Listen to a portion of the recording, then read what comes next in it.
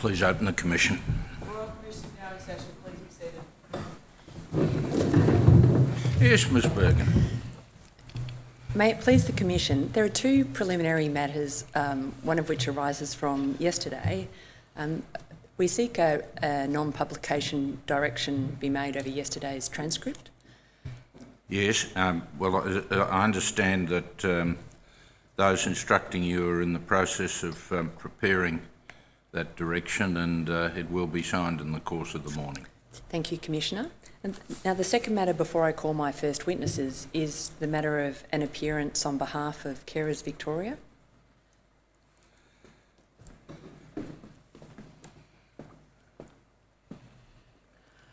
Good morning, Commissioners. I'm Anne Muldowney from Carers Victoria. I'm the Senior Policy Advisor representing Annie Haywood, who's not able to be here today.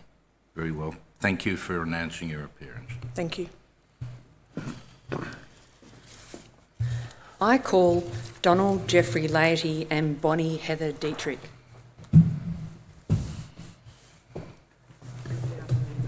I solemnly and sincerely declare and affirm I solemnly and sincerely declare and affirm that the evidence I shall give that the evidence that I shall give will be the truth, will be the truth, the whole truth, the whole truth, and nothing but the truth. and nothing but the truth.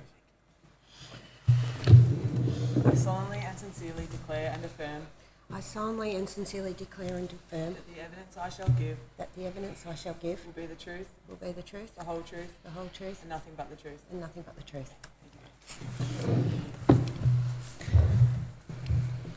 Mr Laity, what is your full name? Donald Jeffrey Laity. And what is your current role? I'm a carer.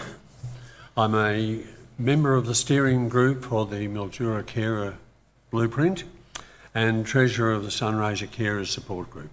Have you prepared a statement for the Royal Commission? I have. Is there a copy of your statement in front of you? There is. Operator, could you please bring up wit.0313.0001.001? Could I ask you to please turn the pages over and check that that's a true copy of your statement? It is, yes. Do you have any amendments, Mr Laity? Yes, I do, if I may.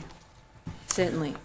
I'd like to amend two dates on item 24 to read during 2005 and 2006. Thank you, Mr Laity. Is that a variation of the first four words, which currently read during 1995 and 1996, which Yes. will now read during 2005 and 2006? Yes. Thank you, Mr Laity. Are there any other amendments to your statement? No. Is it true and correct on the basis, to the best of your knowledge and belief? It is. Commissioner, I tender the statement of Don Laity. Yes, the witness statement of Donald Jeffrey Laity dated the 23rd of July 2019 will be Exhibit 7-9.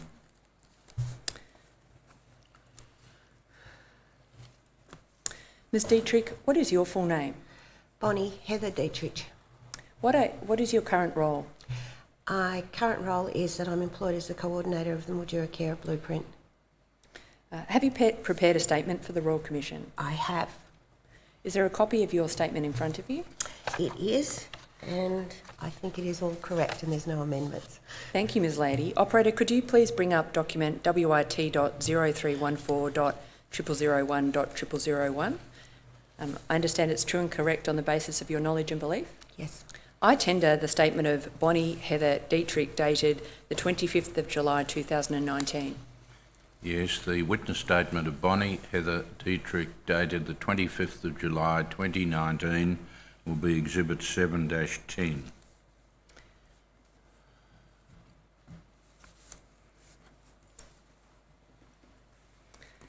Mr Laity, you were a carer for 20 years. Roughly, yes. Yes. I am going to ask you about your role caring for your mother-in-law Aileen and your father-in-law Frank. Yes. Aileen and Frank were the parents of your wife Sherilyn, That's right. Yes. and they ran a mixed business or a milk bar in Minyip for almost 30 years. Yes. They lived around the corner from you, Mr Laity, and your wife Sherilyn. Minyip is located between Horsham and Donald, which is about 50 kilometres northeast of Horsham. that's correct. Mr. Lady, when did you and Sherilyn get married? 1987. And when did you start to become a carer? When did you and Sherilyn start to become a carer for Frank and Aileen? Round about 1984, end of 1984. What did your role as a carer for your mother-in-law and your father-in-law initially involve? Our role for Frank was probably mainly transport. Having a mixed business in the town, somebody had to stay in the shop, so Aileen was tied up in the shop while we took Frank to medical appointments, doctor's appointments, treatment, that type of thing. So we were basically involved in transporting. And what were Frank's hobbies? He was a bowler. He was a bowler? He was a bowler. And tell us, what were Aileen's hobbies? Aileen didn't really have any hobbies other than walking the dog after Frank passed away. The shop and her family life mainly took up all of her time. And when did Frank pass away? 1995. What changes did that bring for Aileen? Well, at that stage she was living on her own, of course, and she went into fairly deep depression at that stage. What health diagnosis did Aileen have at about this time? Apart from the depression, she was fine, but eventually, over the next couple of years, she was diagnosed with Alzheimer's. And when did Aileen move in with you, Mr. Lady? She moved in with us in 2003, beginning of 2003. And why did she move in with you and Sherilyn? Because it had got to the point where she was unable to care for herself or reliably be on her own at that stage. Initially she moved in because she was unwell, and we convinced her to extend her stay. And how long did she live with you, Mr. Lady? 4.5 years. What was your work at this time? I was a piano tuner. And what did your role as a piano tuner involve? Repairing and tuning pianos all over the Wimmera Valley. So I travelled quite extensively. I'd be away anything from doing local jobs, I'd be away for the day. If I was going further afield, I could be away for 2 days up to several weeks at a time. And what did you enjoy about your work? Public contact and the satisfaction of getting something restored back to what it needed to be. Mr. Lady, what did it mean for your work when Aileen moved in with you? Initially, very little, because at that stage Sherilyn was able to handle it on her own. But as her situation declined, obviously there was more demands put on me, and my work was curtailed because of that. How many hours of caring were you providing for Aileen by about this time of 2002 to 2006? That's difficult to say, because at that stage, as I said, Sherilyn was doing most of the supervising rather than caring. Aileen was able to, when she moved in, she was able to cope on her own, but she needed to be supervised in case anything went wrong. That was basically the answer. What did you assist Aileen with? Ultimately, at that stage only with transport. Again, we were the local taxi. But eventually, in the lifting and that sort of work became my help there. Sherilyn did most of the showering and that sort of work, like the more personal caring. But the lifting and that type of thing became too heavy for her. Mr. Lady, as your caring role for Aileen increased, including lifting, what did that mean for your work as a piano tuner? Ultimately, I was unable to do anything for probably 12 to 18 months. So I was home all the time. Were you in a full-time caring role? Well, it would be a full-time caring role, yes. Mr. Lady, at this time, Aileen had a home care package? Yes. And you mentioned in your statement that the only value, these are your words, The only value Aileen got out of her home care package was respite care. Could you describe your experience of respite care received through the home care package while Aileen was at the facility in Horsham in 2005 and 2006? The facility in Horsham was absolutely brilliant. It was short-term weekend respite, which was long enough for us to draw breath and get a lot of benefit from it.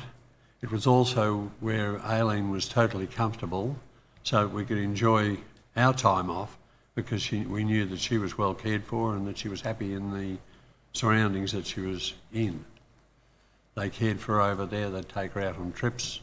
They'd had board games and stuff like this to keep them amused. It was a situation where the carer-patient ratio was literally 2 carers to 4 inmates, 4 residents. So, there was plenty of time to care for the residents and make sure that they were, well looked after. You mentioned the staffing arrangements, Mr. Lady. Was there consistency in the staff? We basically had the same staff every time we went over. So the staff was familiar to Aileen. She knew them from last time. The residents that she met over there basically came back the same times as she did. So she was going into a very, very familiar area, which she was happy with. And why was that continuity important for Aileen? It was, yes. Was it important because as her dementia progressed, she became confused? Yes, yes. How was the respite care paid for, Mr. Lady? Some of it was paid for by the package, the Commonwealth package. DVA covered quite a lot of it. If we managed to get more respite than was covered by those 2 sources, then it was covered by her pension. And how did you book the respite care? Initially, we got onto it through the memory clinic at the hospital down there. They offered us a spot in the residential care there. And from there on, we just kept booking on every 6 weeks or as often as we could possibly take advantage of it. What did that mean for you, Mr. Lady, the regular respite for Aileen? It meant that I was able to catch up on things that needed to be done at home, and I could relax without the pressure of having to worry about caring and what was going on, with Aileen. And what did it mean for your wife, Sherilyn? A tremendous break from her responsibilities as carer and nursing, shall we say. She was able to get away with a girlfriend, have some time out and get right away from the situation so that she could draw breath and recharge the batteries. Now, how did Aileen look at her experience of respite care? Over at Horsham, she was going on a holiday. She was going away for a holiday for a few days and thoroughly enjoyed the holiday and came back quite happy about it.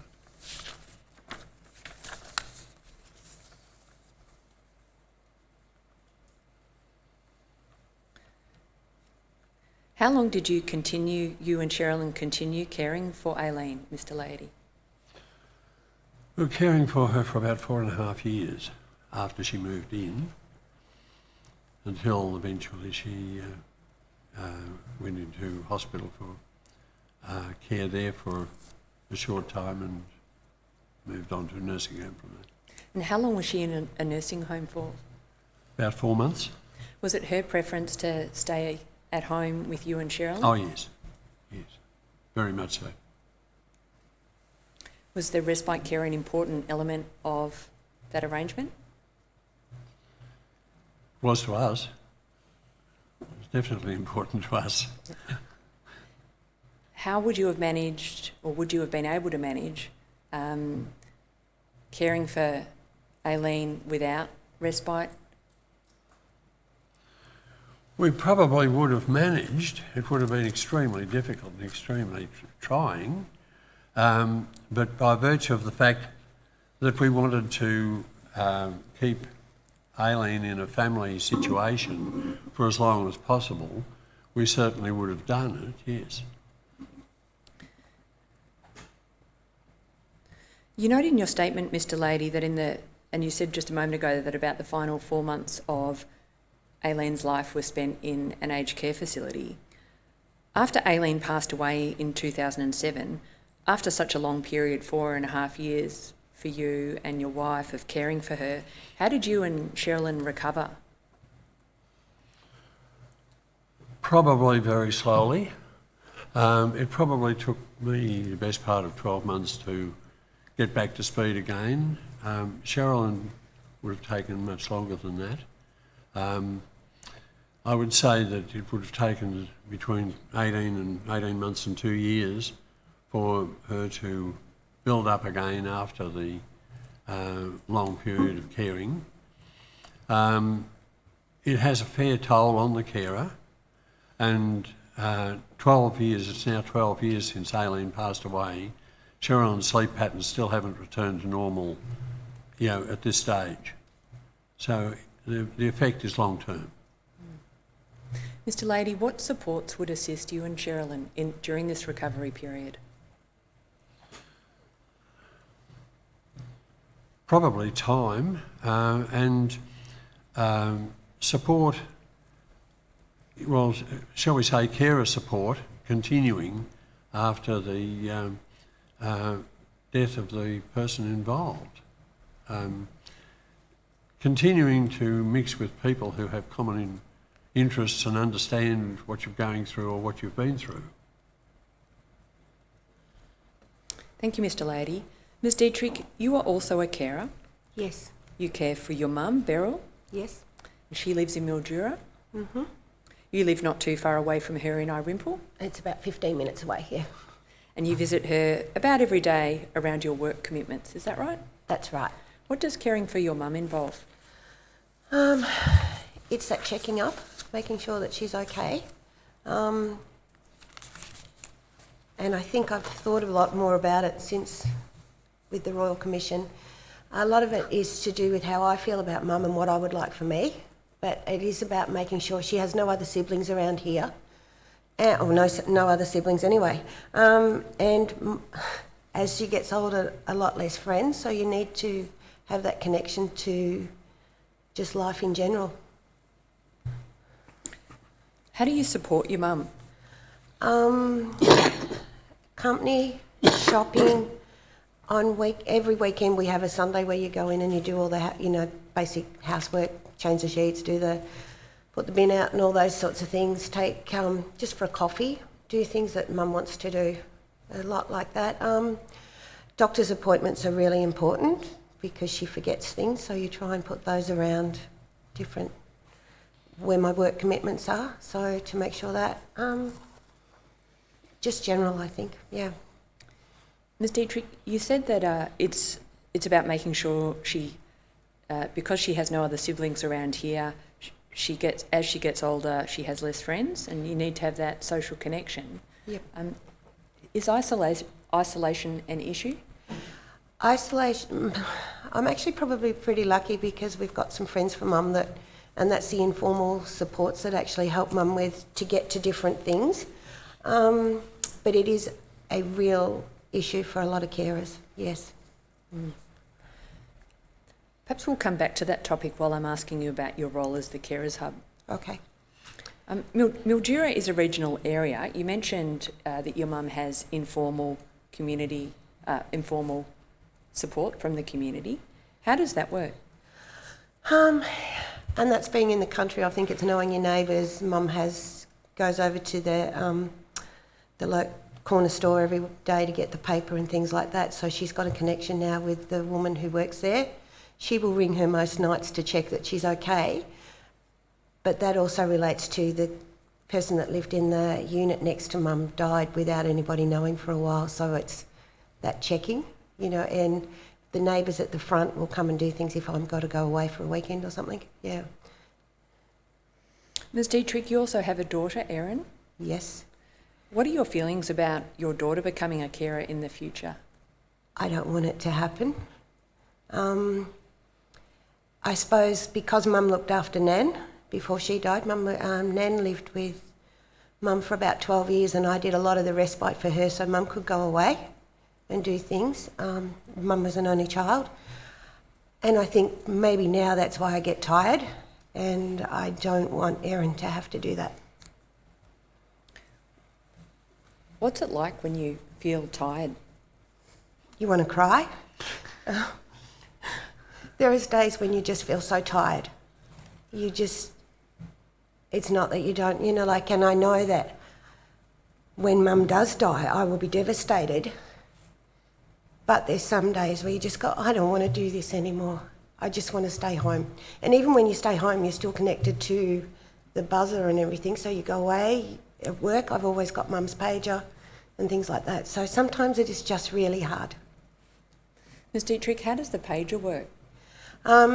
Mum was assessed by ACAS because she had lots of falls and things like that. So we've got a pager, probably I don't know what you call it now. I've got it, and it's connected if Mum has to press it every morning, or if she has a fall, or anything. She's got that access, and it goes straight through to Melbourne, and then I'm there as a phone number that they connect. And amongst that, we've set up a spare key outside and let them know, and so there's a number that they can get in, and so if the ambulance needs to come if I can't get there. So you've done all the preventative work, and hopefully you won't ever need it, but it's all there, and it's just constantly with you. Do you worry about your mum? Yes. What are your fears for her? Because she is an only child, she doesn't have the siblings where anybody be around. As she gets older, like I said, her friends, a lot of them have died, and I'm really lucky that a lot of my friends and Mum's friends' children who are all around our age understand that and support each other, but it's that loneliness. I feel guilty if I go away. How do you get a break, Ms Dietrich? You just make sure you have things in place. The neighbours, I'm going to be away, can you check if by chance it does rain in Mildura, could you get the papers for Mum so she doesn't go over? Could you call in? You make sure that there's enough supermarket stuff done before you go away. Ms Dietrich, it sounds from what you've said that your mum gets a lot of support from her neighbours. In the statement, you mentioned that people don't like asking for help in the country. Why is that? Because we're supposed to do it, and a lot of people, and it may be in the city too, but a lot of people do the caring role without realising that they are the carer. They're just the daughter or the mother or the sister or the brother or whatever, and it's just one of those things, you just do it because it's family. What's the perception of being a carer in Mildura? I think it might be changing now because we're doing a lot more advertising and we're doing things. I actually think the hub has actually done a lot of awareness, and we're getting more and more people actually saying they are carers. But it's still word of mouth, like to say, are you a carer? I know I spoke to somebody in a shop one day, and it's not about aged care, but they had children at the special school, and I said, do you think of yourself as a mum or a carer? And she went, no, I'm just the mum. But if you looked at it, every parent at the special school is a carer, and as they get older, they're going to be ageing carers too, because a lot of those children have intellectual disabilities that will need to be cared for. And Now, Mr Lady, I'm going to ask you and Ms Dietrich some questions about the Carers Hub. You first became involved in Carers Victoria in 1993 when you were caring for your father-in-law, Frank. Right. And you commenced your role on the steering committee of the Carers Hub in 2016? Yes. And that was when you moved to Mildura? Yes. Mr Lady, could you please describe your role on the steering committee of the Carers Hub? The hub was formed to provide a an information centre and, shall we say, a venue for carers where they could come and gather together. This was the result of the Mildura blueprint, which was, again, the result of a carer meeting, shall we say, in 2015, conducted by Carers Victoria in conjunction with Bendigo Health. This meeting with the carers of the district for this forum virtually was to find out what would make caring easier in Mildura. What did the carers need to help their caring role?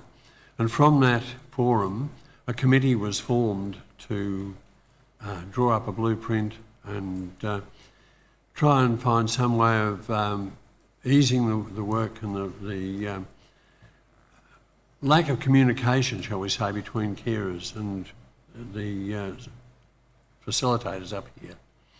So I wasn't on the initial committee. I came on later on when they required more carers to be involved in it, and I was brought in at that stage. So it's basically an advisory committee looking at how the blueprint can be implemented and how changes need to be made to the blueprint as time evolves. The blueprint is a living document that basically changes as the needs change within the district. So the steering committee is basically an advisory committee to facilitate that. The hub, it was found, was going to be the answer to a lot of the problems of the district, where information could be spread out amongst the carers of all carer groups, and it evolved too that it became an education facility where carers could be brought up to date on issues like making wills, powers of attorney, how to handle carers, how to handle a carer role, how to look after the people and that they were caring for, and how to try and reduce stress. Apart from that, it became a meeting place for carer groups, including the Sunraysia Carer Support Group, and a drop-in centre basically for carers when it's open. Carers can drop in, well, the average attendance when the hub is open, we're looking at an average attendance of 30 people per day, which is a pretty big demand on the facility and certainly justifies its existence. Mr. Lady, who else is on the steering committee with you? We have service providers, council representatives, Carers Victoria is represented, and carers and carer groups. And how often does the steering committee meet, Mr. Lady? Every couple of months. Ms. Dietrich, you were first involved in the Carers Hub as an employee when it opened in July 2017, That's correct. and you were employed 2 days a week initially. Initially, it's now reduced to 1 day a week. And why has it been reduced to 1 day a week? Funding. That's basically what it was. From what I understand, and what we understand is that the Carers Hub was opened by Carers Vic in conjunction with Bendigo Health Group, who paid for the rent, and now there's the cost of ongoing rental and wages that are making it difficult. So we've been extended till December this year, 1 day a week. Ms. Dietrich, what does a typical day look like at the Carers Hub? I'm not sure there is a typical day. I went in this morning to do stuff early and the computer won't work, so that sort of mucks you up. But usually you would, and a lot of work is done at home, I've got to say, because you just don't have time to do it in there. It can be carers turning up just for a coffee. And it's not just for a coffee because there's always a reason. They need that support and things like that. I do a lot of the organisation for the carer support group meetings, you know, so that's organising the speakers and things like that. I've now set up a system where any information I get goes out to all service providers and a list of local carers. So you're actually, you know, that point where you can distribute. There might be a phone call there that you've got to answer about counselling. It could be anything. I've set up, we have a young woman that comes in and will do teaching digital literacy, which is a real problem up here because you've got a lot of people that are not literate with all the new technology. And actually literacy is a problem too because of our local area where you've got a lot of older people would have left school early and done manual work. So now they've got all the musculoskeletal damage and can't work or do all those things and can't fill out forms, whatever. It might be somebody that comes in and wants a referral, wants some information. It could be, how do I access Centrelink? What do I do? Where do I go for support, which is getting harder to get care or respite. There's very limited respite as such in town. I've helped with food vouchers, I've helped with energy relief, and we actually had a success with one of those. Somebody, when we followed up, they got a new fridge out of it. The company decided that their electricity was being used by an old fridge, so that was really good. So you actually get, there's not a typical day as such. Ms Dietrich, Mr Leighty mentioned that there's an average of 30 visitors a day at the Carers Hub. How would you describe the demographic? Most of the demographics would be the older people, but it's actually changing now because of the NDIS. There's a lot of carers coming in that feel like they're being left out because of the changes to that, and that's not aged care, but it is the NDIS, so sort of thing, yeah. And also we do have, you know, because of it being rural, we do have a lot of cold clients too. That's coming more. And the other thing of that too would be that the mental health carers group has now just closed because of the NDIS. The local agency that did that is not doing it anymore, so we're providing that. So in addition to the mental health group, are there other groups that meet at the Carers Hub? There is. They're mainly for younger groups, you know, the autism and ADHD and things like that. Yep. Do you have some regular visitors at the Carers Hub, Ms Dietrich? Yes, yeah. And a lot of that is just sometimes carers just need to talk. You know, it's just that having somewhere to go and having that understanding. And I think that's where my experience as a carer too actually helps. Yeah. When you say sometimes carers just need to talk, what do people need to talk about? How they're feeling, how they're tired, and it's normal. You know, like a lot of, you know, there is a group of women that care for their partners, husbands who may have had medical issues or strokes or, you know, early stages dementia and things like that. And they need to talk to somebody that understands, that will not judge them, because if they say to their children, you know, like, Dad's driving me mad, you know, I can't get out, I can't do that, you know, but aren't we lucky we've still got it? So I've actually set up a group of women that meet independently of the group. So it's just that understanding of, you know, people need to talk to somebody that understands. How important is that group to the women involved? I think it's really important, very important, and I know they met last Wednesday, and just before, and I was in at the office talking to you guys, and shouldn't have been there, and a woman came in that was, her husband has just been diagnosed in early stages Alzheimer's, and I took her to the group, and I got a thing saying, fantastic, thank you, they were really supportive, it was really good, please include me in everything else, yeah. What other feedback do you get from carers, Ms Dietrich? That the hub is providing a service that they need. It's providing education, and which is one of the things I did when I first got there, and it was for me to navigate how the carers support. Should I keep talking? What am I doing? You're welcome to keep talking, Ms Sorry. Dietrich. they navigate what they need, and a lot of the things that they organised, they said was they needed information. And Don talked about, we've had the Murray Mallee Community Legal Service come in and talk about advanced care directives and enduring powers of attorneys. We've got September, we've actually got a lawyer coming to talk about now how to make a will, what you need to consider. It's not giving it, like not trying to sell them to go there, but it's to give them advice on how they do it. We've had, it's what they need for community safety. It's about what services they can access.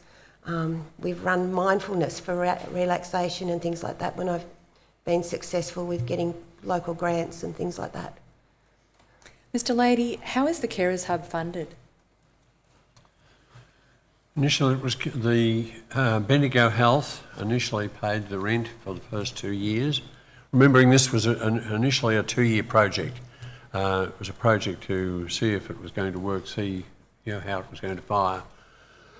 So it was funded for the first 2 years by Bendigo Health as far as the rent of the building was concerned. And Carers Victoria funded the balance, I understand, through a charitable trust grant. What is the term of the current funding arrangement for the Carers Hub? The initial funding expired on the 30th of June. It was looking at the possibility of closing down at that stage, and the state government granted $20,000 for its continuance until the state budget and federal budget were announced, to see if there was funding in there. That $20,000, by cutting the opening days back to 1 day a week, allowed us to continue until the end of this year. What does the funding cover? Covers salary of Bonnie, office rental and overheads, as in stationery, power, phone, internet, that type of thing. Now, you mentioned this briefly at the outset, Mr Lady, but I want to ask you for a bit more information about why the Carers Hub opened in Mildura. Carers Victoria were doing a series of forums around the state trying to determine what carers' needs were in various areas. One of those forums was held here in Mildura. That was held on the 12th of August 2016. Pardon me while I refer to notes. And that was when it first started. The issues that were raised at that forum then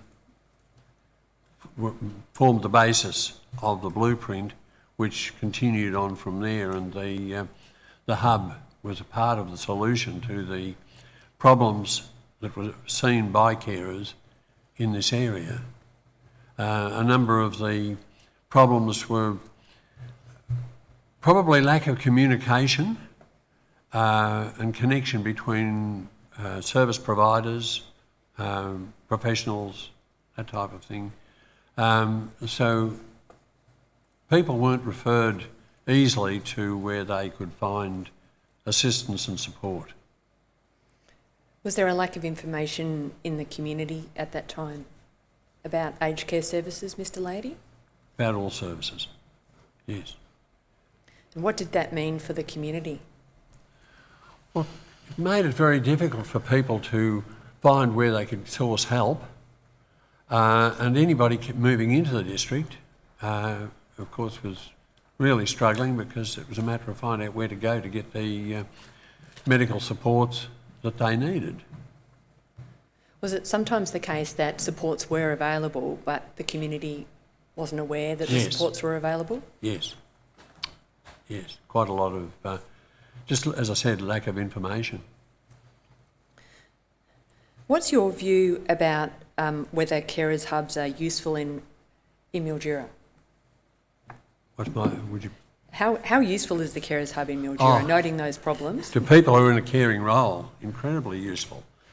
You know, it's a wonderful support organisation, there's no two ways about it. And now it's being recognised not only by the community, but the professionals are now referring people to the hub for support and information.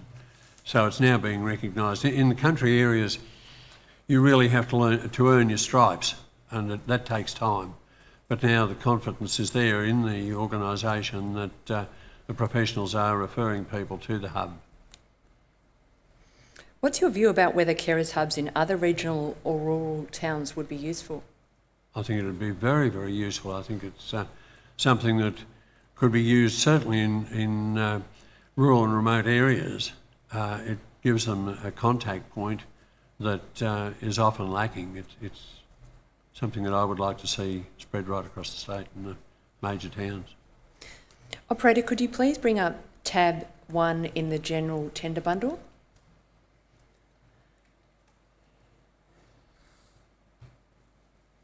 Mr. Lady, when you talked about the blueprint, is this a copy of the blueprint? That is a copy of the blueprint, yes.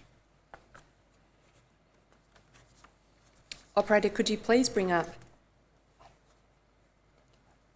a copy of tab 2 of the general tender bundle?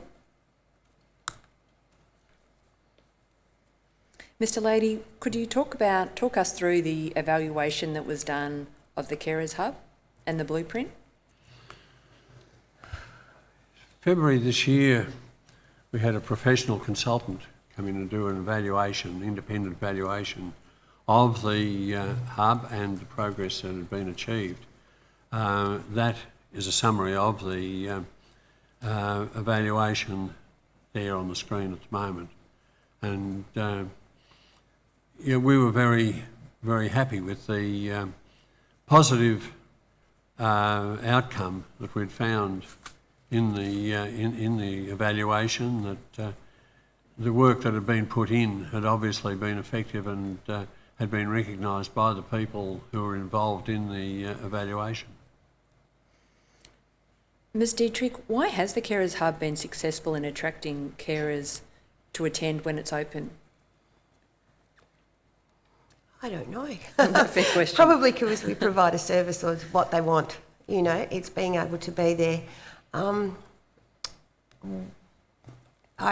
supposed to. I've been back in Mildura for 24 years, and as a social worker, you've developed a lot of contacts in community agencies, so I've been able to use that knowledge to get services and know where to go. So when people find out that you can actually help them, they will keep coming. How do you support carers who may have problems with literacy, for example? That could be just printing off a Centrelink form or anything, completing a form for them and doing that, actually going with them to an appointment. Been to a few. Centrelink is an issue with a lot of carers and trying to get things through. I've helped them complete an appeal process so they can get it reviewed, you know, things like that. So it's there, and just literacy, but the computer literacy is a real issue, and with the focus on everything now going digital and everything on computers, it's going to be, I think it will be an issue for a lot of carers in rural areas. What difficulties do you observe people that may have literacy or computer literacy challenges? What difficulties do you find they have with My Aged Care, for example? Just trying to access it for a start off. You know, going to complete the My Aged Care if they haven't got a GP or someone that can do it.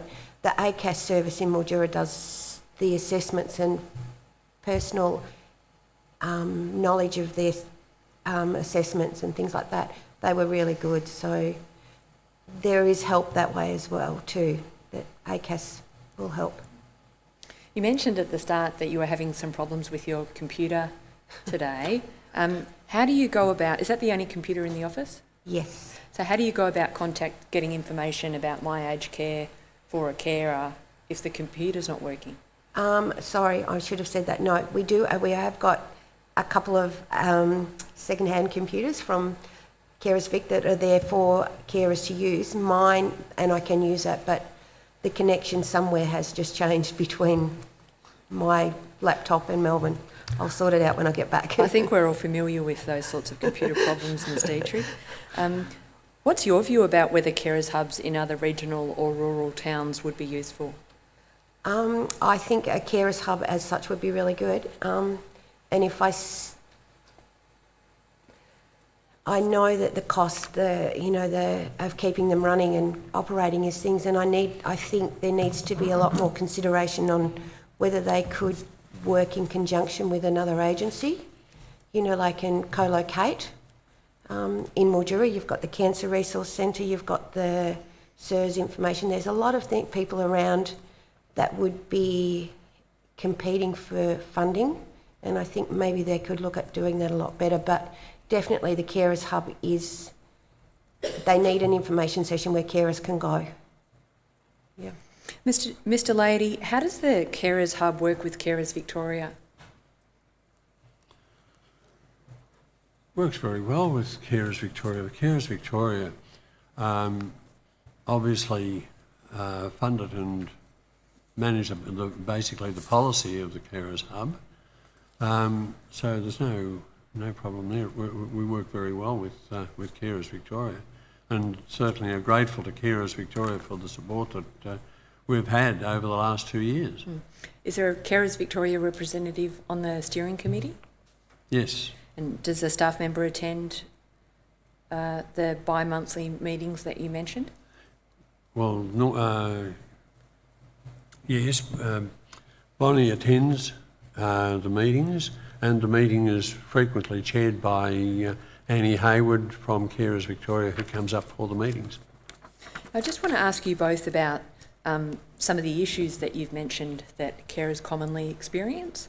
Starting with you, Ms. Dietrich, what is your view about whether or not stress is an issue for carers? Sorry? What's your view about stress as an issue for carers? How do you... Yeah, it's a real issue. It is a real issue, and people cope with it in different ways. Some of the carers, it's about the caring role. Some of it can be is that they've actually have to give up employment to do what they want to do, so they're actually coping with the anger of doing that and the frustration of doing the caring role, and it actually takes it away from the relationship role. So they become the carer, not the partner, and it becomes difficult for a lot of people. Counselling is sometimes difficult to access. There's limited counselling. Once again, there's funding.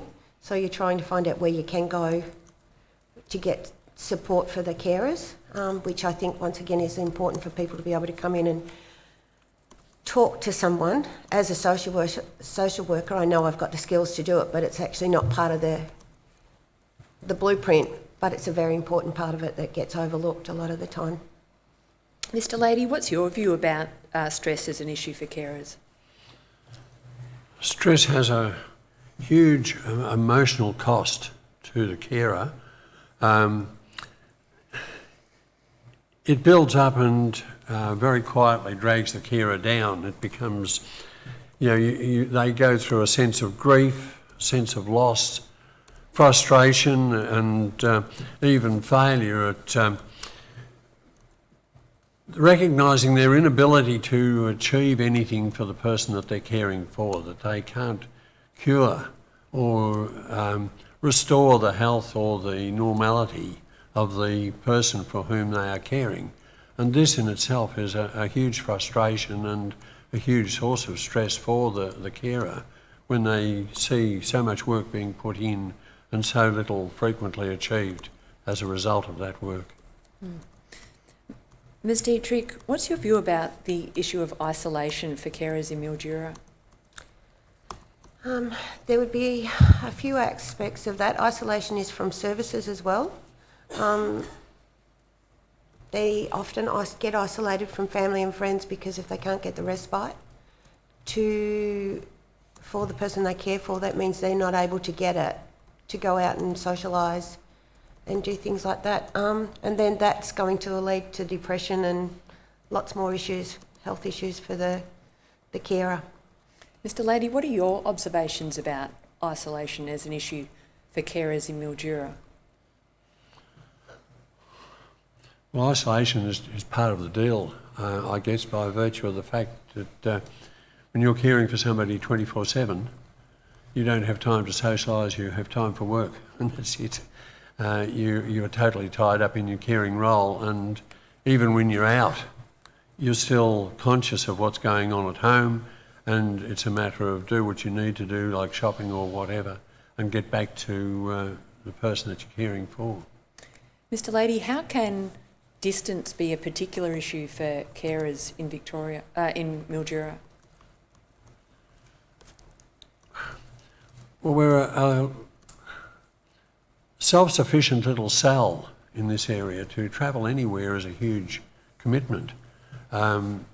So your social activities are limited to what's literally in Sunraysia.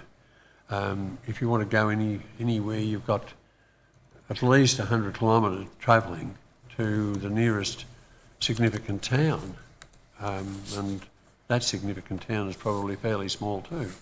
So Sunraysia has to be totally self-contained in its own services and its own social activities.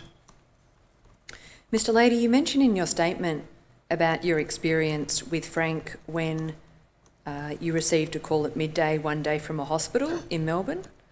What happened there? We were waiting for a bed for Frank to have bypass surgery in the Royal Melbourne. We weren't aware when this would happen. It was a matter of wait for a phone call. So midday on this particular day, we got a phone call from the office at the Royal Melbourne advising that a bed was available and could we be down in the Royal Melbourne by 2 p.m, giving us 2 hours to travel 350 kilometres, pack the car and make the trip, which was obviously impossible. This was eventually extended until 10 a.m. the next day, which was achievable, but people in the city areas we've found, and other people have found as well, that people in the city don't recognise the distances that are involved in travel and the commitment that's needed to get people down to Melbourne hospitals for treatment. Ms. Dietrich, what are the benefits of being a carer?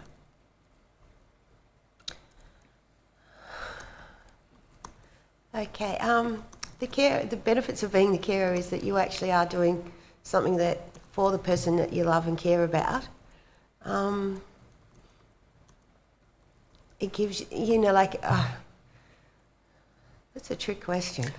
It's one of those things that at the end, when, you know, like, and I often think about when Mum dies, that will be, I will know I have done everything that I possibly could and done to help her and be where we could and that sort of stuff. But the benefits of being a carer is that you do get to know the person you are caring for. You will get to know all the idiosyncrasies and all those sorts of stuff, and maybe just to repay back what you got as a child. Mr. Lady, how do you see the benefits of being a carer? Just that, the satisfaction of knowing that you've done everything that you can. Mr. Lady, you mentioned earlier in your evidence that there's now that the Carers Hub has been open for 3 years, for 2 years, thank you for correcting me, Ms. Dietrich, you're receiving more referral from sources such as GPs? Yes. Could you tell us how is that working? Well, the people are arriving, and if you ask how they heard about the hub, which is obviously a point of interest, they tell you, we were suggested by the doctor that we come down and see you about whatever issue was bothering them. What are your observations, Ms. Dietrich, about cross-border issues with primary health practitioners such as GPs? Lack of GPs in this area is the main observation. For cross-border issues, respite is one of the things where there's trying to get respite for GPs to be able to refer somewhere to get respite. There is limited respite beds available in most nursing homes, and there is a nursing home over in New South Wales. It's called Murray House at Wentworth, and you can often people can get a bed there at times you hear. But I understand there's only 1 or 2 doctors that can actually refer to the New South Wales issue. personally, anybody that comes into the service, it doesn't matter where they live, we will help them to our best advantage. Mr Lady, you mentioned the respite care facility in Horsham that was very helpful for Aileen when you and Sherilyn were caring for her. Is there a facility like that in the vicinity in Mildura? Not that I'm aware of. Mr Lady, if you had a rainfall tomorrow of funding for the Carers Hub, what uses would you put it to? Well, I'd love to see the hub open 5 days a week. I'd like to see the services extended to, accommodation services extended to other carer groups that could meet there. If we've got permanency of residency, then we can offer that to other groups as a meeting venue. I would probably like to see pop-up hubs established from time to time in the outlying areas, like into Gold, Wentworth, Redcliffs, Merbeen, and even as far as Robinvale and Oyen, where we could then contact carers who are unable to come into the office in Mildura. There's a lot of opportunities for growth in the area and development of the hub's usefulness if the funding is available. The only restriction that we've got is literally funding.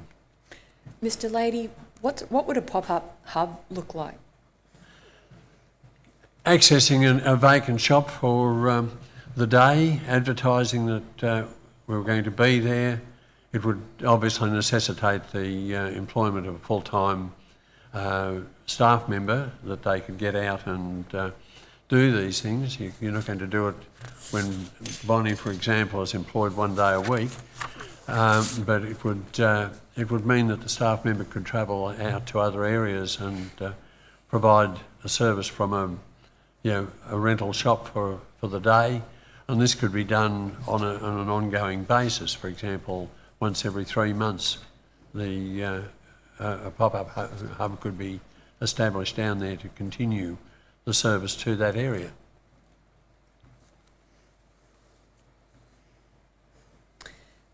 Ms Dietrich, I'm coming to the end of my examination. Is there anything that we haven't covered that you wanted to say to the commissioners that we haven't already covered in your evidence?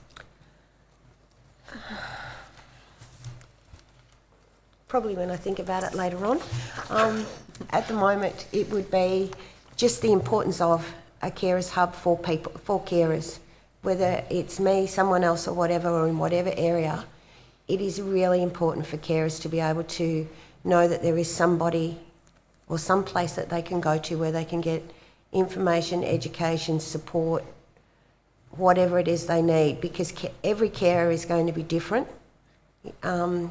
Every need is going to be different, so they just need to have a place where they can go and feel comfortable, feel that they can say what they want to say without being judged. Mr Lady, is there anything else that you wanted to say to the commissioners that we haven't already covered in your evidence? Probably not only to express the concern again that for a need for face-to-face contact with carers, that peer support can't really be done by online means. The need for personal contact is always going to be there. You can't replace personal contact, and that's one of the things that we really need the funding for, is to maintain personal contact between carers so that they use it as their, shall we say, their social outlet as well as their support. Commissioners, that concludes my examination. Thank you. What is the hub used for on the 4 days of the week that you're not using it? Nothing. It just sits there. And does that mean that you are paying rent for 1 day and the owner is getting nothing for the rest of the week? Yes, it's a big... Sometimes there are other groups meet in there, like some of the carer groups meet in there when the hub is not open. We've had, I think, craft days down there too when the hub wasn't officially open, so it does get used, but not regularly. And yes, this could be certainly advanced by the introduction of other groups in, other carer groups in, for example, the Dementia Australia, Heartbeat, Diabetes Australia, these specialised groups could possibly transfer and meet in the facilities that we've got. But without permanent regular funding, they're not likely to leave where they are at the moment to use our facilities. Yeah, well, it just seems to be a great pity that if there are other community organisations that would have similar needs to bring people together at the hub, that the arrangements can't be made so that the only thing you all get the benefit of it. The only thing that's stopping us at the moment is security of funding, Commissioner. And where do things stand in that regard? I know you've told us that you're funded till the end of this year, but that was pending state and federal budgets. They've both come and gone. What hope have you got of the project continuing into 2020? The state government have allocated funding on a grant basis, where you apply for grants for it, with a maximum of $20,000 per annum, which we will be applying for. The budget for the hub is, for the annual budget, would be around about $66,000 a year to open 2 days a week with paid staff. So the $20,000 is going to be a fair bit short there. We're waiting at the moment for the funding to be announced from the federal government through the regional support partnership that's being announced. We have no idea at the moment how that's going to be handled. That's supposed to be announced within the next few days, but that's still, coming, shall we say. So the balance of the funding for that at the moment is unknown. Grant funding is possibly available through trusts and that type of thing, but again, it's short term and it takes an awful lot of time doing the applications and that sort of work for grants. And that falls on the shoulders basically of carers who are already caring for people 24/7 and are time poor. I might pick up the line of questioning about the financing. In the evaluation, which we saw on the screen earlier on, it makes clear that the formation of the NDIS and some changes to mental health funding have meant that some support services that might otherwise have been there for carers in those fields have disappeared. And you gave in your evidence, Ms. Dietrich, that you're seeing some of those people come to your services.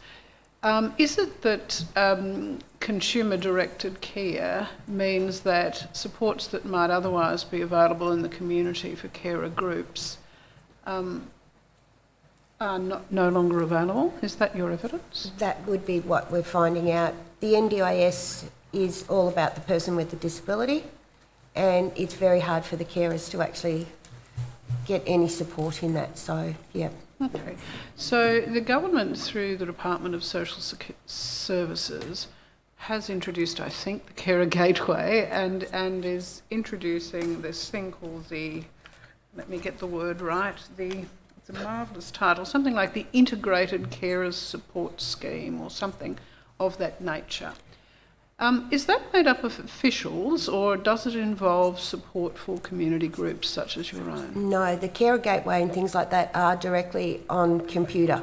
Right. And that's where the issue is. A lot of people don't have the ability to access it, don't know how to access it, and it's just not that personal. And the Integrated Carer Support Scheme, is that also on computer? I thought they were going to have representation across the country in various regions. I'm unsure on that one, sorry. Okay, we'll follow that up in, I think, questioning likely tomorrow. The question for me is the different relationship model. A relationship with officials versus a relationship with community groups and carers such as yourself. And your evidence, you can correct me if I'm wrong, is that a community-based group is more likely to be a group that carers themselves can relate to. Is that right?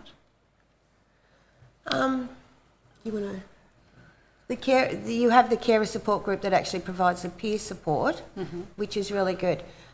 I think, and in a previous life, I ran a mental health carer support group, which actually had folded because it was left for the carers to run. And once, you know, if you're a carer, you often, things will happen. Somebody gets sick, whether it's the person they're caring for or the carer themselves. So if you don't have actually any support for the carers, they'll often just dissolve. Yep, I get that. So fundamentally, you're looking for a model that has a mixture of both government support and some kind of structure, or support from an organisation such as Carers Australia or Carers by State, together with a paid worker of some kind or more, but grounded in the community. Definitely. That would be, yes, that would be the ideal that we're looking at, and that's what we've experienced over the last 2 years. Thank you. Anything arising? Nothing arising, thank you, Commissioner. If the witnesses may please be excused. Yes, of course. Thank you both very much for coming and telling us about the hub and the wider activities that go on there, and we certainly wish you well. It sounds as if you're well and truly assured of continuity into the coming year, and the major issue I think is going to be how much additional funding can be provided with a view to expanding your excellent activities, and we are very grateful to you for coming and explaining to us how it works and what needs to be done to make things better. Thank you both very much. Thank you. The Commission will adjourn until 11:15.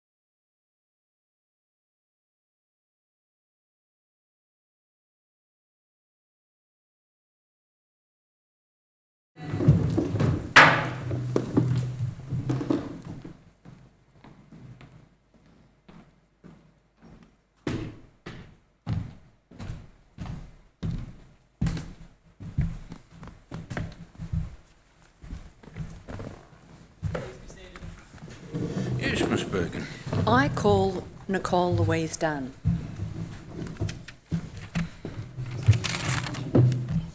Just repeat after me. I solemnly and sincerely declare and affirm I solemnly, sincerely declare and affirm that the evidence I shall give that the evidence I shall give will be the truth, will be the truth, the whole truth, the whole truth, and nothing but the truth. and nothing but the truth. Ms Dunn, what is your full name? Nicole Louise Dunn.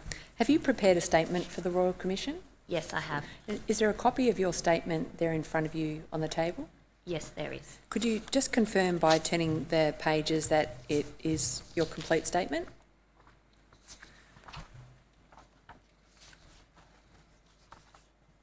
Yes, it is. Thank you, Ms Dunn. Do you have any amendments to your statement? Yes, I do.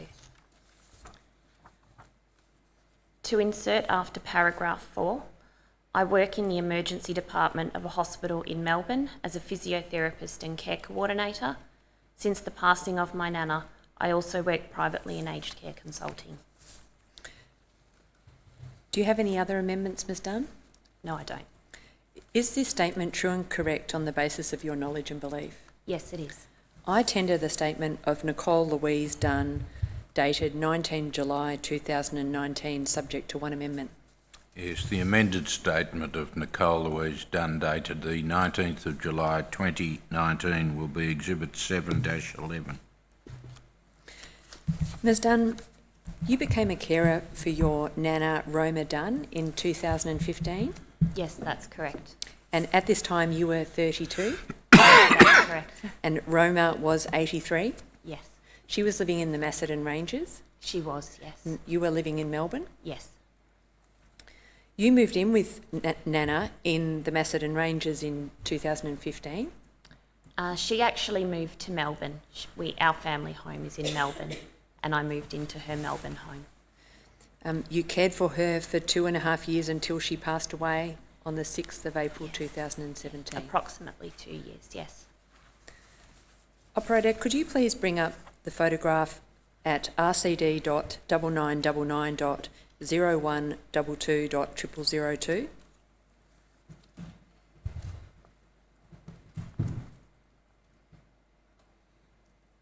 Ms Dunn, what does this photograph show? So this is a photograph of my nana and I. It was taken in January of 2017, about 3 months before she passed away.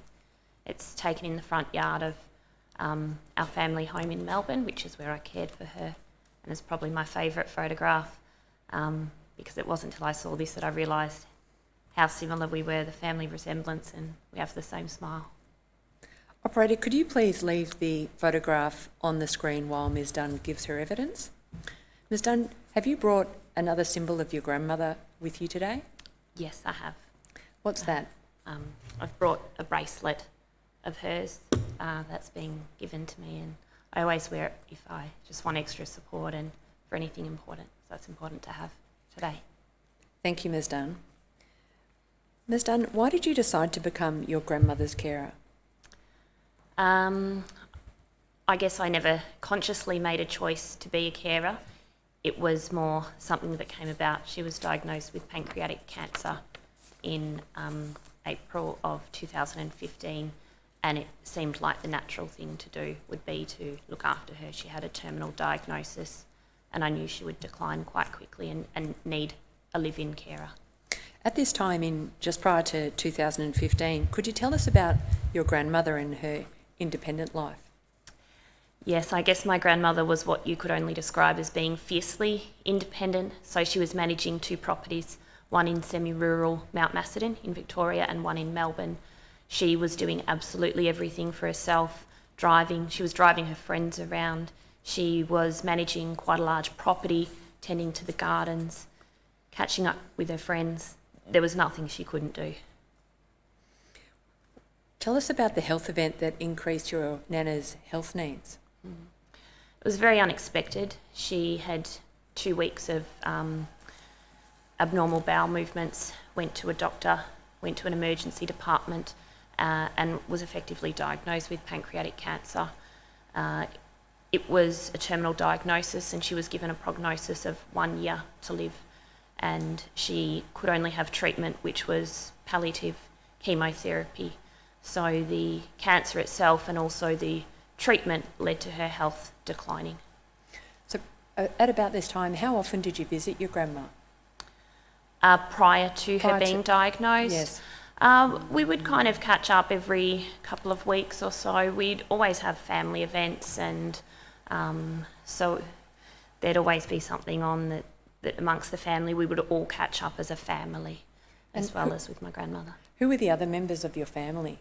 So my grandmother has 2 children, my father Andrew, my auntie Karen, there is myself and other grandchildren.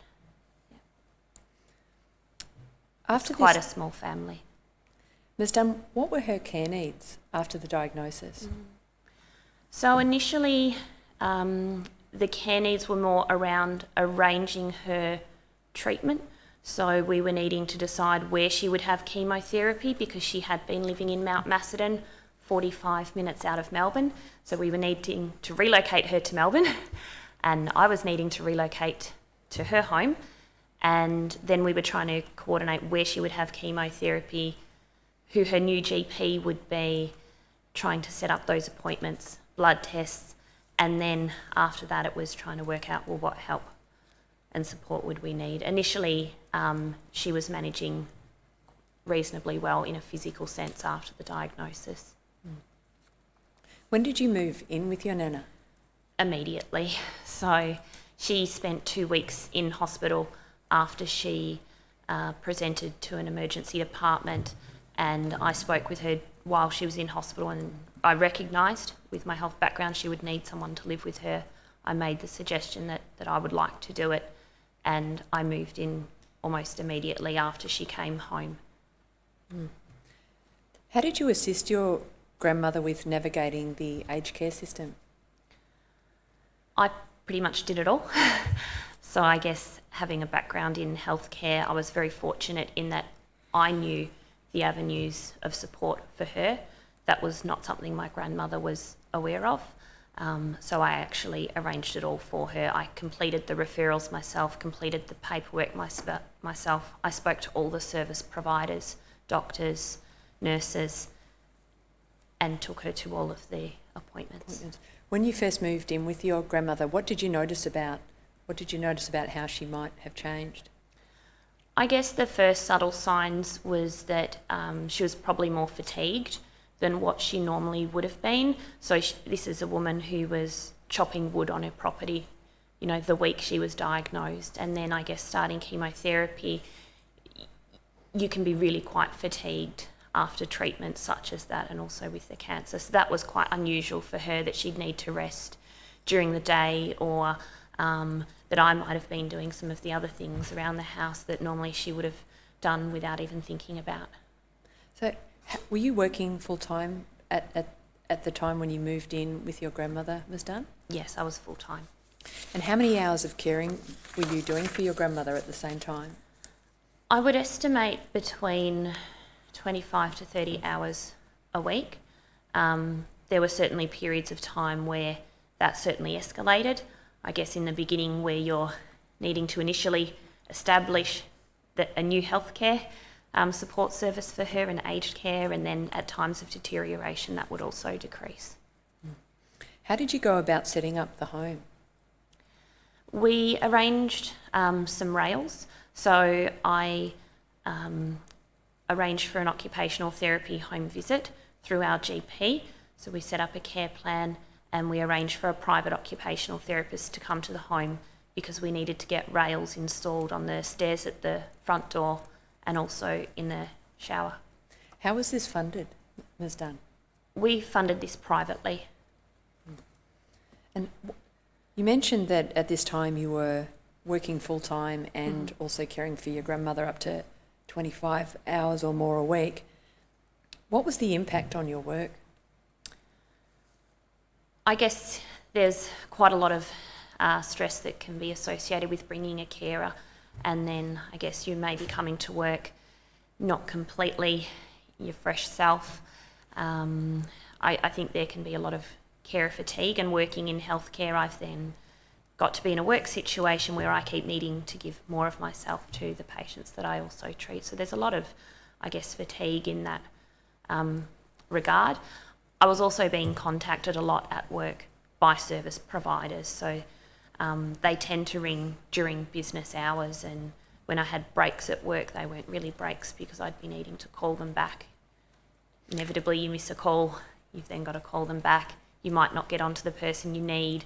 You try to speak with someone else, and maybe you need to try again later in the day to reach the person who originally left a call for you. Stan, how did you manage the appointments such as for chemotherapy associated with your Nana's care after she was diagnosed? With some difficulty. It wasn't just arriving for the chemotherapy, there was some work we had to do beforehand. So we needed to get a blood test completed prior to the chemotherapy being done a couple of days beforehand to make sure she was well enough to tolerate the chemotherapy. That meant we had to have enough pathology slips from a doctor.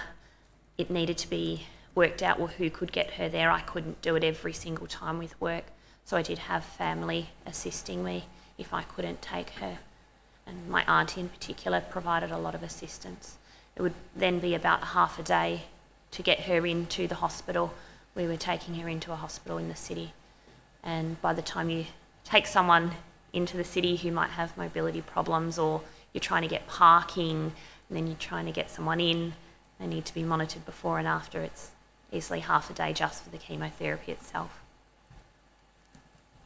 What was the impact on your social life and your sport moving in with your grandmother? I guess socially that changed quite a lot. I'm probably at an age where I guess what my friends were doing was quite different to myself, in that they had a lot of freedom and could socialise quite regularly whenever they wanted. A lot of that really stopped for me. My caring responsibility came first. That was more important. I couldn't really see it any other way. So really my dedication was in looking after my Nana, not so much socialising with my friends. It was something that I wanted to do but also needed to do. Once you moved in with your grandmother, how did you manage the increased workload? I guess there came a point where I knew something was going to give and a change had to be made. It was something that I spoke with my boss about early on, and the conversation I had with him was that I really needed to reduce work because I couldn't be a full-time carer, which is what it was turning into, and also work full-time. So work had to reduce. I reduced to 4 days a week. What supports were available for you during this time? I did access some supports through my workplace, through the Employee Assistance Program, to get some counselling, because it was a very unexpected and shocking diagnosis. It was not something that we could foresee, and I found the diagnosis quite difficult to deal with. So having some counselling around that was particularly helpful. I did try to access some financial assistance through Centrelink. I applied for a carer's supplement, but that was declined. What did the assessment for the carers supplement involve? It involved asking almost like a tick box style of questions. Can she walk on her own, or does she need assistance? Can she shower and dress on her own, or does she need assistance? What other activities of daily living could she do on her own or needing assistance? It asked a bit about her memory. It asked a little bit about if there were any behavioural issues like agitation and things like that. Did it include her prognosis? I believe it was written in the document, or the family doctor put some evidence of that in the document, but I don't believe it was considered. What's your view about the assessment process, having gone through this with your grandmother? Yeah, I mean, I guess the difficulty that we experienced is she's a lady who wants to do what she can for herself. She wants to be independent. She doesn't want to be dependent on someone. So she was trying to do all she could initially. And the assistance initially that was needed, which was when I made the application, in a physical sense, wasn't too much. It was more the coordination. but she rapidly deteriorated. And within a year of applying for a carer's supplement, she was in an aged care facility requiring 24-hour care. And I don't think that was taken into account. By this time, had you been living with your nana for 2 years? I had been living with her since her diagnosis in April of 2015. I'd been living with her for maybe 3 or 4 months prior to making the application. I had lived with her previously in my younger years for periods of time. How long did you live with your nana for before she moved into the aged care facility? I cared for her at home for 18 months, so she outlived her prognosis, we were blessed. What was the impact on your life choices during these 18 months? I don't know whether I really considered my life choices, to be honest. I would say I didn't consider them because that was not what was important to me. What was important to me was providing care for someone else, particularly because I knew the time I had to do that would be limited. So I didn't consider my own life choices. So it meant that if my social life was to be impacted, so be it. If work was impacted, so be it. Even if my own health was impacted, so be it. During this 18-month period when you were living with your nana, how did you get a break? Family. Family was a really big support to me. I was very fortunate in that all of my family were very supportive, and all of them tried to help out when they can and when they could. Like myself, they were also all working full-time. I did seek some in-home respite and some support through Carers Victoria, which was wonderful and of great assistance. How many hours respite did you get a fortnight during that period? Through Carers Victoria, we qualified for 4 hours a fortnight, and we paid privately to supplement that just so I could have a little bit more of a break, because I guess 4 hours, it's half a day. By the time you get someone who's quite fatigued or not in good health ready, they might go out. By the time they come back, it's not. 4 hours is probably not 4 hours. Ms Dunn, how did you find information about supports that were available to carers? I was very fortunate because I have a background in healthcare. That was something that from a professional sense I was already aware of. So I was very lucky. I don't know where I would have started otherwise. I really don't. How did you find out about the treatments that your grandmother would be receiving? So that was something that probably was quite foreign to me. My background is not in oncology. My understanding of chemotherapy and palliative care would be that of anyone else, really. And we found out about that from the medical professionals, so from the family doctor and also from her oncologist that she was referred to. What supports would have been helpful for you at this time, Ms Dunn?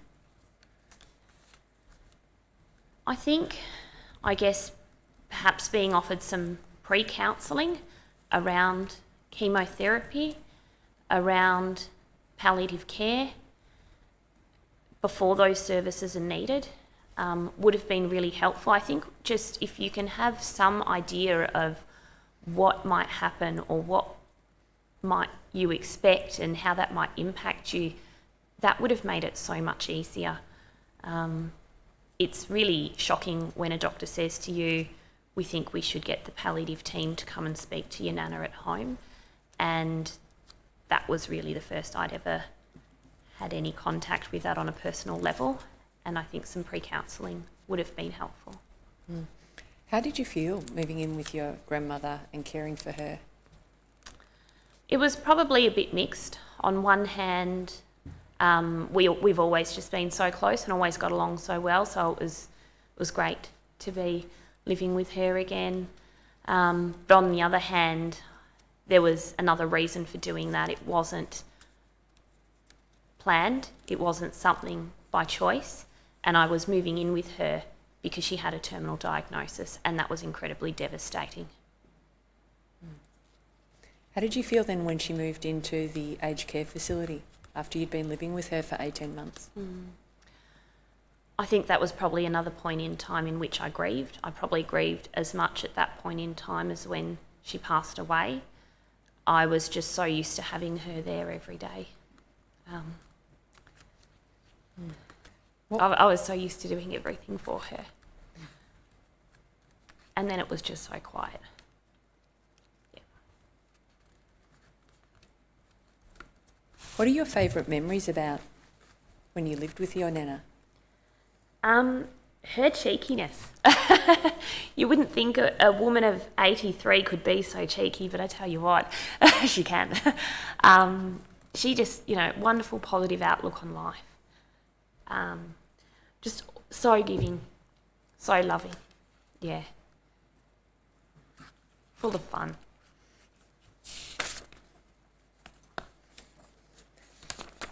Ms Dunn, you're one of our you are our youngest carer witness in this hearing in Mildura. Yes. Is there a normal carer in your view?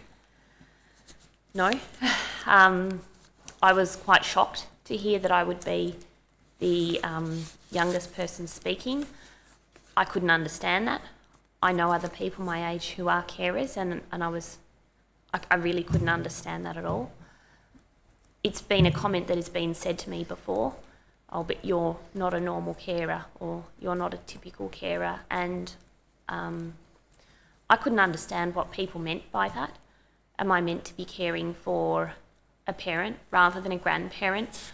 Or am I meant to be older? Or was this meant to be a planned thing that will just conveniently fit into my life? Or am I meant to be someone that's retired or already working as a stay-at-home mum, so I'm already in that role? I just couldn't understand it at all. How did you recover after your role as a carer ended when your grandmother passed away? I guess it took a while to recover. There was obviously a natural grieving process that you go through, and it's another point in time in which you're just constantly adjusting again, and you somehow have to just get back to the normality of life as if nothing happened. So it was difficult. It was emotionally quite difficult to do. Did you resume at 5 days a week in your work? No, I continued at 4 days a week. I just felt that would be best for me in terms of where I was at with things. You mentioned that your respite was fairly limited, with family members assisting from time to time during this period. How did you manage that? Could you repeat the question, sorry? How did you manage having limited access to respite? We had to pay for it, was the answer. There wasn't going to be more avenues, and if we wanted more help, we had to pay for it. And paying for it in the private sector is quite expensive. It's around about $55 an hour. Anyone on a pension will not have the means to afford that. How did you find the services that were available to you? The services were wonderful. The quality of care that we received in home was fantastic. In particular, the respite and the carer that we had that provided that was just so dedicated. And she was really about not just giving myself a break, but giving my grandmother quality of life. So doing the things that she enjoyed doing, keeping her active. I have no doubt those kinds of things prolonged her life beyond what it should have been. How did you find the information services that were available to you? Difficult. So I guess one example, I was aware as a healthcare professional that I could access support through a carer support service, and even with that I sort of got the runaround a bit on the phone because I called up Carers Victoria and they said, oh, we're the statewide service. And I thought, oh, okay, well, I obviously should be ringing some other service. And then I did phone another service, and then they said, oh, yes, They are the statewide service, but they also support carers in the western region of Melbourne, which was where we lived. So I think you can still have difficulty with the system, even if you have knowledge of the system, and it doesn't take away the fact that you need to constantly advocate for someone and for the help that they need. I applied for a personal alarm. Again, I was denied for that. So the personal alarm, the safety alarm, which my grandmother would wear as a button around her neck, so if she fell, which she did have falls while I was at work, she could at least seek emergency help. And again, I was told I wasn't eligible because I lived with her, even though I was working. What information would have been useful for you at this time? I think the main thing that I really wanted was someone to talk to, so some support as a carer. That was something that I was able to access through Carers Victoria eventually, but there was a wait time. We waited about 2 to 3 months to get that, and it might not seem long, but when someone has a very terminal diagnosis, that waiting time is suddenly magnified. So I think really that early intervention would have been really helpful as a carer to know what to expect in the health sense of chemotherapy and treatment, and also that counselling side of it. How did you get information in the absence of support? Google. So I was researching quite a lot on the internet. I spent 2 hours one day researching day centres. So if my grandmother wished to go to a day centre, I would know exactly which one would be the best one for her in our area. So it was lots of online research. You mentioned, Ms Dunn, that you have chosen to continue working 4 days a week. Mm-hmm. Tell us about how you spend your time now, split between your various employment forms. So at the moment, I guess I've returned to catching up with friends. I continue to play sport, so I'm playing netball and was playing football again as well, AFL. So these are really the things that are important to me, and I find it really important now to give back as a carer, given I've been through this journey and have come out on the other side of it.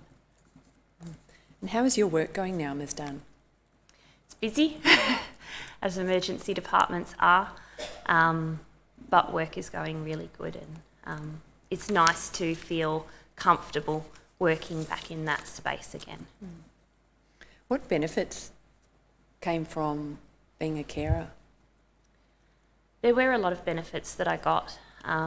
It really brought my grandmother and I closer together in terms of our relationship, just the silly little things you do day to day that you get to see and you get to experience in caring for someone, and that's something I look back and I treasure.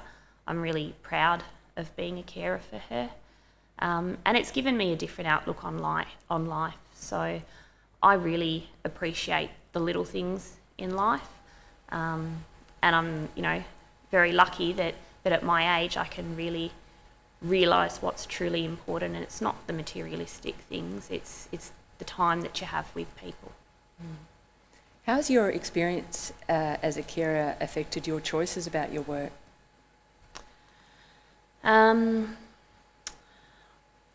I guess after my grandmother passed away, I did make a choice that I would also like to do my own consulting work. I've dedicated that work to her because I want to work with other carers, and I want to create options out there for people to find a way through the system when they can't with what's already available. And how do you find that work that you've chosen to do? I love it. I absolutely love it. I feel that I'm absolutely a better clinician from being a carer. I can just relate to people on a completely different level and see what they're going through and where they're at. And that brings me back to when I was a carer, and I think back to the things that I went through. So the ability to relate to other carers has just it's been wonderful.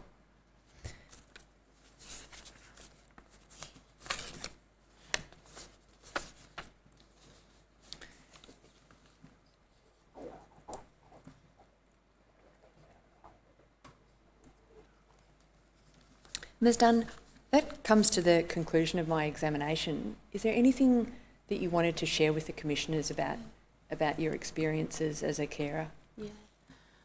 I mean, I guess I find the aged care system to be very reactive in a sense. We wait for someone to be unwell, we wait for someone to end up in a hospital, and then someone comes along and says, oh, have you thought about aged care and what help is out there? And I just feel it really needs to be flipped on its head. The one constant in everything is that we are all ageing. So if we know we are all ageing, why aren't we having these discussions about aged care and how the system works before people need it?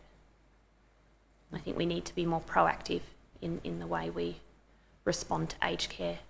Should the focus be on both the carer and the aged care recipient?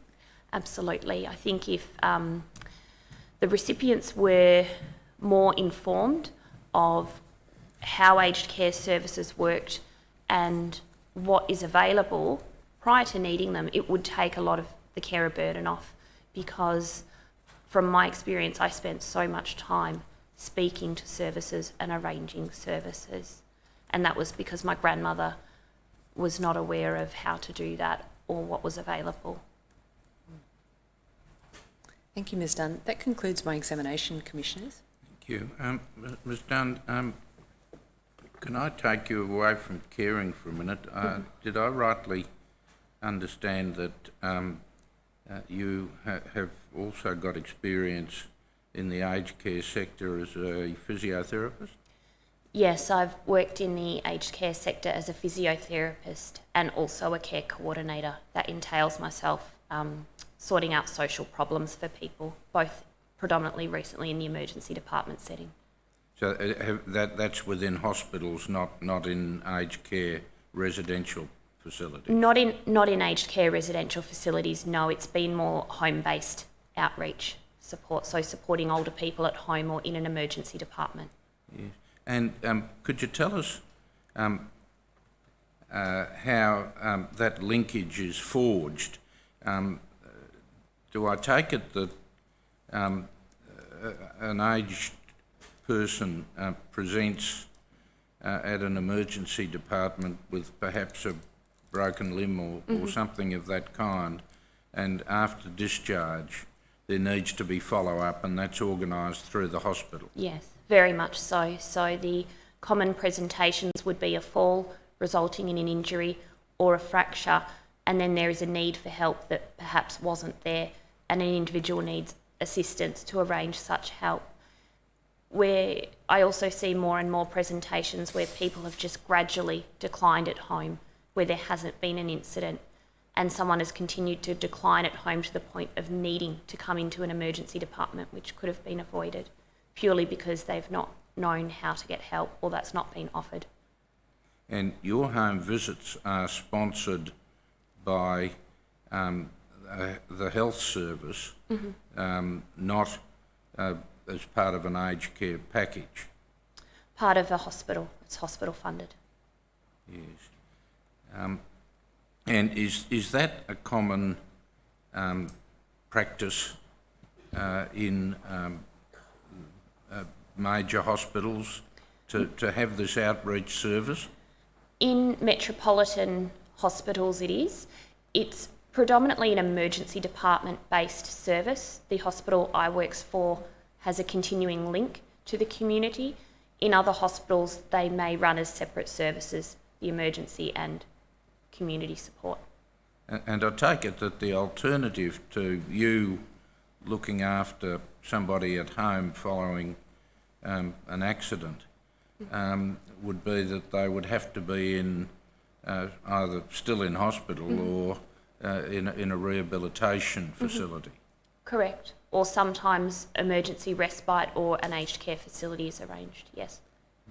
And in your experience, do people prefer to be looked after at home rather than at one of these other types of facility? Yeah, across the board.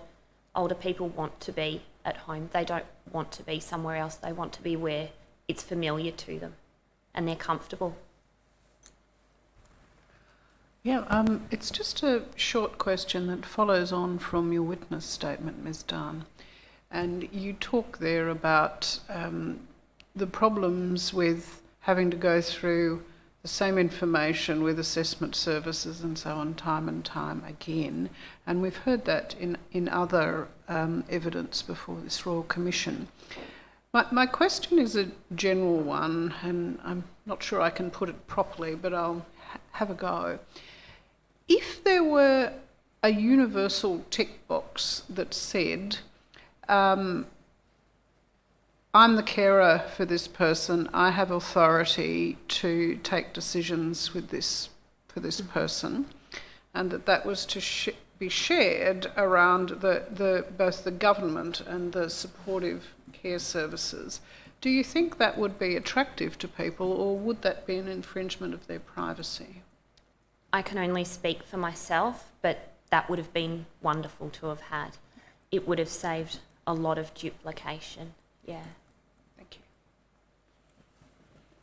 you. Anything arising? Nothing arising. Thank you, Commissioners. If this witness may please be excused. Ms Dunn, thank you very much for your evidence. As was mentioned during your evidence, you are indeed the youngest carer that we have encountered, and your selfless care for your grandmother is a wonderful testimony to you and the support system that you have within your family. Thank you very much for sharing it all with us. Thank you. Ms Hill will take the next witness. Thank you.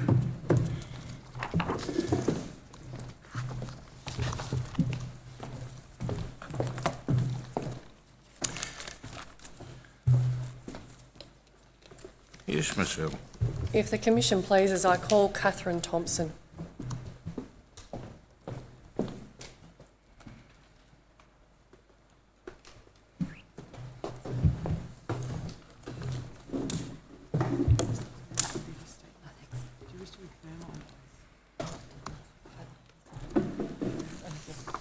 Get you to repeat after me. I solemnly and sincerely declare and affirm I solemnly and clearly and sincerely affirm that the evidence I shall give that the evidence I shall give will be the truth, will be the truth, the whole truth, the whole truth, and nothing but the truth. and nothing but the truth. Thank you. Please feel free to take a seat, Ms Thompson.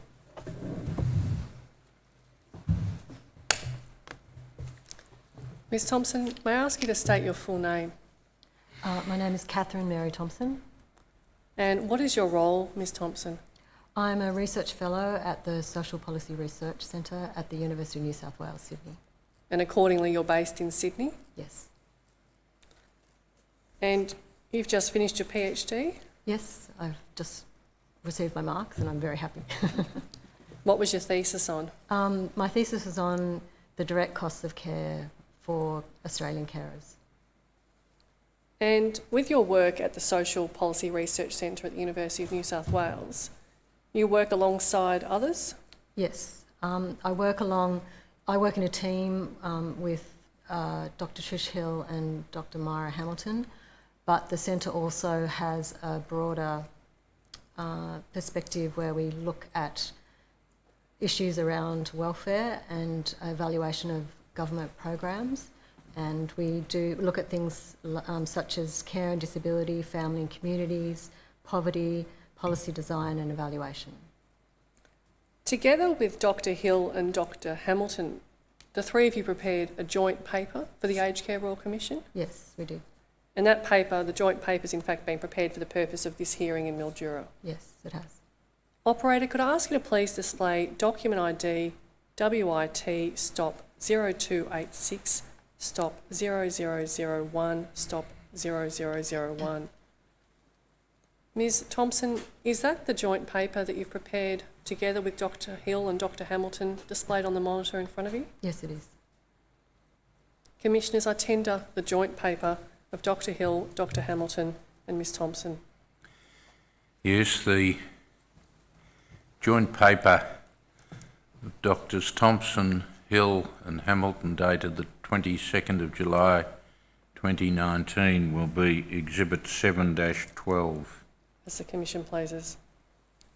Ms Thompson, in broad terms, who are carers for older Australians?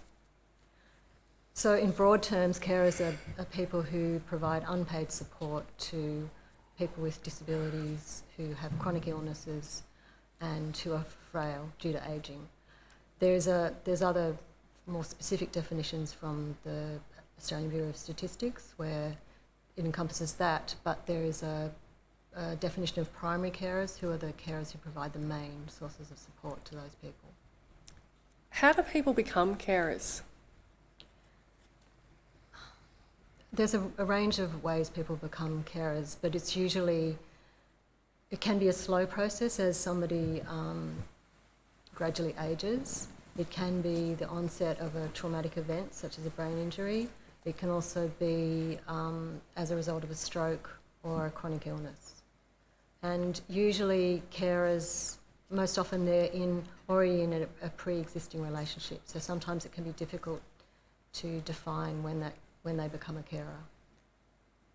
In the experience of your research, does it go beyond being the spouse, being the eldest daughter? Primary carers are predominantly spouse carers and daughters, sometimes sons if there are no daughters.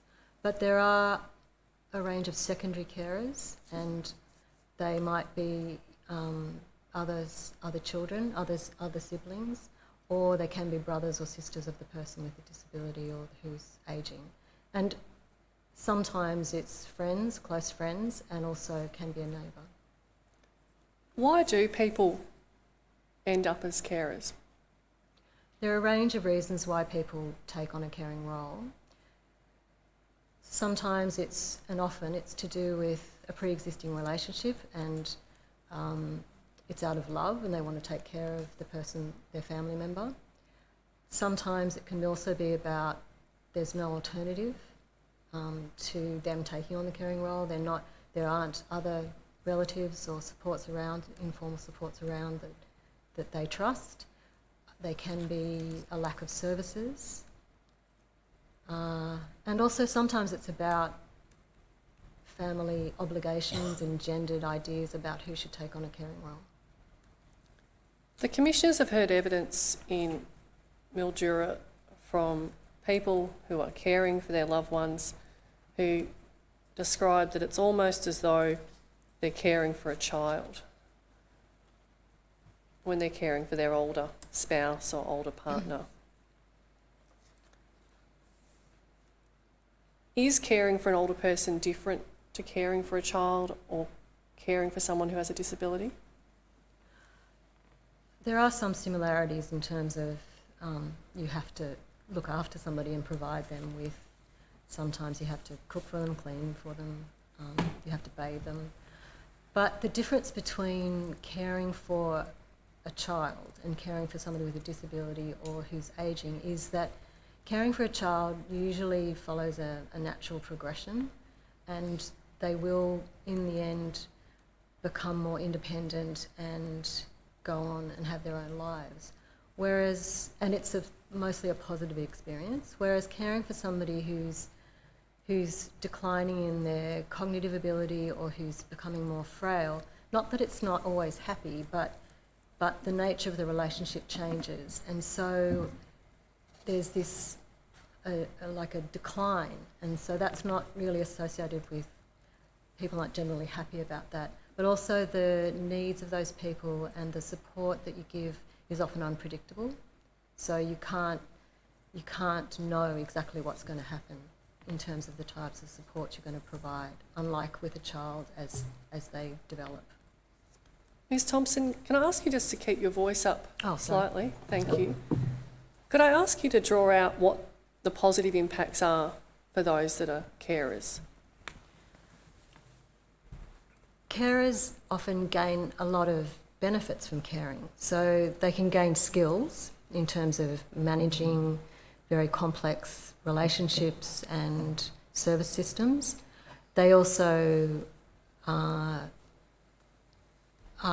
they also can, it's also a positive experience in terms of providing a loved one with the care that they need, and knowing that you're providing the best sort of care that you can, and you're allowing that person to remain independent and to remain at home, which is what they want to do.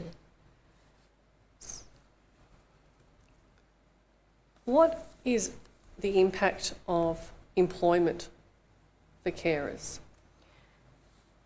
So from the research that we've done, it's very clear, and other research, it's very clear that caring can have a negative impact on employment. Carers have a lower employment rate than non-carers. They're often employed part-time rather than full-time. And the other problem with employment is that they're often employed in precarious work arrangements, because it gives them access to more flexibility and more control over their working hours. So for carers in employment, it's often very difficult to juggle both the caring responsibilities and their employment responsibilities. And what happens is many of them reduce hours of work. They don't take on additional responsibilities. They don't have access to promotions because they're not taking on, they can't do additional training and so forth. And then the follow-on consequence for that is that their income rates are lower. So then, and that has a negative impact on their current financial security, but also their longer-term financial security in terms of retirement savings and income. In consideration of that financial impact, can I take you to page 19 of the joint paper? Yep. At page 19, about partway in the middle of that first paragraph, the joint paper describes that as women undertake the largest share of unpaid caring work, women disproportionately experience the financial impacts associated with caring. This is compounded for carers who also take on childcare responsibilities throughout their lives. In consideration of that aspect of the joint paper, what does that mean for the financial consequences for who is undertaking the care? Yeah, so for women, we often talk about caring being a dynamic process, that you can move in and out of different caring situations. So, and for women, sometimes the disadvantages associated with caring can start when they have children, because they are taking time out from the labour market, so that can have impacts on their career progression, but also financially in terms of contributing to their retirement income. And then they have another impact later on in life, and sometimes at the same time as when they're providing care for children, called the sandwich generation, when they're providing care for smaller children and caring for parents. Again, they have to take time out of, they might have to take time out of the caring, out of the labour market, and again that can affect their income, current and future. And it also has another impact on their ability to progress through promotion, do training, work full time. So all of those things have a sort of a cumulative effect on their ability to save for the future, for their retirement. How can carers' participation in paid work be supported? So there's a number of things that would support carers to participate in employment. Firstly, and I know that other people have talked about this, and it's not just about employment, it's about general awareness of what carers are doing, the barriers that they face, and the important role that they play within society, so that workplaces as well as colleagues are aware of the need to support carers. So within workplaces, the research that we've done shows that workplaces that have a carer-friendly culture, meaning that carers are supported, they have access to flexible work arrangements, they can take leave, they have either unpaid or paid leave.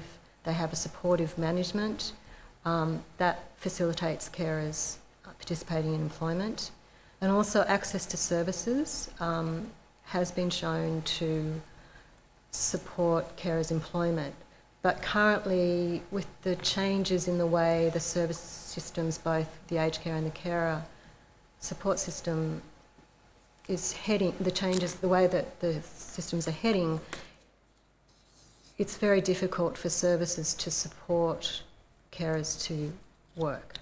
So if the service system was designed to help carers participate in employment, then I think that would facilitate them remaining in or maintaining employment. And are those mechanisms currently available to employers and employees? So within the workplace, carers have the right to request, carers have the right to request flexible working arrangements, although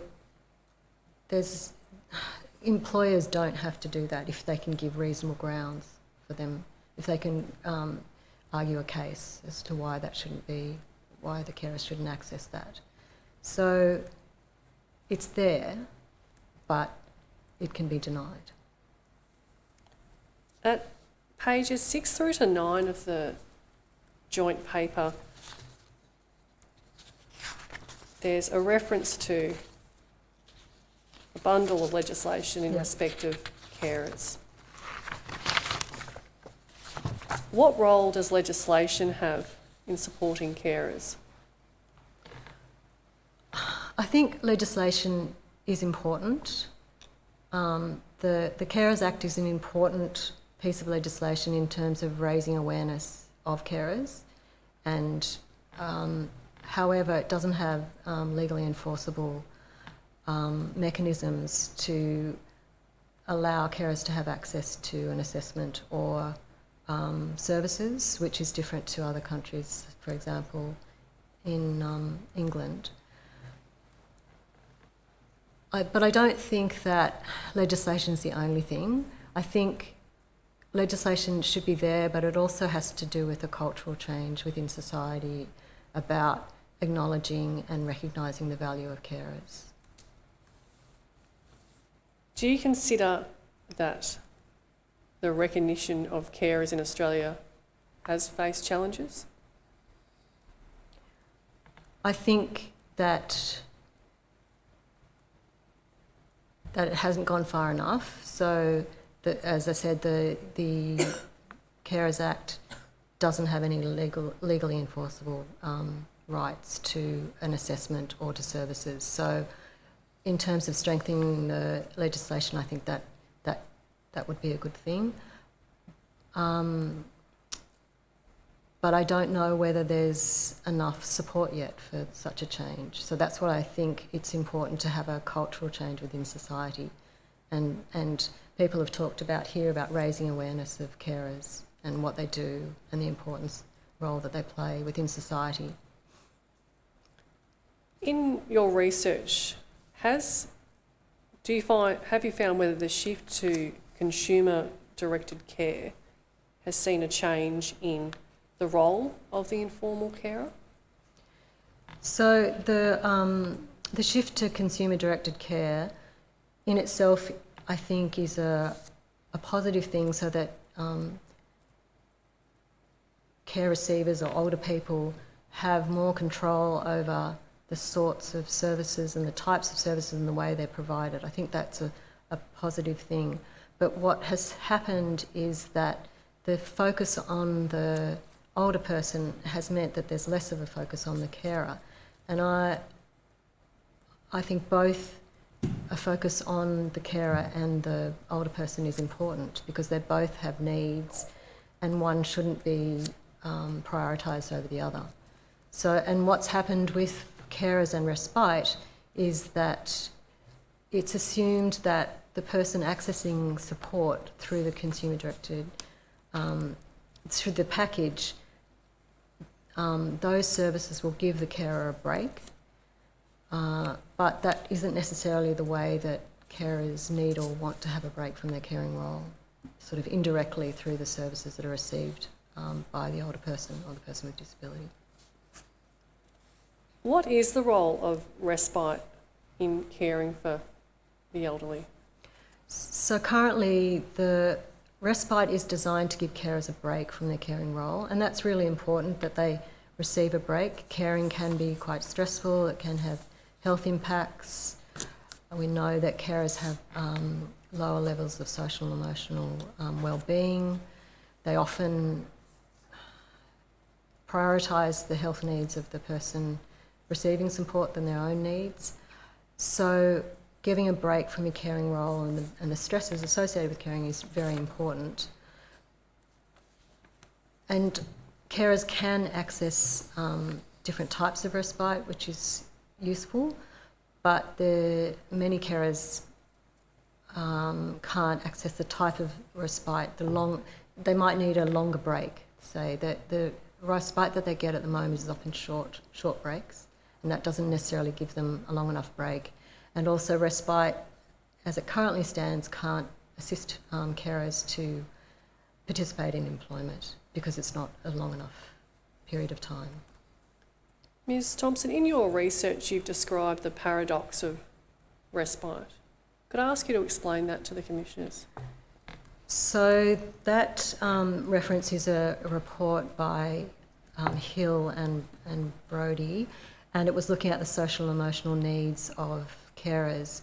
And in that report they talk about the paradox of respite in that carers rate their satisfaction with respite as high, but then many of them don't access it. So there's a paradox there. If they're so happy with it, why wouldn't they access it more? But also respite can, if it's provided in certain ways, once the person goes into respite, it can actually, when they come out, it can create extra burdens for the carer, particularly for people with dementia when they go into residential respite. If the residential respite isn't of high quality or isn't meeting their needs, when the person comes home, they can be quite disoriented and it can take a while for them to settle back into their routine at home. So that creates additional stress for the carer. In a setting of consumer-directed care, is it possible for respite to both provide a break for carers as well as benefit the care recipient?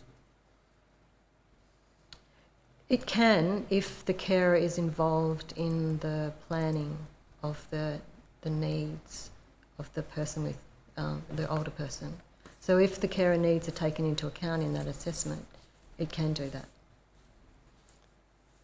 Are carer needs taken into account in assessments?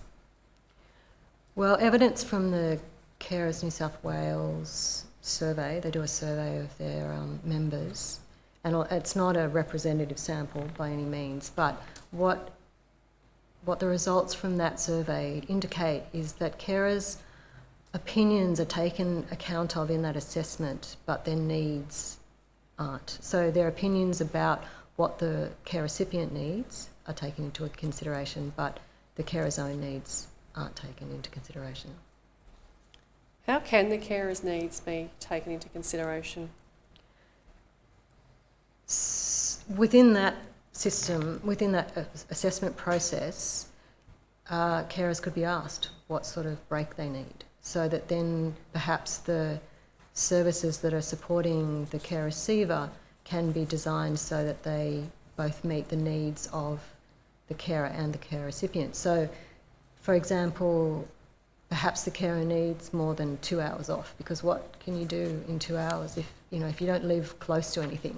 If you've only got a 2-hour break when somebody's coming in to provide physiotherapy, that doesn't really give you a break. So, but if you can bring together some of the services that the care receiver is accessing, then that might give, in a block, then that might give the carer an adequate break.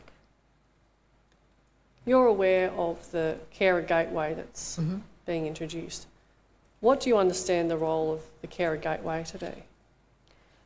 The carer gateway is designed to enable carers to access information about the services that are available to them and information about income support. And it's designed to streamline the process of accessing that information.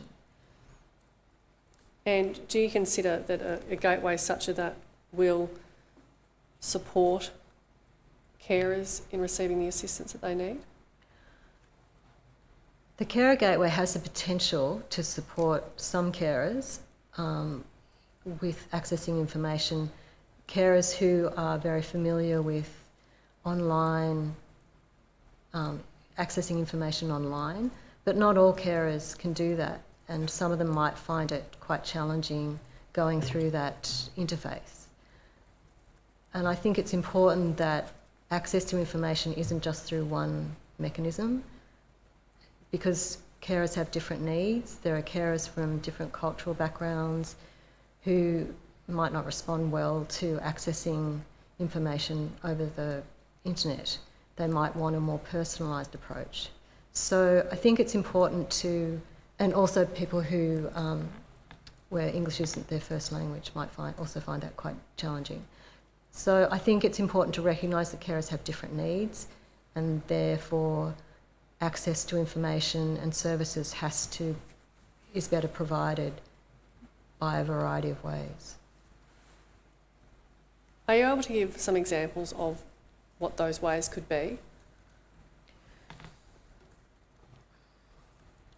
So I think people attending a community centre might be one way to do that, because I know that there are some centres where you can go and meet up with other carers. That's one way that carers who I've spoken to get information is from other carers. So having access to carer support groups is a way where carers can gain information. And that can be an informal carer support group, but it could also be a more supported carer support group where they had a worker who assists them with accessing information that they need. Having access to information at that community centre about income support, because that can be quite challenging for carers to go through the Centrelink process to access benefits.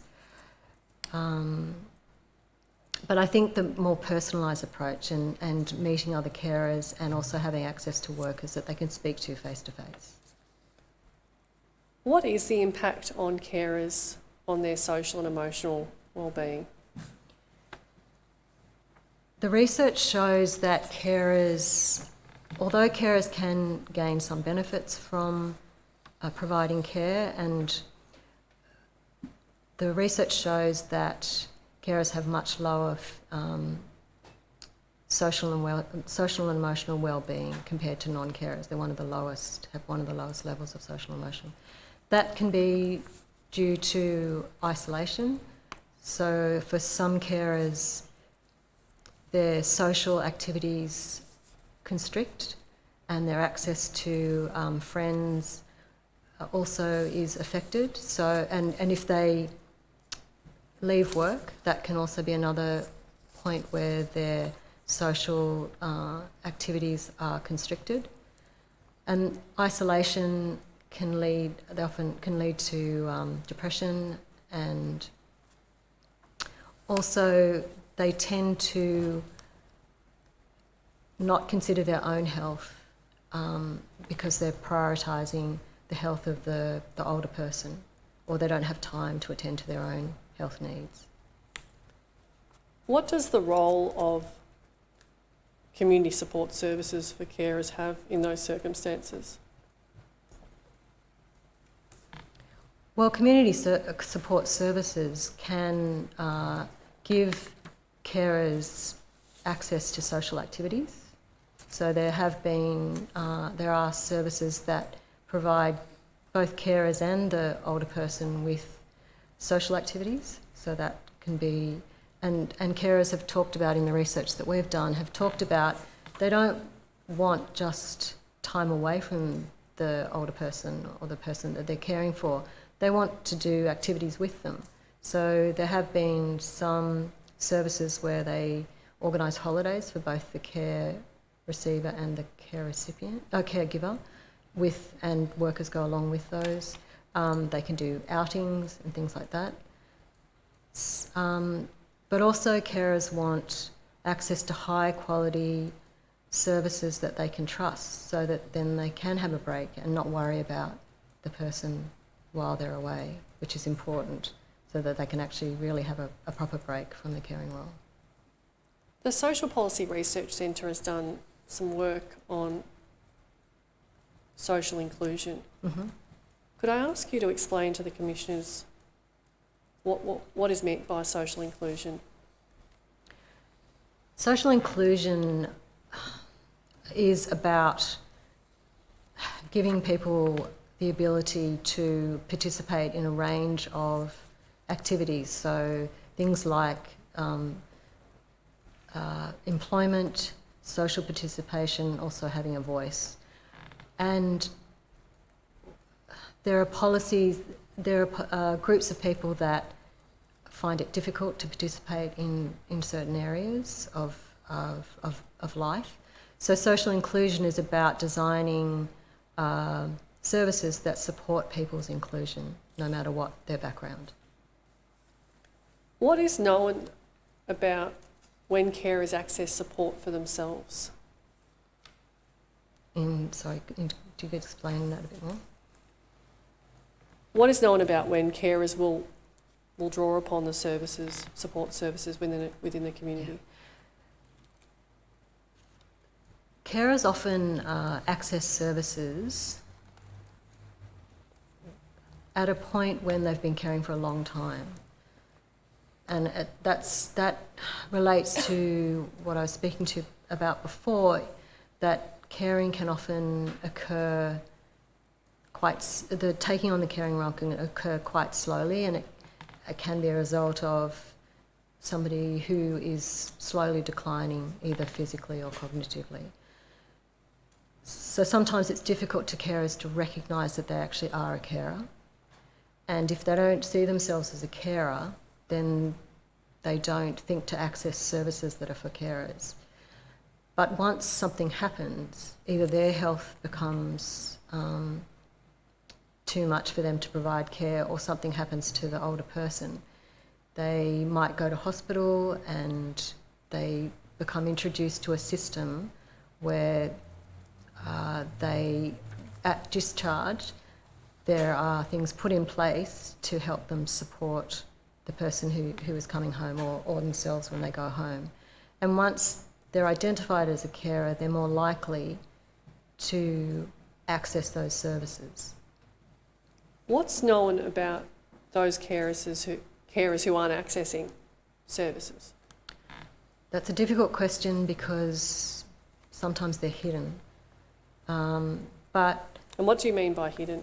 Well, they're not picked up in the statistics because they don't identify as a carer, so they're not collected. Because if there's the way we calculate the number of carers is through the census and through ABS surveys, and if you don't identify as a carer, then you're not going to check the box to say that you're a carer, so we can't know that you're a carer. But there are other ways to sometimes identify them if people indicate that they're providing support with particular activities. So that's the main way. So it's probably the hidden carers are sometimes younger carers who might be caring for a grandparent or a parent, an older parent. They can be people from different cultural backgrounds. So, yeah. How do carers identify themselves as carers? It's often as a result of some sort of crisis and them not being able to manage and being quite desperate and then going on the internet and trying to find help that way. But it can also be perhaps when they give up work and they realise that they can apply for Centrelink. They might be eligible for a carer payment, and so that's then when they think, oh, well, I'm a carer. But it can also be when a service, when they providing, when the person with the older person is receiving a service, and then that service might come in and say, well, you're actually providing all this care, there are these other services that are available for you. Is there a role in community health services or in other services in supporting the self-identification of carers? In New South Wales, I think we have, at the discharge planning, there is a checkbox for the identification of a carer. So I think definitely when people are being discharged from hospital, if they identify that they're a carer, that the person is being discharged to a home with a carer, that's one way to identify carers and get supports in that way.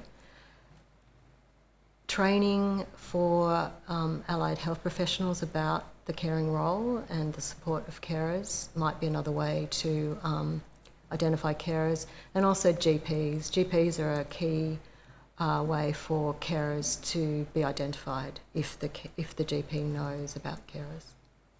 To your understanding, are GPs currently supported to understand how to identify carers? I think there is some training, but the training could be more widespread, and also it could be incorporated into degrees. There could be a module within when people are training as a doctor, to become a doctor, there could be an aged care module which talks about these issues as well as carers. Ms Thompson, to your research, does a focus on carer burden, carer needs, ultimately detract from the needs of a care recipient? There is a line. There is an argument, particularly in England with the disability rights perspective. They argue that focusing on carer and carer needs detracts from them being seen as independent, and they're viewed as creating burden on the carer.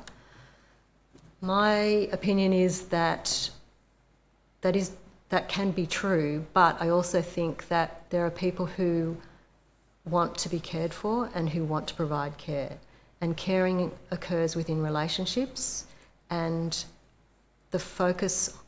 it's important to focus on both the needs of the person with the disability or the illness or who's ageing, as well as the carer. I don't think there should be one or the other. I think it's important to focus on both of them, because many people want to remain at home. The only way that they can remain at home is through the support they provide, the support that's provided by the carer, but also the care recipient wants to be cared for by their relatives. Is it possible to overcome carer burden? If carers are provided with the support that they need, you could alleviate some of the burden, but some of the carer burden is an emotional burden, which is to do with watching a loved one decline physically or cognitively. So some of that is an emotional burden that won't be alleviated by supports, but having adequate, high-quality supports for the person that they're caring for as well as themselves would alleviate some of that burden. Do we need to rethink how we identify carers, what the role of carers are? It's important to raise awareness of carers so that society and generally recognise them, and also so that at an individual level carers recognise what they're doing as important and valuable. And it's also important to have carers supported adequately. We know that older people want to stay and age at home. What needs to be done in the immediate term to sustain carers in that role? the provision of services for both the older person and the carer that are high quality, meet their individual needs and that are affordable. And for you, is it a question that more research needs to be done to understand carers' needs, or can policy be implemented now that will consider that? There's been a lot of research done about carers' needs over the years, and a lot of it says similar things about the importance of care, the value of caring, and the barriers that they face. The thing I think that is needed is it's a different policy environment now, so we probably need to look at what these policy changes that are occurring in both the aged care system, the NDIS and the carer support system. We need to look at how that's going to impact on carers. Why was it important to you to come along and give evidence today? Well, I've been researching carers and aged care for 20 years. When I first started at the centre, I worked on a longitudinal study that looked at a group of people who have been older people who had been discharged from hospital, and they either had a physical or a cognitive disability, and they had a carer or not a carer. And that longitudinal research showed that those that had a carer were much more likely to be able to remain at home. So that created an interest in me to look at caring and the importance of carers, plus it's also to do with women and the position of women. So I feel very strongly about that. And also I've had a personal experience in, I cared for my older parents for 8 years, and I can see, sort of living my research, which is interesting, but I can see that the service system is quite difficult for carers to navigate. And from a personal level, even I found it difficult to try and organise support for my parents, even though I'm educated and I know a lot about the system. So I can only imagine what it's like for other people who don't have that level of knowledge or education to try and navigate that system. So the research that we do is trying to raise awareness about how the service system can be improved for a range of people, not just carers. And I think that's important, that the systems talk to each other, because caring is in a relationship. The things that are implemented in the aged care system has an impact on the carers and the carer system, and also the policies and programs that are implemented. For example, the NDIS has an impact on carers and older people. So I think it's really important that these service systems are thought of holistically and prioritising the needs of a range of people. Commissioners, that concludes my examination of Ms Thompson.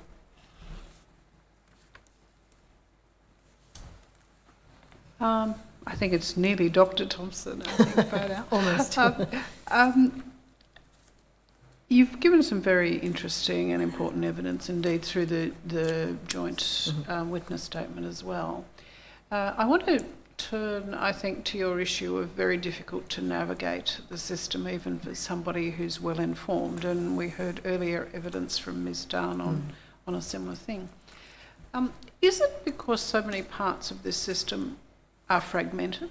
Is it because we have a federal system and a system of services provided through a host of different for-profit, not-for-profit, charitable and so on services? So really my question is it the nature of the system and how it works that's the issue, or is there something more fundamental about individualised support for carers to help them through the system, or both? I think it's both. I think the system is fragmented, and I know that the policies that are being implemented now are designed in some ways to address that, but the system is still fragmented. But equally, I think it's also about resources. If you have a system that are trying to manage a very finite bucket of money with a high level of need, then it's not going to work as effectively as it could.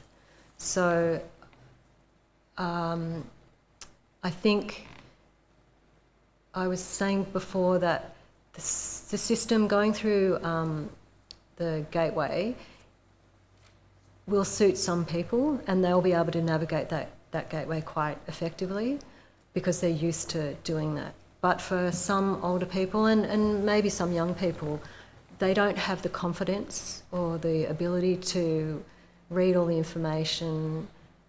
That's why I think it's important to have various ways to enter the system. So a more personalised way through, the carer hub, community support centres, because it is a complicated system. So having somebody who can help you navigate that system, I think, is important. The other question I want to ask about is around the new carer gateway. The way governments tend to work is, when in doubt, you change an arrangement. So you might split the carer gateway in half and give half of it to aged care, and that it'll, you'd think for a while you'd fixed it, but then there's bound to be some overlaps between the mental health side of that and perhaps the disability side, as we know already, because aged care services look after some people with disabilities even to this day. So the question is, in this day and age, with systems interoperability that is quite feasible, why can't we, at least for those people who are computer literate, manage to have this system work as an effective gateway to supports for carers? I can only speak from a personal opinion. I haven't done research on this. It's possibly due to the way the different systems have been set up historically, and they're not used to sharing information and working across different silos. So the only way to address that would be by trying to get those different departments to speak to each other, and that idea of holistically looking at a care relationship, because people don't exist in isolation. They interact on many different levels with different people, and so these systems need to recognise that. Anything arising? No, Commissioners. Dr Thompson, we've heard a lot of anecdotal evidence in these hearings, but your research and that of your colleagues that you've drawn together in the paper confirms much of what we've heard and puts it on a much firmer base when it comes to us making recommendations. So we're indebted to you for that. And if you would be so kind as to pass on our thanks to your colleagues when you return to Sydney. I will do that. Thanks. The Commission will adjourn until 2 o'clock.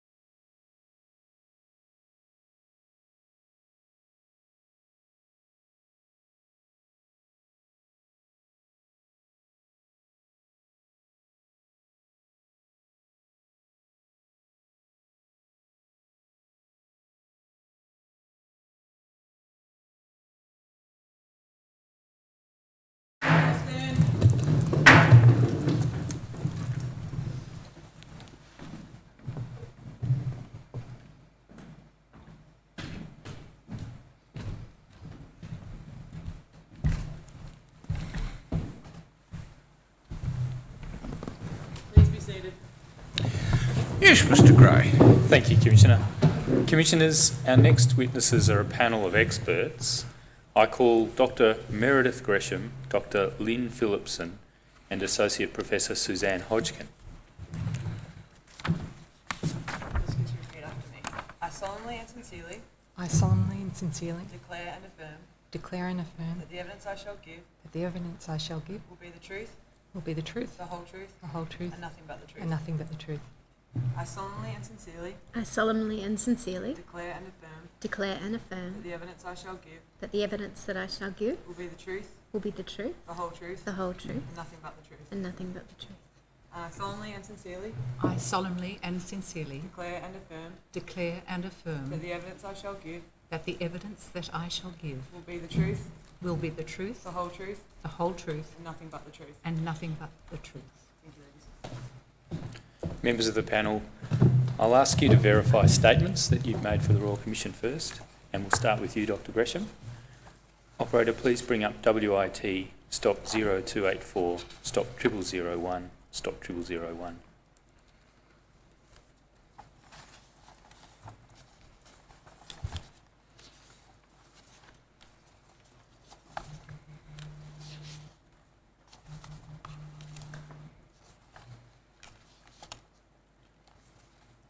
Dr Gresham, what's your full name? Meredith Dell Gresham. Have you made a statement for the Royal Commission? I have. Do you see before you on the screen a copy of the first page of the statement? I do. And with reference to the entirety of the statement, to the extent that it states facts, to the best of your knowledge and belief, are those facts correct? And are the opinions stated in the statement opinions that you truly hold? That is correct. I tender the statement. Yes, the witness statement of Meredith Dell Gresham dated the 19th of July 2019 will be Exhibit 7-13. Dr Phillipson, I'll ask you to verify your statement. Operator, please bring up WIT stop 0287 stop 0001 stop 0001. Dr Phillipson, what's your full name? Lynn Janelle Phillipson. Have you made a statement for the Royal Commission? I have. Do you see on the screen before you a copy of the first page of the statement? That is the statement. And with reference to the entirety of the statement, to the extent that it sets out facts, to the best of your knowledge and belief, are they correct? And to the extent that it sets out opinions, are they opinions that you truly hold? They are. I tender the statement. Yes, the witness statement of Lynn Phillipson dated 19 July 2019 will be Exhibit 7-14. Associate Professor Hodgkin, I'll ask you to verify your statement. Operator, please bring up WIT stop 0285 stop 0001 stop 0001. Associate Professor, what's your full name? Suzanne Patricia Hodgkin. Thank you. Do you see on the screen before you a copy of the first page of a statement that you've made for the Royal Commission? I do. And with reference to the entirety of the statement, to the extent that it sets out facts, are they, to the best of your knowledge, true and correct? And to the extent that it sets out opinions, are they opinions that you do hold? They are. Thank you. I tender the statement. The witness statement of Suzanne Hodgkin dated the 22nd of July 2019 will be Exhibit 7-15. Thank you, Commissioner. Dr Gresham, I'll start with a brief introduction of you, if I may. Until recently, you've been Director of Research at Hammond Care's Dementia Centre, and you're a Senior Consultant in Hammond Care's Dementia Centre, is that correct? Correct. You're a postdoctoral research fellow at the University of New South Wales. What is the focus of your research effort over many years now?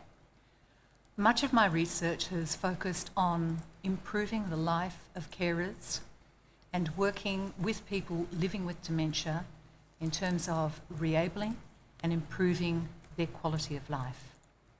Thank you. And currently you're engaged in a study to improve the design of post-diagnostic support of people living with dementia and their carers. Is that correct? That is correct. And your presently relevant expertise and experience relates to carers of people who are living with dementia. Is that Correct. so? Thank you.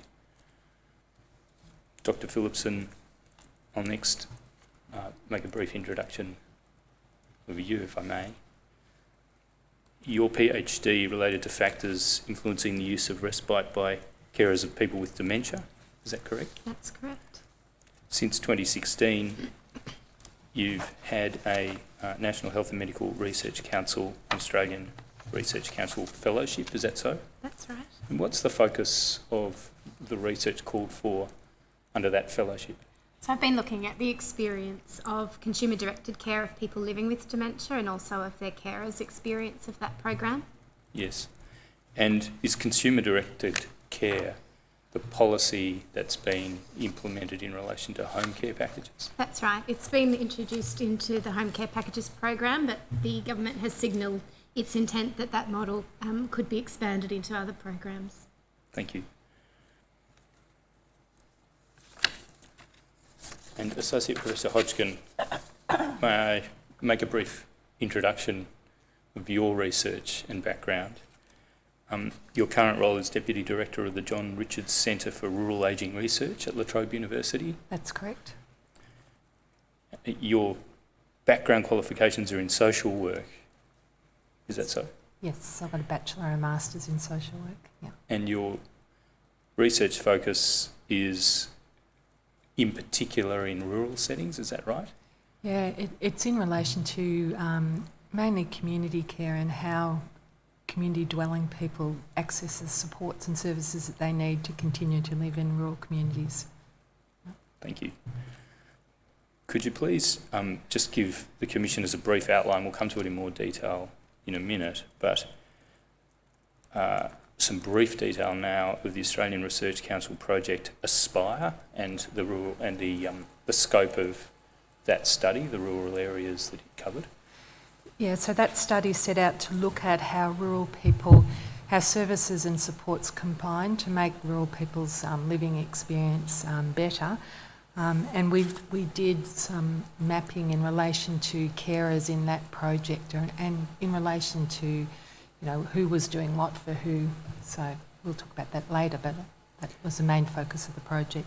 And were there 6 rural areas chosen to be as representative as possible? Is that yes, right? there were. We chose 6 rural regions across Victoria and Queensland, and they were three of those in Queensland included mining towns, areas like Nanango, which had some difficult socioeconomic disadvantage, and Stanthorpe, which was a much more affluent area in Queensland. So we were trying to get very diverse communities, and the same with Victoria. We had the Alpine region in Victoria, which is where I currently live, which is quite affluent in many ways.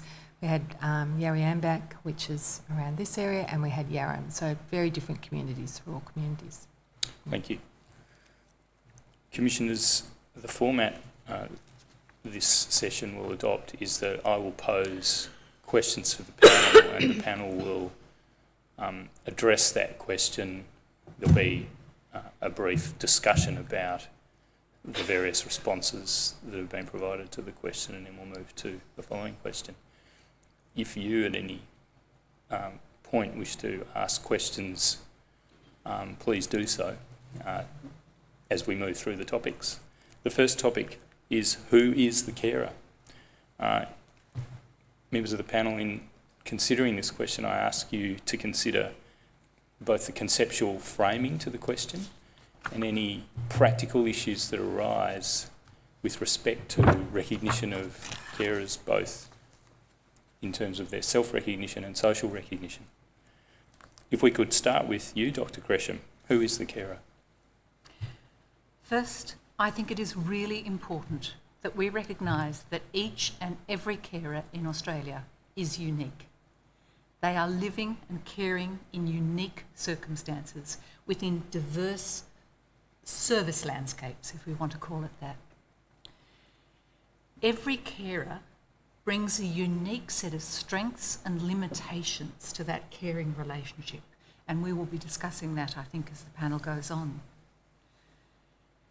Carers come from many different roles. Many carers are spouses or care partners, or partners, I beg your pardon. Many carers are siblings. We've heard from a granddaughter today. Some are children, granddaughters, relatives, and friends. Some carers come to a caring relationship very willingly. They do it through love and devotion.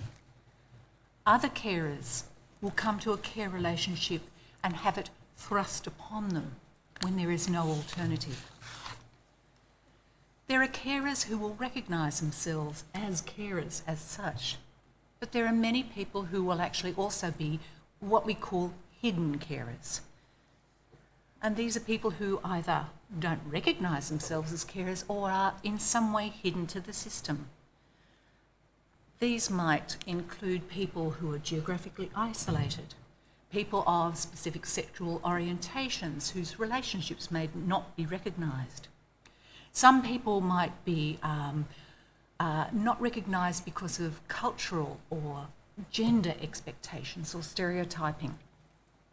We've also heard today, and I think it's important, that sometimes children are carers of parents. Some carers cohabitate with the person they are caring for, others do not. But I think it is extremely important to recognise that carers who do not self-identify as a carer are at a particular disadvantage. Why would you avail yourself of carer services if you don't consider yourself a carer? Thank you. Associate Professor Hodgkin, perhaps with your background and expertise in rural settings in particular, who is the carer?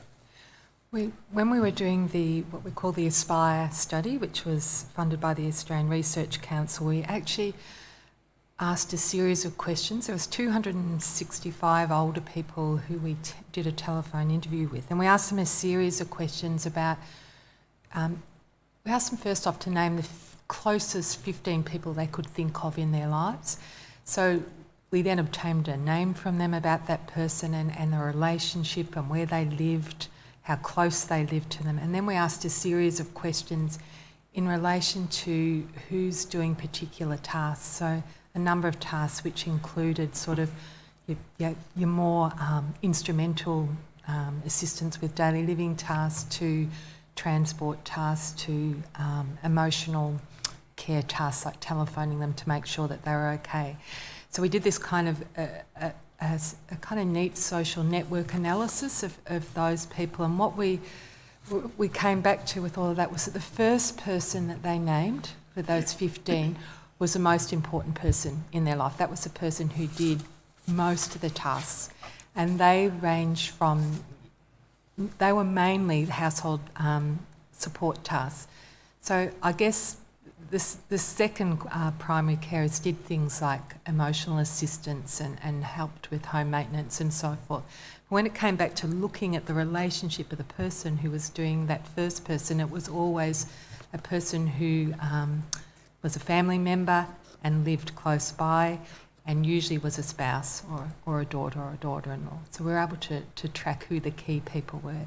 And I think this was important because in rural communities it can often be assumed that there's other people who pick up those tasks. So some of those romantic views of rural communities where we talk about issues around social capital and so forth. And they do pick up a lot of tasks and care tasks, but not those kind of instrumental tasks which are critical to older people staying at home. So they were the carers that we looked at in that study. And we also looked at another study looking at that of spousal care. So we looked at some of the issues facing spousal carers in rural communities as well. Thank you. Dr. Phillipson, who's the carer? I think I'd echo much of what my colleagues have already said, except to say that, you know, this recognition of the fact that people who are carers usually had a pre-existing relationship with the person to whom they now provide care. And so in that context, when people start to identify that maybe they are a carer, it's often because of the nature of that relationship changing. And it's usually in a situation of strain or stress, or where they feel like their own capacity is not sufficient anymore to meet the needs of the person. So when we meet a carer who's identifying a carer, they're usually in that situation where they feel they're no longer able to deliver the needs of that person anymore. The relationship itself may be undergoing change, and that has emotional impacts and can be associated with loss and grief, particularly in the situation where someone's caring for a person with dementia.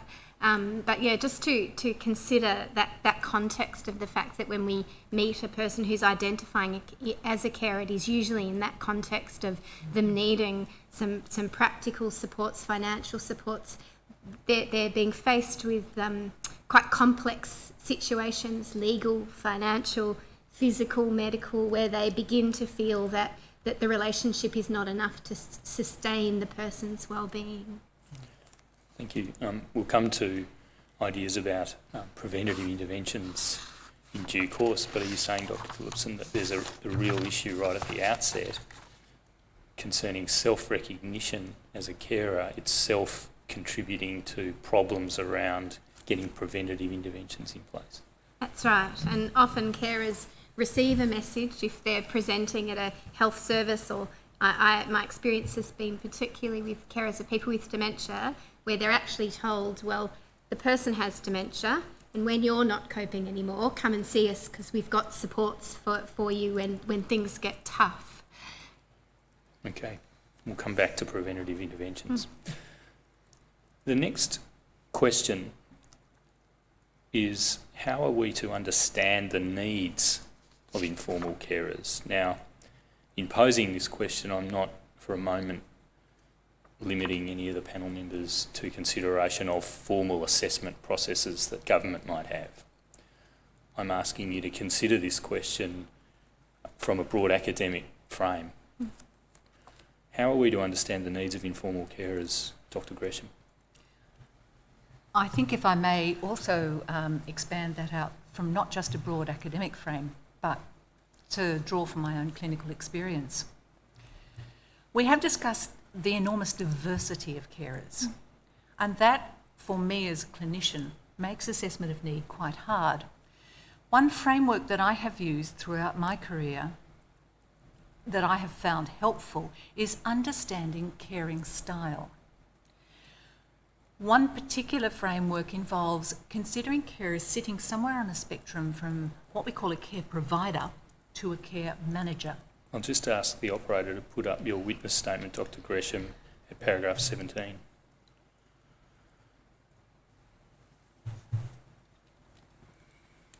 And if we just go over the page, please.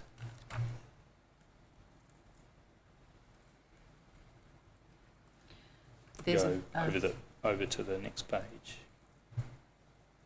Thank you. There we are. Okay, it's a very simple framework. A care provider, on one hand, is the sort of carer who will perceive a need and then attempt to meet that need themselves. A care manager, on the other hand, is the sort of carer who perceives possibly almost the same need, but will ask who is the best person or service to meet this need, and it may or may not be themselves. People can sit anywhere along that spectrum. The spectrum may vary over time, and it may vary with task. For example, somebody might be a good care manager about managing household duties or housework or shopping, but be unable to relinquish any personal care tasks. But using that framework, you can identify various caring styles, and that does a couple of things for me. It allows me to understand carers who will be at most risk, because it's evident that if you keep actually adding on duties and tasks as a care provider, you will reach breaking point at some stage. The other information that actually understanding caring style helps me work with the carer is that it changes the nature of how I would introduce, how I would coach the carer in actually effectively using services. And I think that's a key and really important point. Just because we have need X and service Y, putting the two together does not actually necessarily equal support for a carer. So I think caring style is one way that we can actually help to understand how people work within that caring relationship. Thank you. And in understanding caring style, do we understand the gist of your evidence to be that a particular carer might benefit from some coaching toward being more of a manager rather than a provider? Correct. It might do, for example, address guilt. Carers often carry a lot of guilt for a number of reasons. They may feel very guilty about asking for assistance in the first place. So again, understanding caring style will actually change my role as a clinician in how I will introduce and help that person use a service or a support effectively. You've been in the field of carers of people living with dementia for many years now, if I may say so. Dr. Gresham, starting with work in coordination with Professor Henry Brodati, is that right? That is correct, yes. When we think about the particular needs of carers of people living with dementia, is this consideration of whether they're taking all of the burden onto themselves particularly acute in the context of carers who are caring for people living with dementia? Yes. In many cases, carers caring for a person living with chronic cognitive decline are in a particularly difficult situation. We've heard from other carers today that the fundamental nature of a relationship, a pre-existing relationship, as my colleague has talked about, will change. There is no longer the reciprocity. We've heard from other witnesses today who have said that carers will often derive benefits from a caring relationship.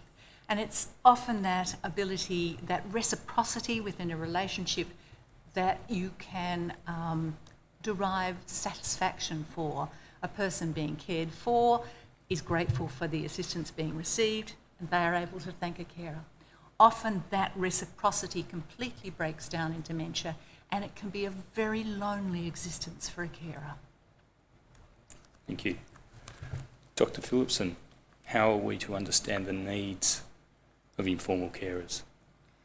I think the system has tended to understand them in a very practical sense. You know, the person that they're caring for might need assistance with dressing or bathing, and perhaps that's becoming too difficult, or the person might need supervision so that the person can go out. But actually the needs of the carers are not just around those kinds of things. There really is a great deal of expertise that they need to develop to provide what can be quite specialised care. And I think if we think about caring for somebody who's living with dementia, we're talking about the way we might be able to support the simplification of tasks to allow a person to do something which is becoming quite frustrating, how we might use behavioural management sorts of techniques, how we might modify the environment in the home to make it easier for the person with dementia to function.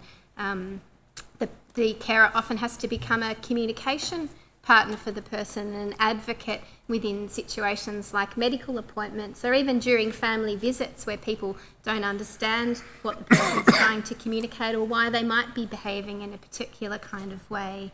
They have to often take on legal and financial issues which may not have been in their expertise before. So really the role of caring actually requires the development of an enormous amount of expertise which creates needs.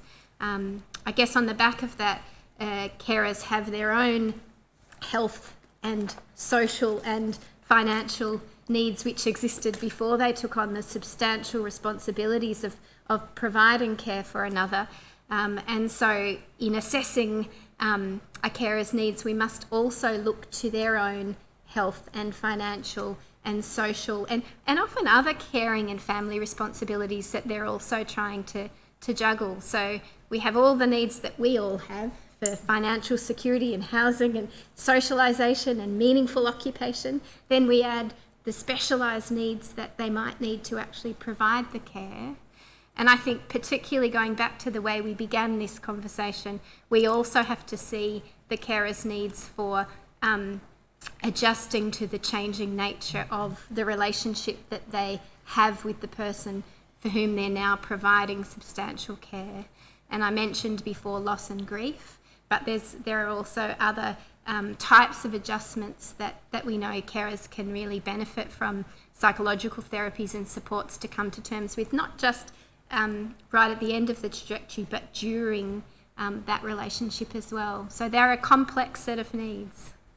I'll just ask the operator to put up your witness statement, and in particular the passage of paragraph 13 to 18. You make a number of points there on this topic. One of the issues you refer to is the scope of the National Dementia Training and Study Program. Yes. What are your views on that?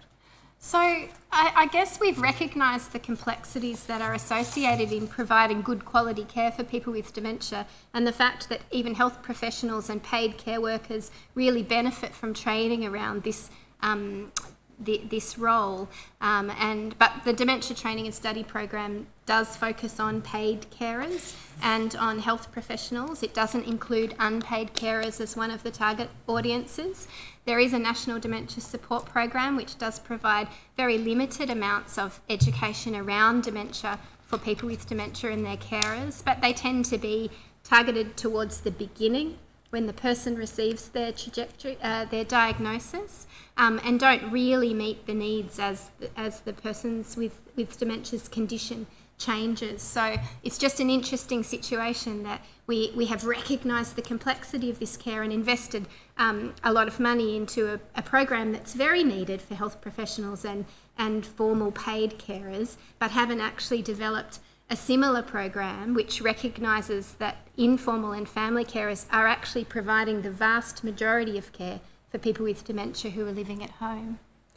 And if we move from the topic of training and education of carers to practical supports that would, for example, allow them respite, the programs that the commissioners have heard about under which those sorts of assistance can be subsidised include the home care package and the Commonwealth Home Support Program.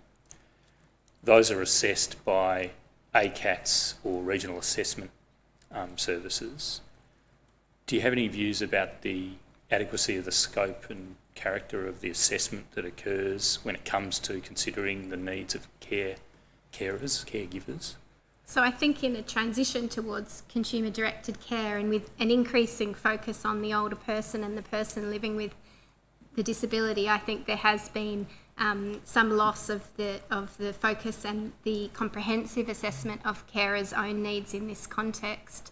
I think if we take something like respite services, really if a carer is going to attend training or a seminar to help them understand how to better care or provide care, or some sort of legal appointment to come to terms with power of attorney or all of those sorts of things, none of those programs are actually accessible unless there is the provision of planned respite services. And so there's a real interrelationship, not just between respite as a provision of service of direct benefit for the carer having a break to maybe attend to their own social or health needs, but actually to their ability to access other support services that exist. I'll ask the operator to put up tab 44 of the tender bundle. This is a document which is a tool referred to in the assessment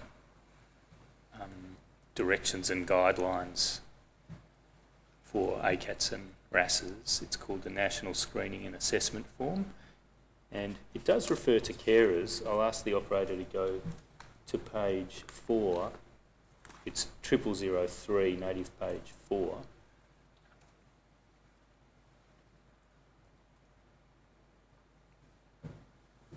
And there's a page dealing with carer.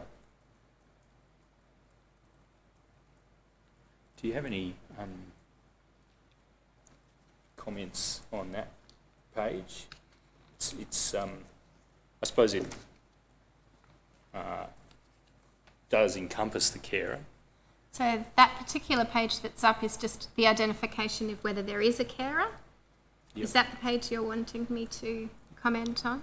Does that prompt an adequate assessment of carers' needs? So I think there's the next page after that also. There's page 6 called Sustainability of Caring Relationship. Within the National Screening Assessment Form, there is an identification that there is a primary care relationship, and then the next is an assessment of whether that relationship is under strain.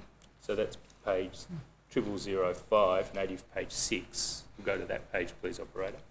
So whilst obviously I think it's very important for us to recognise whether a relationship is under strain, some of what I've already shared shows the complexity of the needs of carers in terms of the kinds of education and support that they might need to care well and maintain that caring relationship before it gets under strain, and also their own kind of health and financial situations as well. So to me, to leave the assessment of carers just at that level of is this in crisis, is this carer kind of at breaking point, really does show a problem with the system if our goal is to be maintaining people to live well at home and also to maintaining the well-being of carers as part of that situation.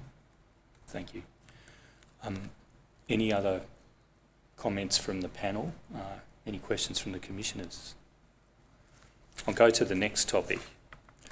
Our next topic is,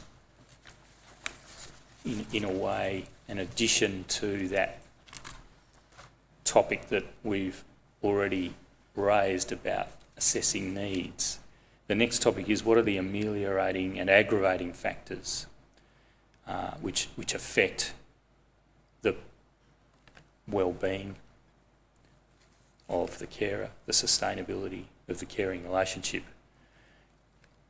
Ameliorating and aggravating factors. Associate Professor Hodgkin, I'll start with you if I may. What are the ameliorating and aggravating factors? And my evidence is about rural areas. So I think there's 3 key things that I'd like to raise. And the first of those is in relation to the limited service delivery in rural regions. And we've just recently completed a project on consumer-directed care. And, you know, it raises, consumer-directed care assumes that there's markets in rural areas where, you know, they're very limited and there's very limited services on offer. And one of the things that we did find was that older people and their carers, on the face of it, thought that they had some choice in choosing programs that, or services from providers who are located, you know, 300 kilometres away. And Professor then Hodgkin, I'll just ask the operator to put up your witness statement. WIT, perhaps you've already got it, operator, at paragraph 16 to 19. Thank you.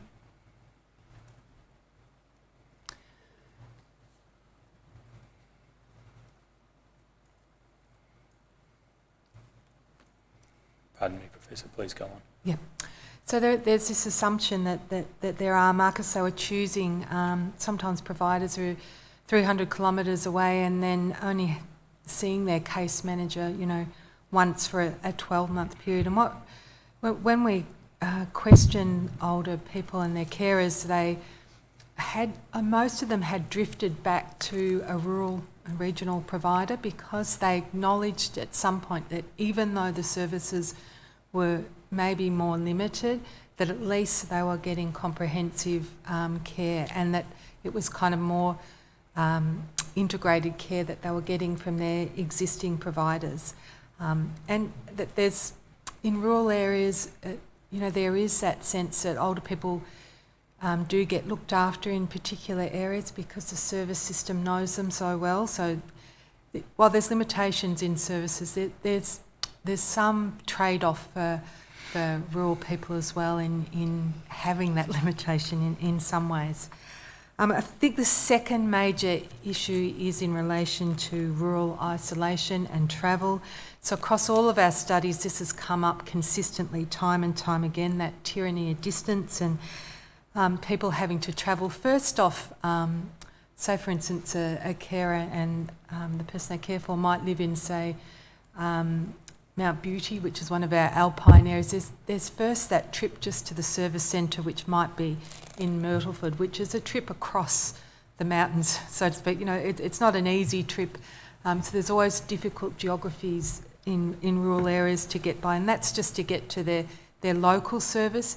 If they have to go to a metropolitan service, often they're several hundred kilometres away.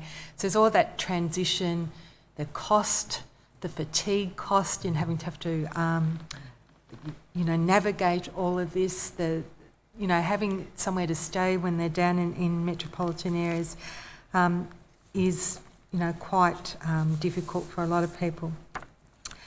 The third key issue relates to, I guess, population ageing, and in rural communities where we see a lot of in-migration of older people into rural communities as they get older, but also an out-migration of younger people from those communities for education opportunities, for employment opportunities.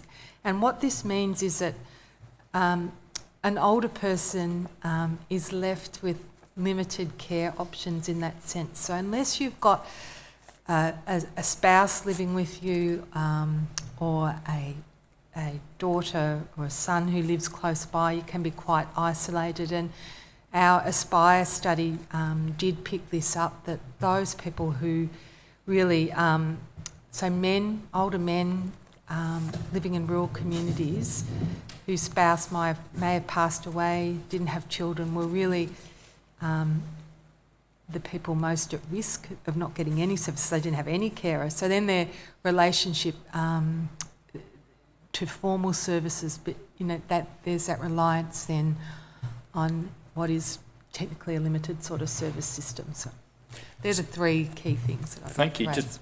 Just picking up the first of them concerning limited service delivery and the challenge to the assumptions that seem to underpin consumer-directed care. Yep.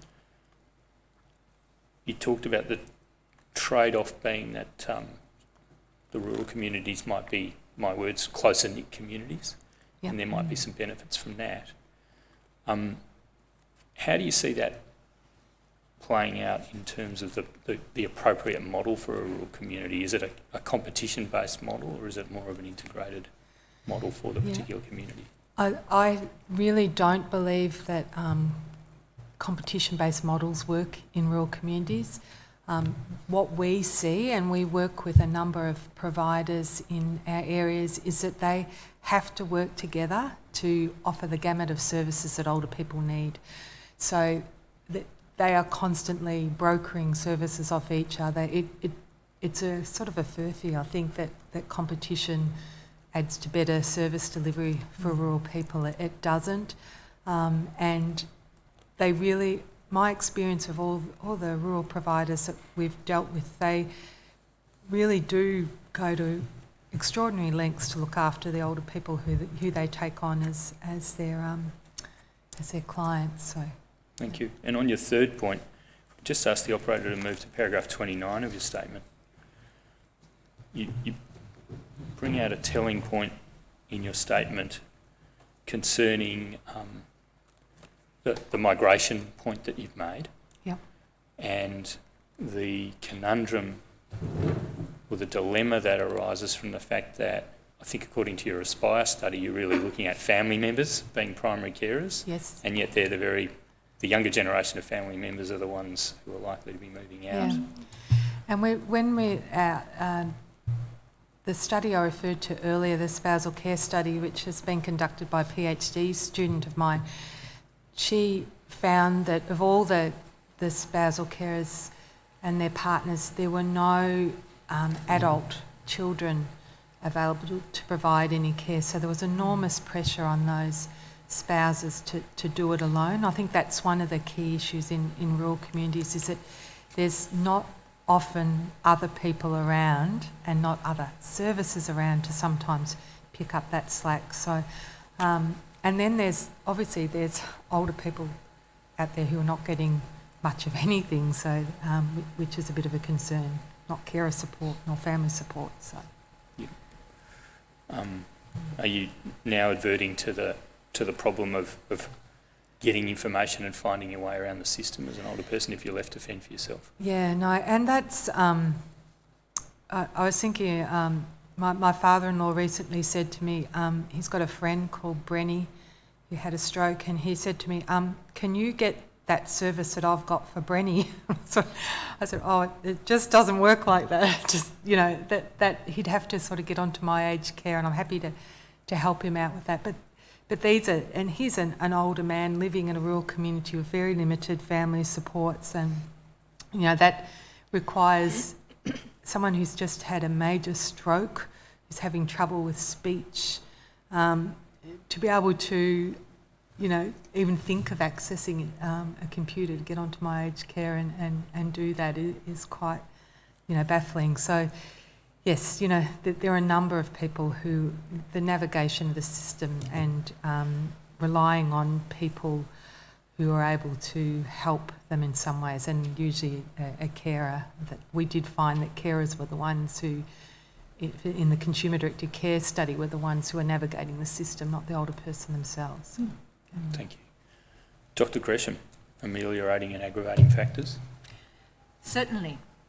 My colleagues have talked about complexity of care relationships.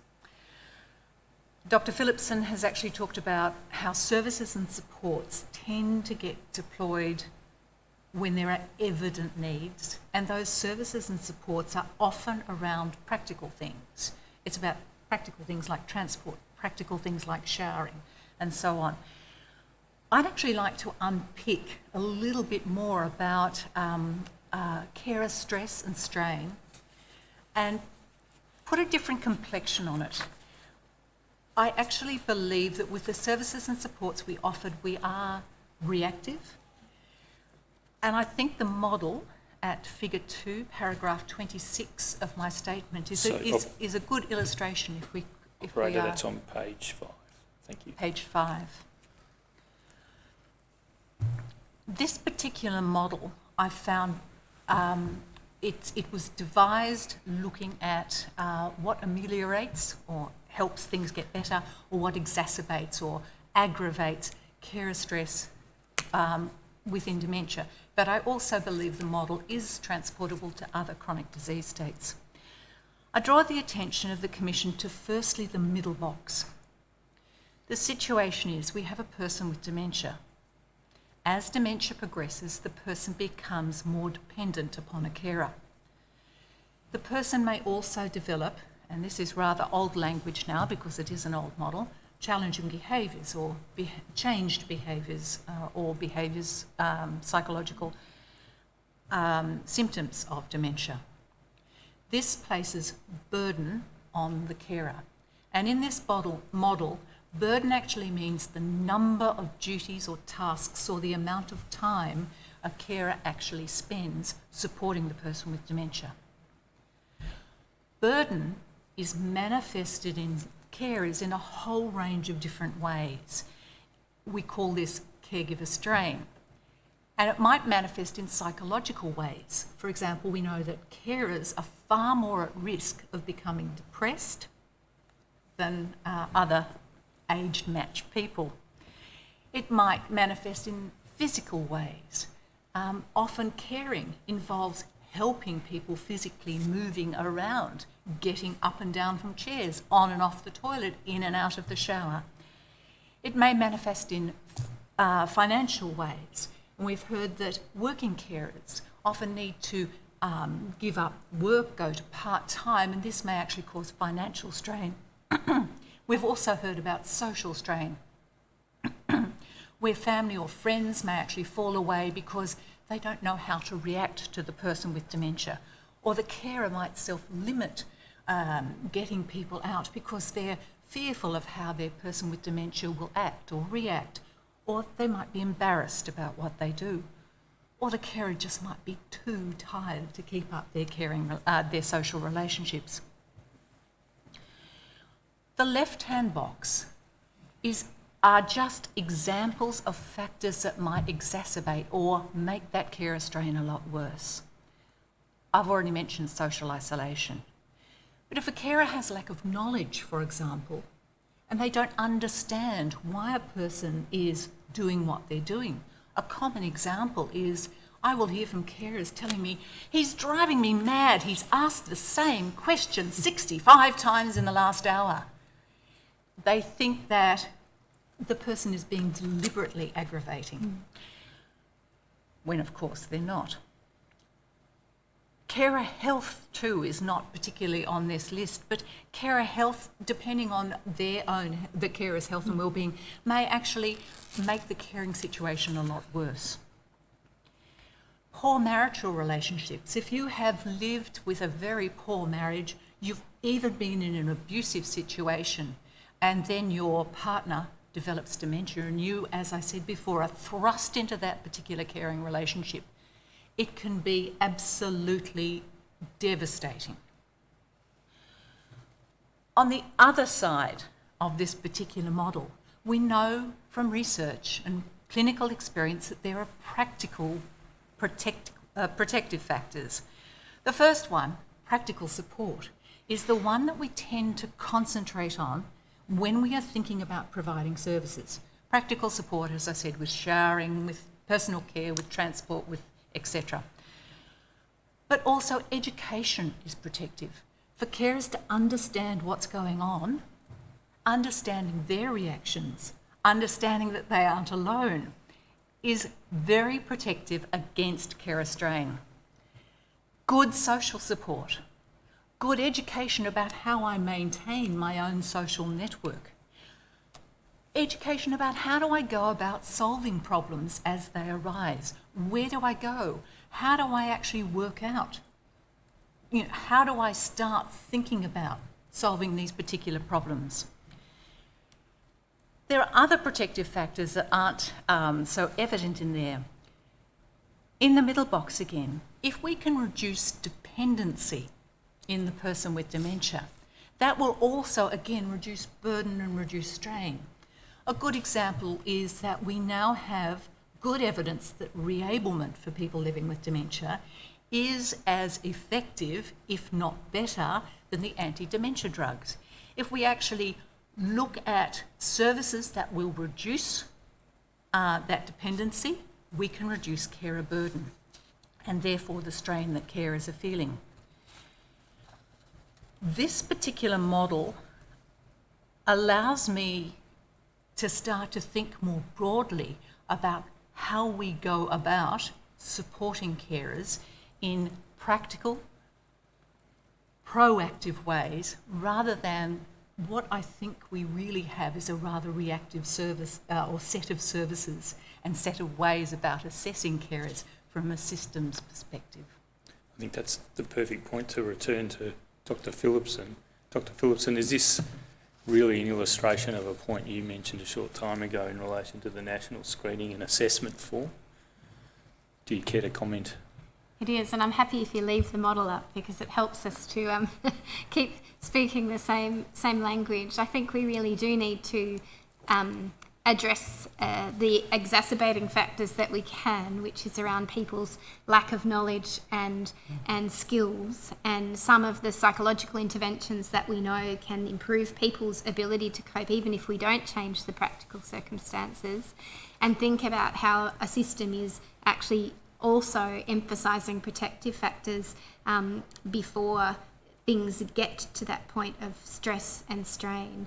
And I think one of the things that's quite interesting about what Meredith's put forward is, again, those protective factors are usually that they're provided by, again, specialist people with expertise in areas like dementia care, by psychologists, by occupational therapists, and unfortunately, really, we don't see health professionals featuring as much in the system that we funded at the moment. We have a health professional assessment with the ACAT, and then we have a system that funds supports by a poorly paid, poorly trained, unqualified workforce. So it's unlikely that in the delivery of those everyday practical supports that carers or people with dementia will get this sort of re-ablement and education and support, psychological training that they actually need to live well. Thank you. And in referring to that workforce, are you referring to the vocational education and training, partially VET qualified workforce in aged care facilities, or are you referring... I'm most familiar with the community setting again. The community setting. And so a lot of the carers, the paid carers that are providing care in there will not have had dementia training. They might have a vet qualification in aged care, but the amount of dementia training within those qualifications is very small. Thank you for clarifying. Yep. Even health professionals have very little education around dementia, hence the need for the dementia training program, Dementia Training Australia, which targets people both at that paid carer level as well as at the health professional level. Yeah. Thank you. Well, that leads naturally to my next question, which is going to be on interventions, unless the Commissioners... I'll move to that question.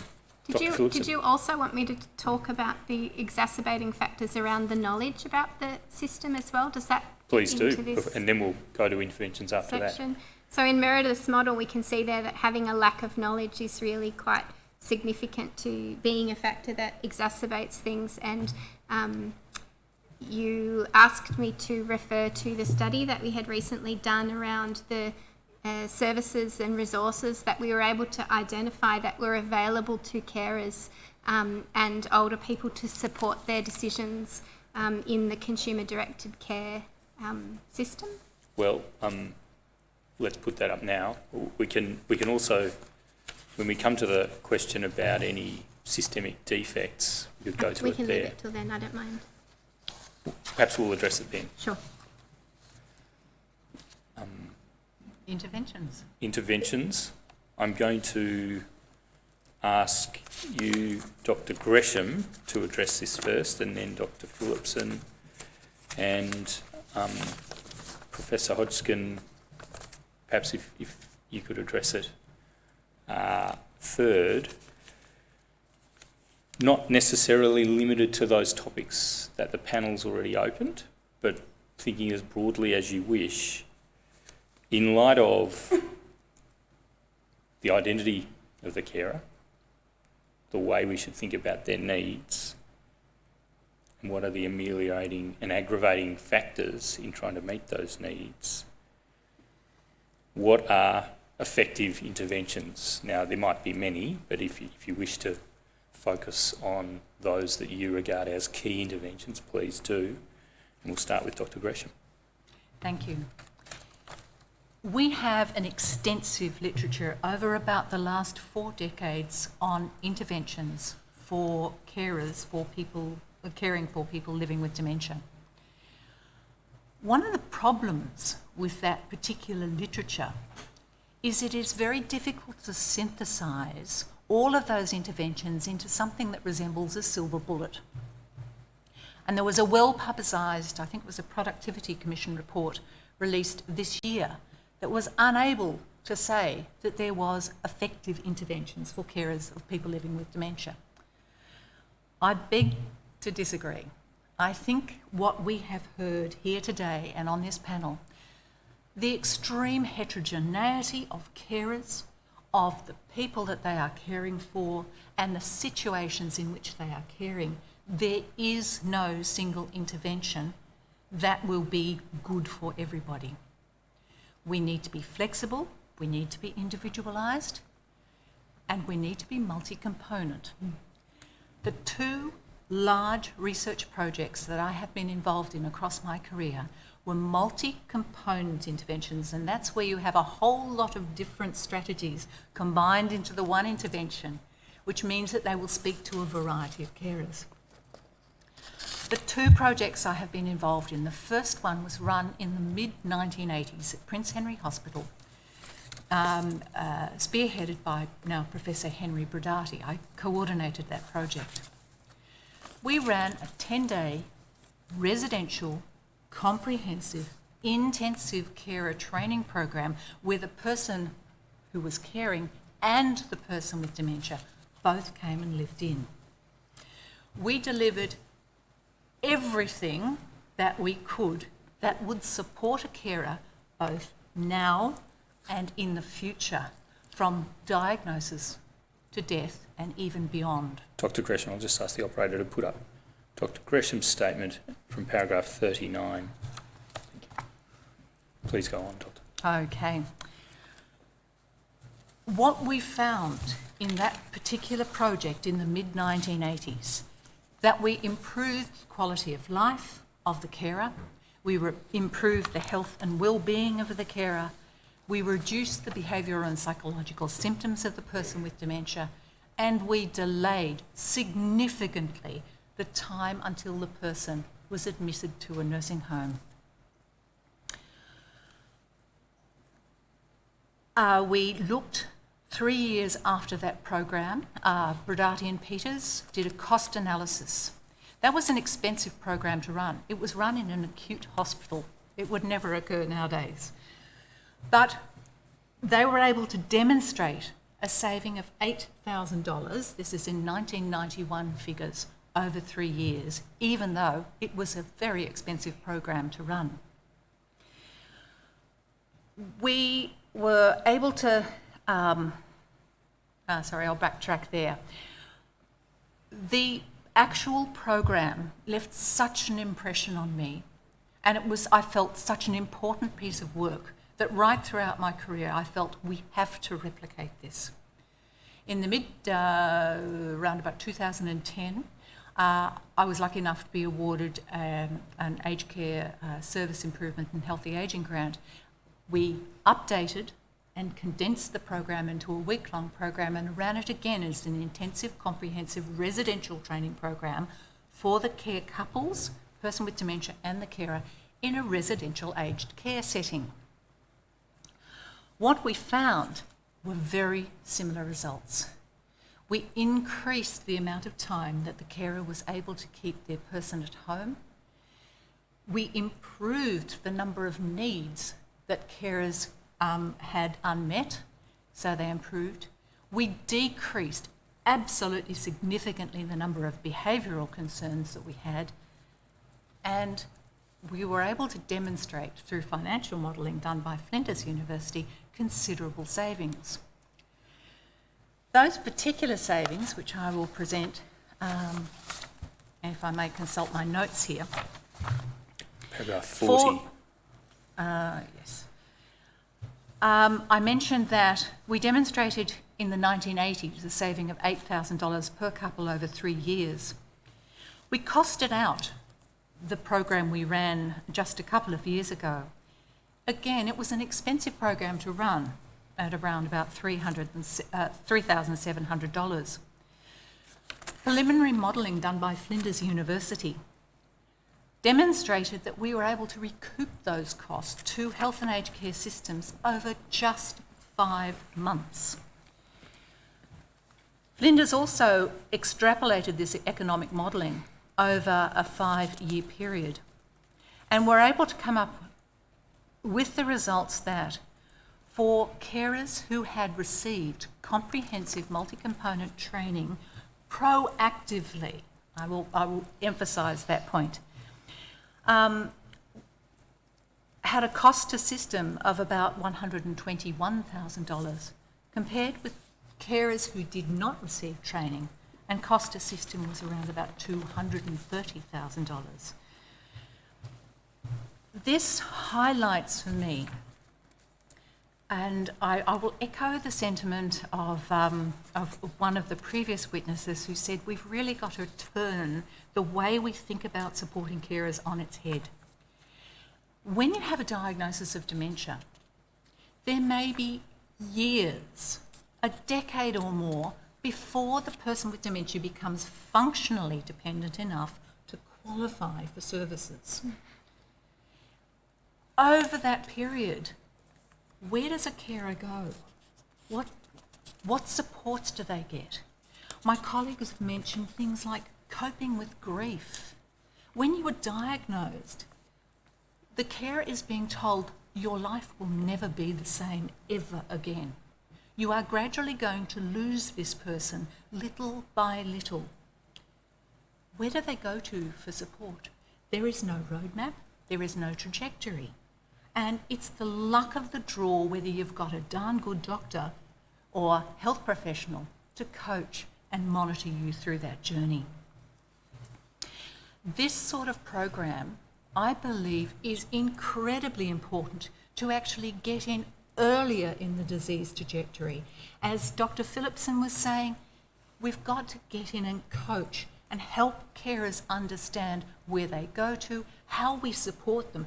Think about those right-hand protective factors on that model there. We've got to get in and boost our carers' ability to be able to support the people that they want to support, and people who are being cared for want to remain at home. Thank you, Dr. Gresham. A couple of quick questions, if I may, just before I go to Dr. Phillipson. Firstly, the Flinders modelling that's updated the economic cost-saving information that you extracted in paragraph 40 of your statement. At what stage is Flinders University's report? Were we able to obtain that? I did actually ask. They are in the process of writing that up. The information has been presented at the Royal Australian New Zealand College of I'm sorry, I can't remember, geriatric conference in New Zealand. So the material has been actually published in the conference proceedings, but it's still under review and currently being written up. So it's preliminary financial information, but it certainly is overwhelmingly positive. Thank you. And the second point was, could you please explain to the Commissioners what form of residential aged care setting is optimal for this program? And you referred to the modern incarnation of this program as the Going to Stay at Home program. What form of residential accommodation is optimal?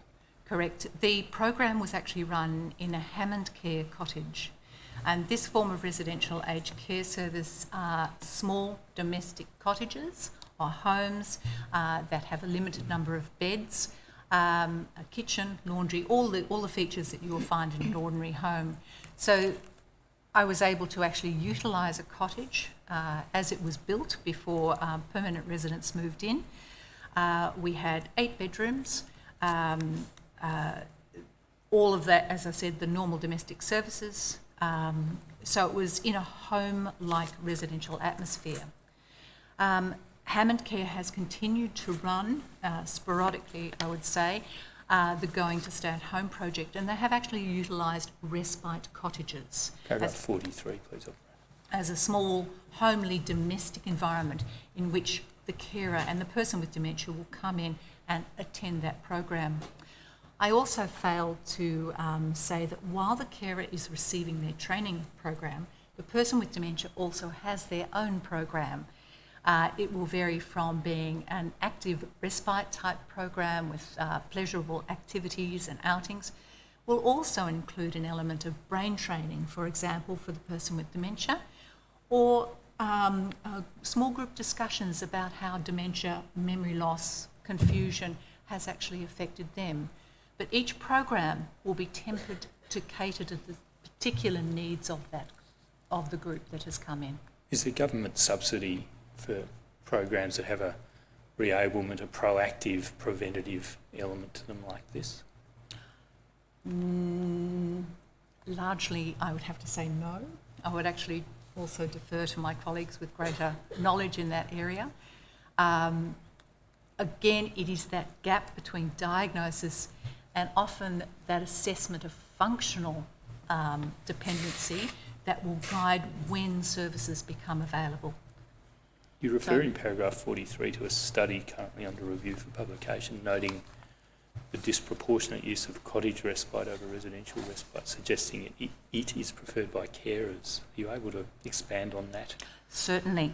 My colleagues at Hammond Care interviewed 126 carers, which for a qualitative study is an enormous number of people.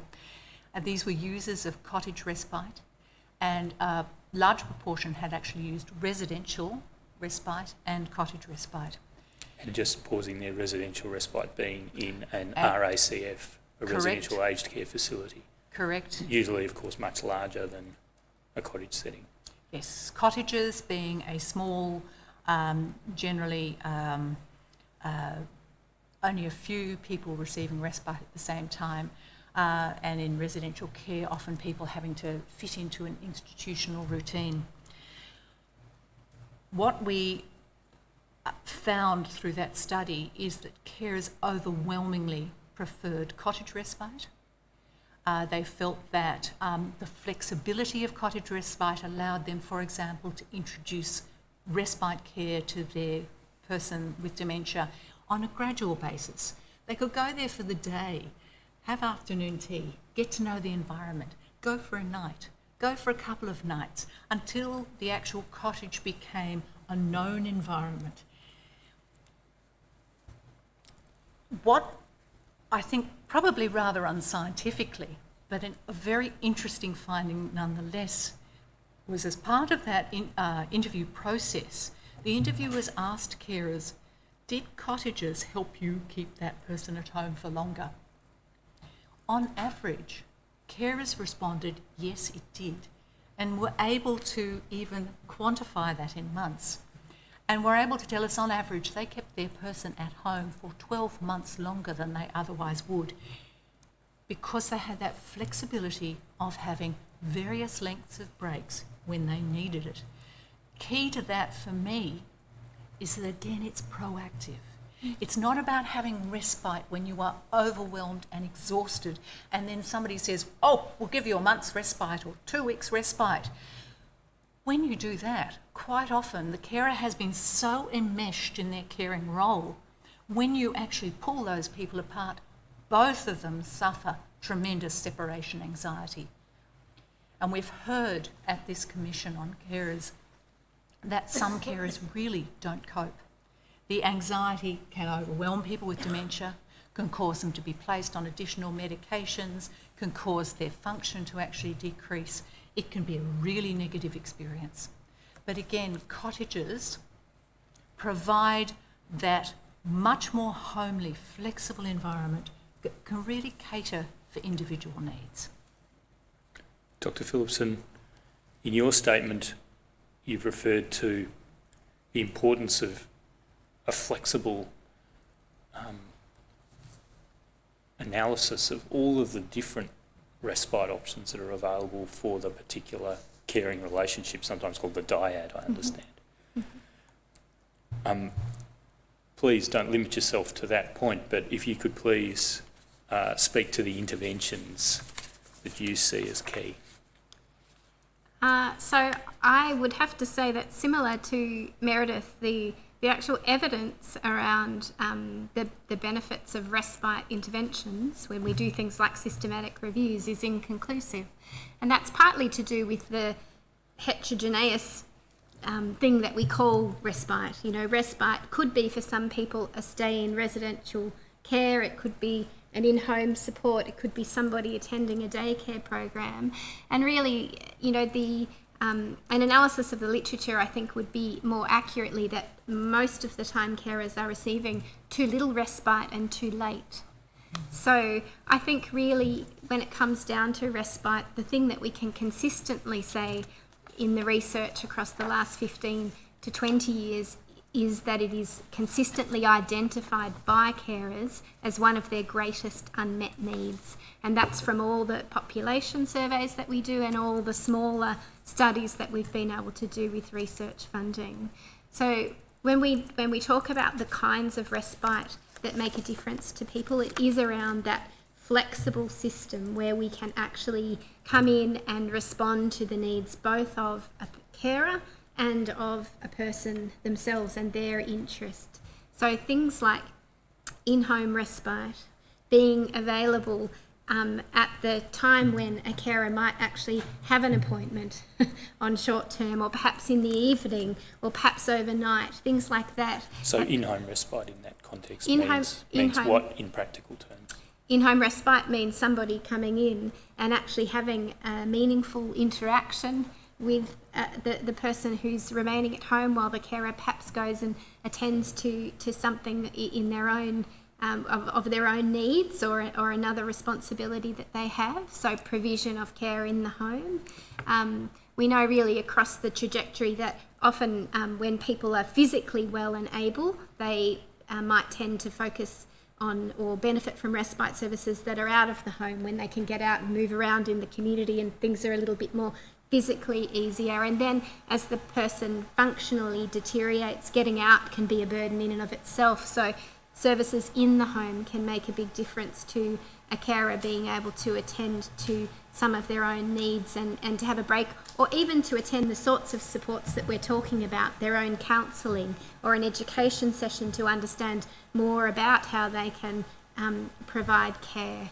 And then we have the residential options. And I would say, consistent with the research that Meredith has talked about, that in the studies that I've done, both during my PhD and subsequent to that, carers have expressed a preference for cottage respite because of the home-like environment and the relational nature of what happens there. However, cottage respite is often not very available for people, and it's often only for short-term breaks, maybe 2 or 3 nights, whereas residential respite care can be available for longer periods, and there are real issues with access to both cottage respite and to residential respite in aged care facilities as well. Thank you. There are some aspects of the assessment of the needs of carers I might take you back to. Is it the case that until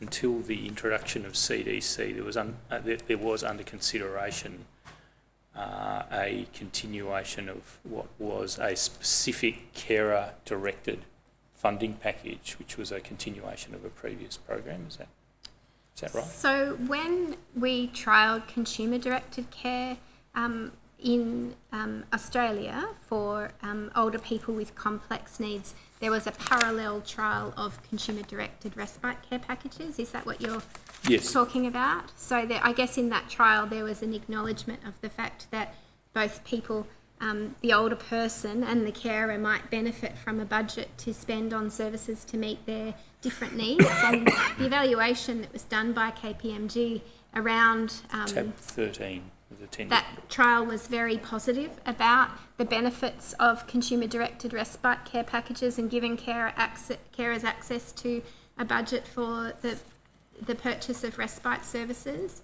If we go to page 4,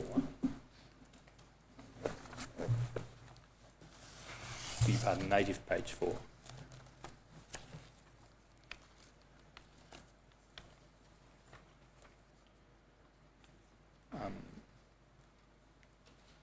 CDRC is defined at a later page as consumer-directed respite care, and if we look at the second paragraph, there seems to be a conclusion expressed about consumer-directed respite care.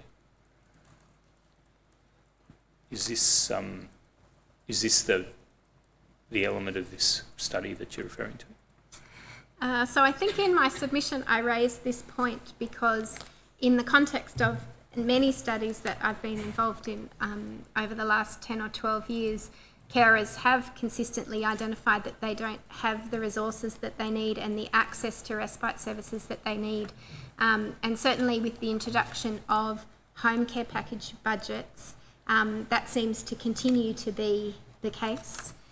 So in a recent survey that we did with carers in the Illawarra, where we studied them over time, their need for their unmet need for respite increased from 69% to 78% between 2016 and 2017, which was during that transition. And certainly in my study of home care packages, I really can count on one hand the number of times that I have seen dollars allocated from within a person's home care package to the provision of respite services for a carer. That's partly to do with the budget limits, but I wanted to raise attention to this particular program because when the CDC trial happened, we trialled both of these packages, and yet we only introduced the package for the older person themselves and for the services for the older person. And I was just trying to find the year in which this study was done. Do you recall? By KPMG, I think the report came out in 2012. Thank you. So the sequence of events was CDC was trialled in 2012, was then introduced progressively in around 2015. 2013 was the first earliest introduction, yeah. And then it became, in effect, mandatory for new packages in 2015, and then it's become the norm for home care packages since that time. Is that right? So probably the other big change happened in 2017 because before that we were in a bit of transition where services were still holding the budget for people's packages, and in 2017 the budget was allocated to the person who then chose the service. So that was the last change that happened with the way the program rolled out. Thank you. And winding the clock back before the very first introduction in 2013, yes. Two forms of consumer-directed care were trialled. That's right. And one of them was specifically directed to the needs of carers for respite. Is that right? So providing both the older person, so consumer-directed care, a budget for services that the older person required, and the CDRC, consumer-directed respite care, a budget for the carer to purchase respite services that they needed. Yeah. And were the findings of the study in relation to consumer-directed respite care positive? Yes, they were. In fact, in some ways, they were more positive than the findings for CDC for the older persons themselves. And is it known generally why consumer-directed respite care wasn't implemented? Well, not to me, no. I mean, I have to say, consumer-directed care, I wouldn't want to say that there are not problems with that particular system for older people in general. We know internationally the evidence suggests that older people, whether they're an older person with service needs or a carer, an older carer themselves, actually find some of the burden that goes with the management of resources and organisations of services difficult. I think the point I'm trying to make is the allocation of resources specifically towards addressing the carer's own needs as opposed to just the needs of the older person and expecting that the secondary benefit will be sufficient enough to meet the carer's needs. Thank you, Dr. Thompson. Professor Hodgkin, could I ask you about interventions, but in particular to focus on whether there are interventions we should be thinking about when the caring relationship comes to an end? Yeah. And that might be, for example, because the person receiving care dies? Yes. So we've just recently conducted a study on palliative care, regional rural service delivery of palliative care, and this particular service runs as a consultancy service only. So those who are providing palliative care in the home get what's called a consultancy service where somebody comes out and says, you can ring this number if you have any trouble, so that there isn't actually any palliative service as such attached to that. And those people that we interviewed in that study, and it was conducted by an ex-honours student of mine, Naomi Mason, and I collaborated with her on that study. They talked about lots of things like going into battle with the healthcare system just to get basic services and help and so forth. So one of the things that we discovered along that route was that people who were recently bereaved were meant to get a follow-up phone call from this particular service to see how they were doing. And we discovered through those interviews that very few people had actually been phoned. Instead, people were phoned, by other services to, basically who weren't aware that that person that they were caring for had deceased, so they were following up on issues to do with their care. What was the effect on the yeah. caregiver, on the former caregiver of being reminded of devastating, that? Really devastating that they got, get calls after the fact, for follow-up. And they talked about being in the void after their loved one had passed on, not knowing, they had some services going, but suddenly there was nothing, and no follow-up bereavement call, and those sorts of issues to do with, finances, wills, sorting out property, a number of things that happen after a person dies that you've cared for that just weren't followed up on. So we are at the moment, Naomi and I, looking at a study where first off we're the first stage is actually doing a comprehensive audit of files in relation to what happens for a carer when an older person dies. So that's taking, we've just got ethics for that, and that's taking place. But the next intervention we're hoping to get funding for is to actually look at developing what we're calling a toolkit, but what it means is a number of resources that are going to be available to the carer once their loved one has passed on, which gives them some clues into what they do about a number of those practical issues that happen after bereavement. So, Dr. Gresham, I know I've already asked you some questions under this topic, but I do want to come back to you on this idea of what happens to the carer after the caring relationship comes to an end in the more social context. What about social re-engagement? What about re-employment if the person's of working age? Do you have any comments to make? Briefly, I have mentioned before that caring relationships can extend over many years, even decades. Over that time, generally with chronic diseases, the carer becomes more enmeshed, more involved in the day-to-day care of that person. As they become more involved, more of their own employment, their social interests, their friends, their hobbies will often fall by the wayside. After that person either is admitted to care or has died, it can take many, many months for the person to start picking up the pieces of their life. And often their social networks have actually moved on. They're no longer engaged with those networks. The employment that they had before may no longer be there for them. They may have lost skills. So for a person to re-engage with social and employment and other life activities can be a challenging and daunting task. And especially as carers will often be absolutely exhausted at the end of their caring career, it can be a very difficult transition back into finding their own identity and their own life. Do any of the panel members know of government-funded programs in that space? No.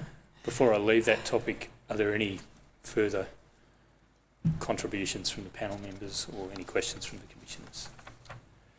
I'll go then to what does the system leave unmet? What are the key unmet needs? What are systemic defects that panel members identify? And again, I'll ask you to limit your responses to those things that you regard as key issues in this regard. I'll start with you, please, Dr. Phillipson. Could I ask the operator to display tab 20? I beg your pardon, paragraph 20. What am I saying? Paragraph 20 of Dr. Phillipson's statement.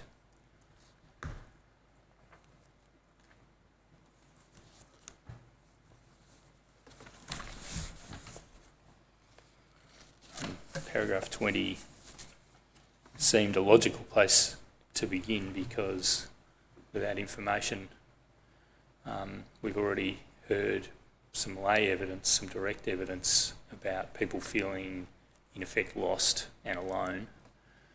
But I'm not seeking to limit you to that response at all, Dr. Phillipson. What are the key unmet needs and systemic defects in your opinion?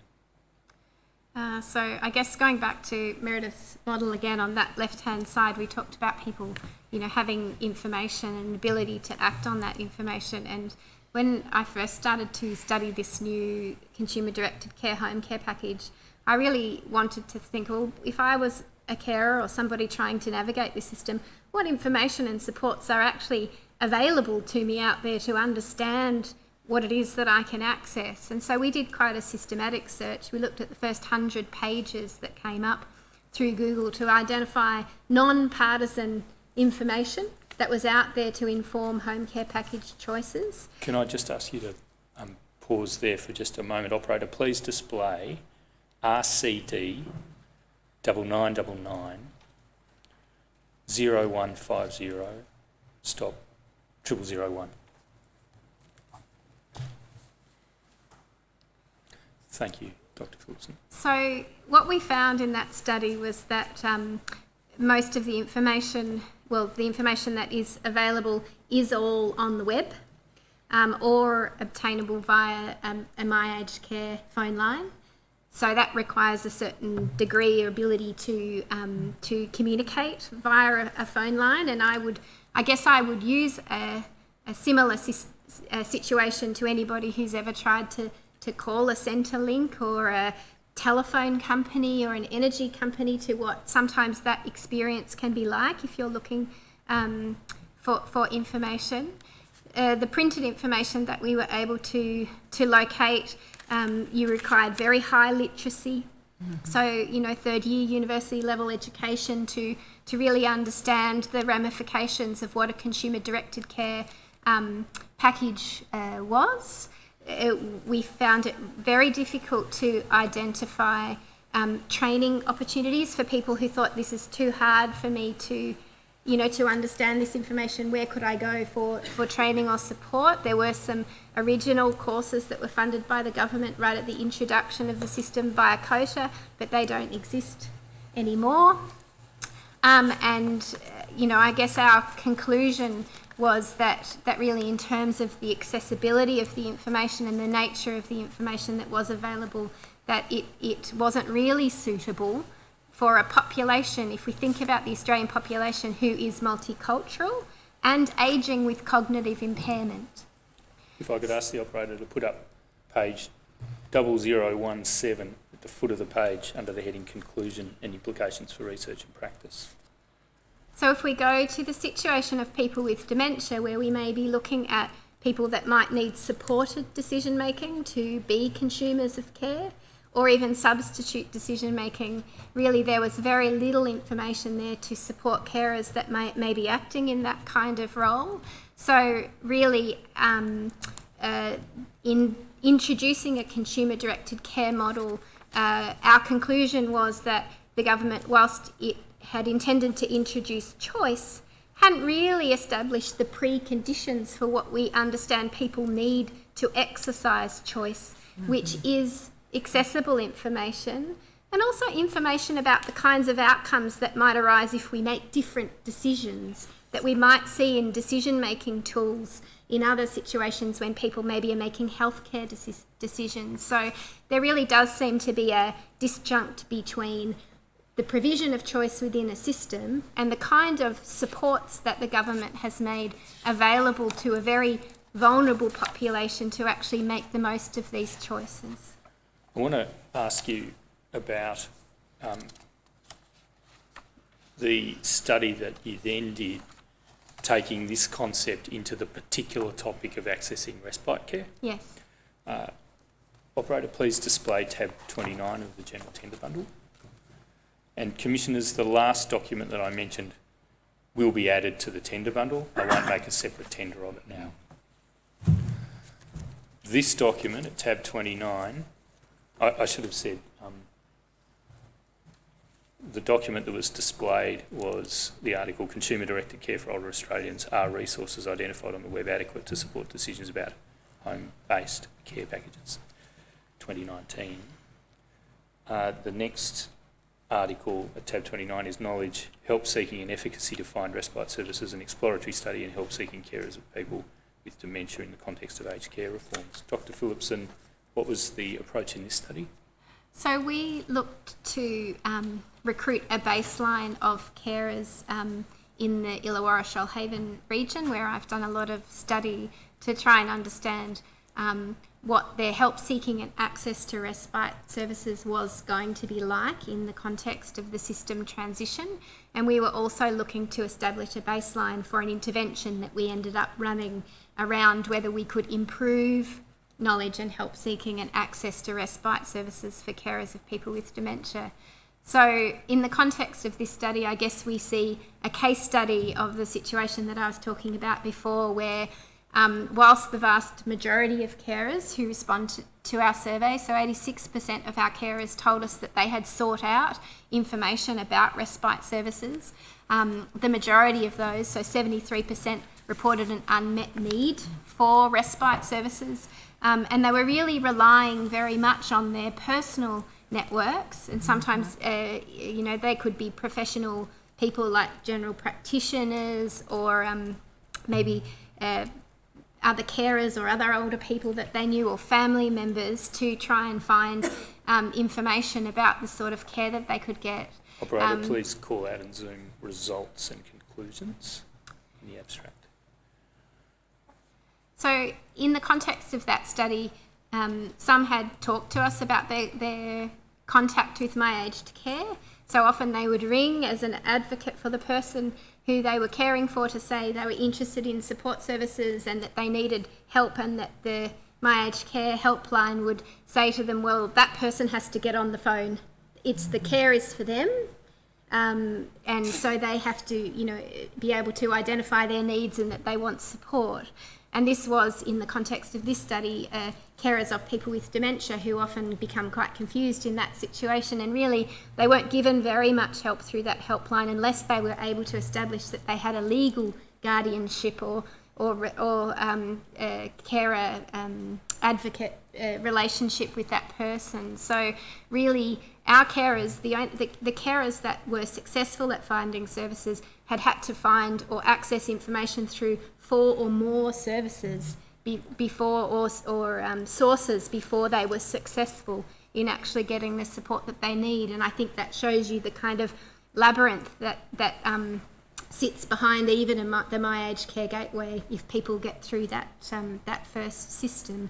And the way that the respite services have been divided up between the different programs, the aged care programs and the new Carer Gateway and the old CareLink and Care Respite Centre, means that all sorts of respite system services actually sit within different programs, so you've got to navigate different systems to access them. I want to ask you about that. Operator, please put up Dr. Phillipson's statement at paragraph 25.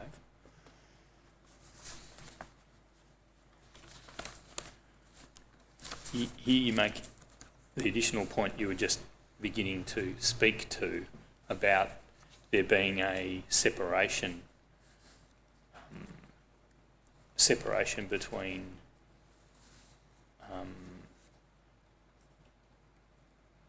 well, it's not exactly in that paragraph, sorry, but I think there is a diagram in the article too, if you wanted to go to that. Oh, yes. Thank you. But I can talk to it while you... Yes, it's actually paragraph 26 of your statement, not 25.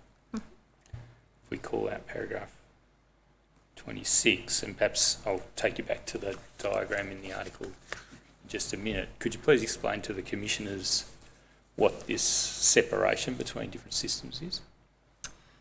So I guess if we think about the nature of respite services, so funding for planned respite services fits within the Commonwealth Home Support Program, which is a program which has been designed predominantly to assess the needs of older people for supports, and as we've heard before and discussed, isn't at the moment really conducting a very comprehensive assessment of carers' own needs. For people with more complex needs, the home care packages program, the allowance for respite services within that program suggests that carers, if their needs for respite aren't met within that program, could access Commonwealth Home Support programs as a substitute or as an adjunct to the home care packages program. But our experience on the ground is that doesn't happen very often. And often the costs of those are quite prohibitive because carers might be charged the full fee for accessing a CHSP program rather than a subsidised fee if it was a service that was being delivered through the CHSP. And also, often that can be quite difficult if people have a single home care package provider and they're trying to access a CHSP service that is actually funded or run by another provider. There can be some difficulties in negotiating that situation. Please display paragraphs 27 and 28 at the same time. The residential aged care respite program requires an ACAT assessment. Emergency respite, up until this point, has required an assessment by the CareLink and Carer Respite Centre, which is another gateway. But I do understand that the new Carer Gateway will be able to provide people with information and assessment and access to emergency respite when that service is introduced in September. However, they don't I'll just stop you there if I may, Dr. Yep. Phillipson. If we go now back to Dr. Phillipson's article at tab 29, on the second page, there's a schematic describing that division you've just explained. Yep. And so there's a different pathway depending on whether the carer is seeking to plan in the medium or long term. That's the My Aged Care Gateway. Or whether the carer is facing an unplanned emergency, in which case, currently and up to date, the carer has had to go to the Department of Social Services, CareLink and Carer Respite Services, is that right? And now those services are going to be replaced, is that right? So my understanding is that the emergency respite services will be part of what the new Carer Gateway will provide access through the RDP, the regional providers.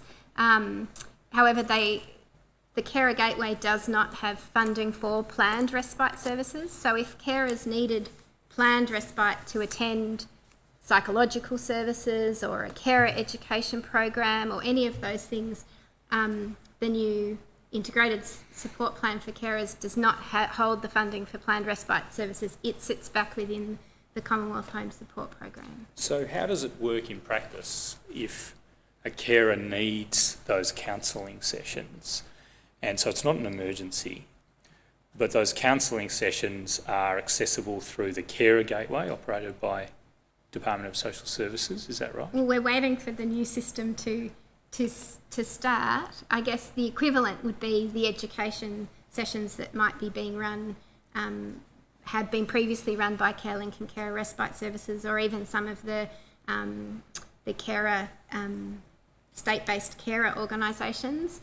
A lot of those programs carers have struggled to access, or even dementia education programs through organisations like Dementia Australia. They've had trouble accessing those programs because they've been unable to access the planned respite they need to get there. So in practical terms, if I'm a carer caring for a loved one 24/7 and I desperately need counselling and education, assuming I know about the Department of Social Services Carer Gateway, I might find out about some useful counselling programs offered in my locality, and I might see when the times are and I might be put in touch with them. But I can't say it's an emergency, so I can't ask the Carelink and Respite service for to come in and look after my loved one while I go to that session. It's planned respite. So what do I have to do then? So I can't get out of the house without obtaining some respite care. What do I do? So if you are caring for somebody who had a home care package, you could try and negotiate some extra care. But if the budget's exhausted, then that might be difficult. You might have to forego another service that week. You know, the person might not have to have their shower. So you can go to your education session, and a lot of carers aren't prepared to put their own needs in front of the needs of the person. So and who do I speak with to try to obtain that help? Is it the Carer Gateway? Well, it would have to be with your home care package provider of the person you're caring for, or there is that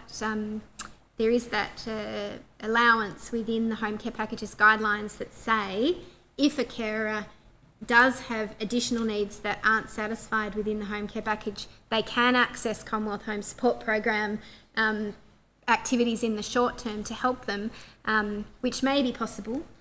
But you can see the kind of situation and the efforts that this carer who's under strain, who has particular needs, is having to go through just to organise for themselves to be able to access a program to help them care better or get psychological services. So it seems to me to be a bit of a fatal flaw that our new Carer Gateway has not been provided with sufficient funding to actually support the planned respite services that carers will need to access what could be quite valuable services for them. Thank you. Now, just while we're on the topic of that additional assistance that might be available under either the home care package or the Commonwealth Home Support Program, could you just expand on that again? So within the home care packages guidelines, there is a statement or a clause that says if a carer's need for respite, and I don't know if you can bring up the actual word, but there is that sense again of strain or stress, or if they really, can't cope without some extra respite, that they can access. So it's tab 55, please, operator. They can access some other supports through Commonwealth Home Support Program. If we go to tab 55, this is the Commonwealth Home Support Program manual.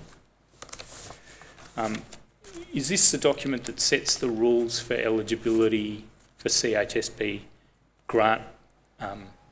grantees, providers who've received grants under that program to provide subsidised assistance to people? Yep. And if we go to page 70, native page 70, in the heading Access and Interactions, there's a section dealing with the interaction between home care packages and Commonwealth Home Support Program. In native page 70.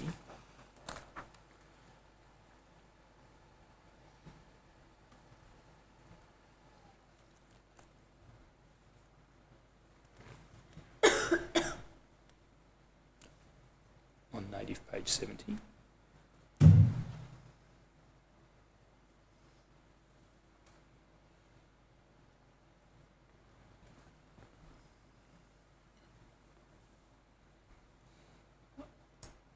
While that's being brought up, might I ask whether you think the story you just told is an unintended or an intended consequence of the establishment of the new system? I think it was probably unintended. So as part of an aged care service grant that I was involved in a few years ago, we did some interviews with service providers and policymakers, and in the context of that, those interviews, this whole idea about the complications that had arisen from taking on aged care reform but leaving carers till later, and the unintended consequences of that, leaving the new carer program without any money for planned respite. I can only reflect on some of those comments. I would say it's probably an unintended consequence, and I think probably in response to the government trying to address what they see as the very substantial needs of our growing ageing population, they were really looking for any way that they could to boost the budget within the Commonwealth Home Support Program. So the money moving from a National Respite for Carers program, which used to exist, into that program certainly would have provided some more resources within that program as well. The big problem is the separation of those systems and them not seeing that relationship and the needs of that relationship as being both interdependent and independent. And really that's the challenge that we're talking about, that the needs of one can't be seen without looking through the lens of the other as well, and yet they have both got different needs. So yeah, I would say it was an unintended consequence. But one that needs to be dealt with, because ideally you would have a system where both the carers framework and the other side, administered through the health department, could draw down respite care services as and when required. Well, the whole idea of a consumer-directed care program and people with complex needs was to give people more control and choice over what they were using their services on. Yes. So the idea that we're saying, well, you've got this budget, but actually if it's not enough to meet your needs, and that's been a big problem with the home care packages budget, that they have been not adequate to meet the higher order needs of the person that is living with needs, and I've been studying quality of life of people with dementia on home care packages over the last 4 years as well, and those budgets are not meeting their needs for meaningful activity and social participation, let alone meeting the needs of a carer for respite. So to call that choice and control, that if you've got a package and it doesn't meet your needs, then you better go back and negotiate with another program which could meet your needs and a whole set of other service providers. And if you want an assessment, go to a carer gateway. It doesn't feel very much like choice and control to me. Or user-friendly. No. Thank you. Dr. Phillipson, can I just ask you to address that issue that arose from some of your earlier testimony? You referred to a means by which, under the Commonwealth Home Support Program, there could be access to some additional funding for respite. Have I found the right reference? Near the foot of page 70, operator, please go to the third, about the second last full paragraph on the margin. There are 4 defined circumstances, and call out that text and the rest of the page.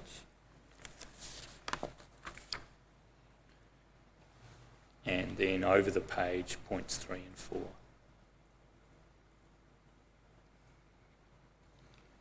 Yeah, that's what I'm referring to. And there's a similar kind of paragraph within the home care packages guidelines as well that says if there's an identified need for carer respite, then the person should be able to access services back in that other direction. I would say to you again that on the basis of studying the dyad that is receiving home care packages, I really have only seen that situation be offered to people at quite high cost, so cost recovery rather than a subsidised. So one of the carers that comes to mind immediately before they transitioned from CHSP to a home care package were paying $8 a day for a day respite program, and if they wanted to use that program once the person transitioned to a home care package, it was going to cost them $80. So that cost was prohibitive. So just pausing there, there's an important point to be brought out here. If a person is in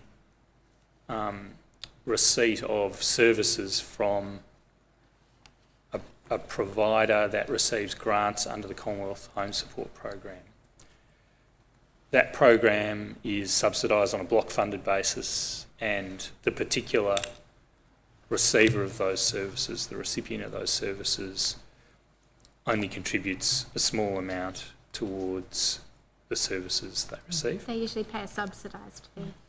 And this is, of course, the program, CHSP, that is described as entry level and low level. That's right. If, however, the care recipient suffers a deterioration in their condition such that they need higher level care, they're meant to be progressed into home care package. That's right. However, when they get to home care package, the rules changed. Under CDC and the other rules of the home care package program, they have to be charged on a full cost recovery basis. Is that right? Well, I think there's all sorts of models that are working, and there's very little transparency out there around what fees people are paying. And, you know, if you're doing research, it's quite difficult to work that out in terms of when you're making that choice. But all that I can say is, in my experience of working with carers and people who have been on a home care package, that has been their experience, that they've been told that because they're receiving the funding as a allocated budget, that is their subsidy, and that they pay and purchase services then at a full cost recovery amount. And when it comes to respite, in your statement, you're saying that tends to be only, in effect, purchased out of a home care package when other needs have been met, and it's at this far higher cost to the care recipient and their carer. That's right. Than under the CHSP. Yeah. Even though the home care package is meant to be addressed to people of higher need than the Commonwealth Home Support Program is. But the fee that people may be paying for any of their services within their home care package would be often far greater than what they were paying for it if they were receiving, for instance, personal care assistance through the Commonwealth Home Support Program. That's the way the system works. Sorry, Dr. Phillipson, would you agree that this paradox of fees runs quite contrary to the Medicare system, so the health system, where sicker you are, the more likely the services are to be packaged around you and available free of charge? So one of the principles of consumer-directed care was supposed to be about enabling choice and increasing transparency, but it has certainly brought a lot of complexity for people in terms of making choices often without any sense of what those costs might be to them.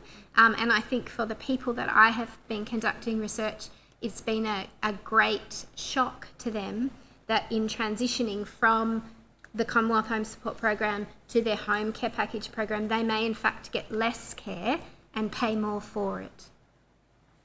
And one of the principles of CDC has also been around that, the idea that if people have the means to pay for their care, then they should be doing so. So there's that whole sliding scale fee and income testing that can be very stressful for people to go through as well. And that's a layer of complexity that doesn't apply to the Commonwealth Home Support Program either, is that right? Mm-hmm. And in the context of all of that explanation, thank you very much for explaining that in detail. In the context of all of that, when we come to the points at the bottom of page 70 of the Commonwealth Home Support Program manual, there appears to be, in limited circumstances, the ability of the carer and the care recipient who are in receipt of a home care package, in some circumstances where the home care package has been fully allocated and exhausted, the ability to get some respite under the Commonwealth Home Support Program. However, it's limited, is it? What are your remarks about this? The language there tells us very much that it's emergency and short term. But again, I would say that in the practice of it, the costs of that have been prohibitive for many people, like the paying for the cottage respite, for instance, $800 or $900 for a few nights, whereas they might have used it before as CHSP clients. It might have cost them $150 or something even less. There seems to be more problems if the home care package provider is a different provider to the CHSP provider.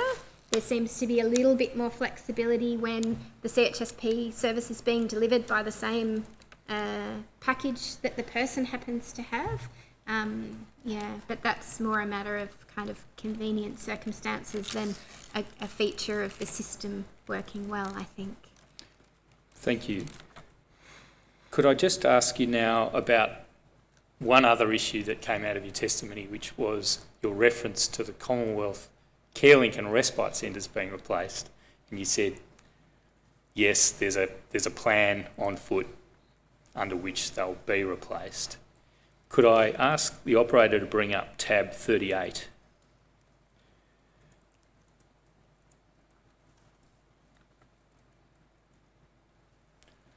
Is it this program, the Integrated Carer Support Service, that is providing for the replacement of the Commonwealth Carer Respite Services? So again, I'm going to say this is on the best nature of my research and trying very hard in developing respite coaching modules for carers to take to understand how the system works. It is my understanding that Commonwealth Carer Respite Services, their functions have been diminishing and decreasing, and all they're currently left with at the moment is the emergency respite, and that the provision of emergency respite services will be taken over by the new regional carer delivery hubs within the Integrated Carer Support Services. Thank you. So if we, operator, please go to tab 37. But none of this starts until September, and I rang my CareLink and Care Respite Centre in our local region last week again, and she said they still don't know who will be taking over the contract for that service in September. So they're just taking the calls for emergency respite, and they're not sure who will be the successful provider of those services. Thank you. If we go to page 0019.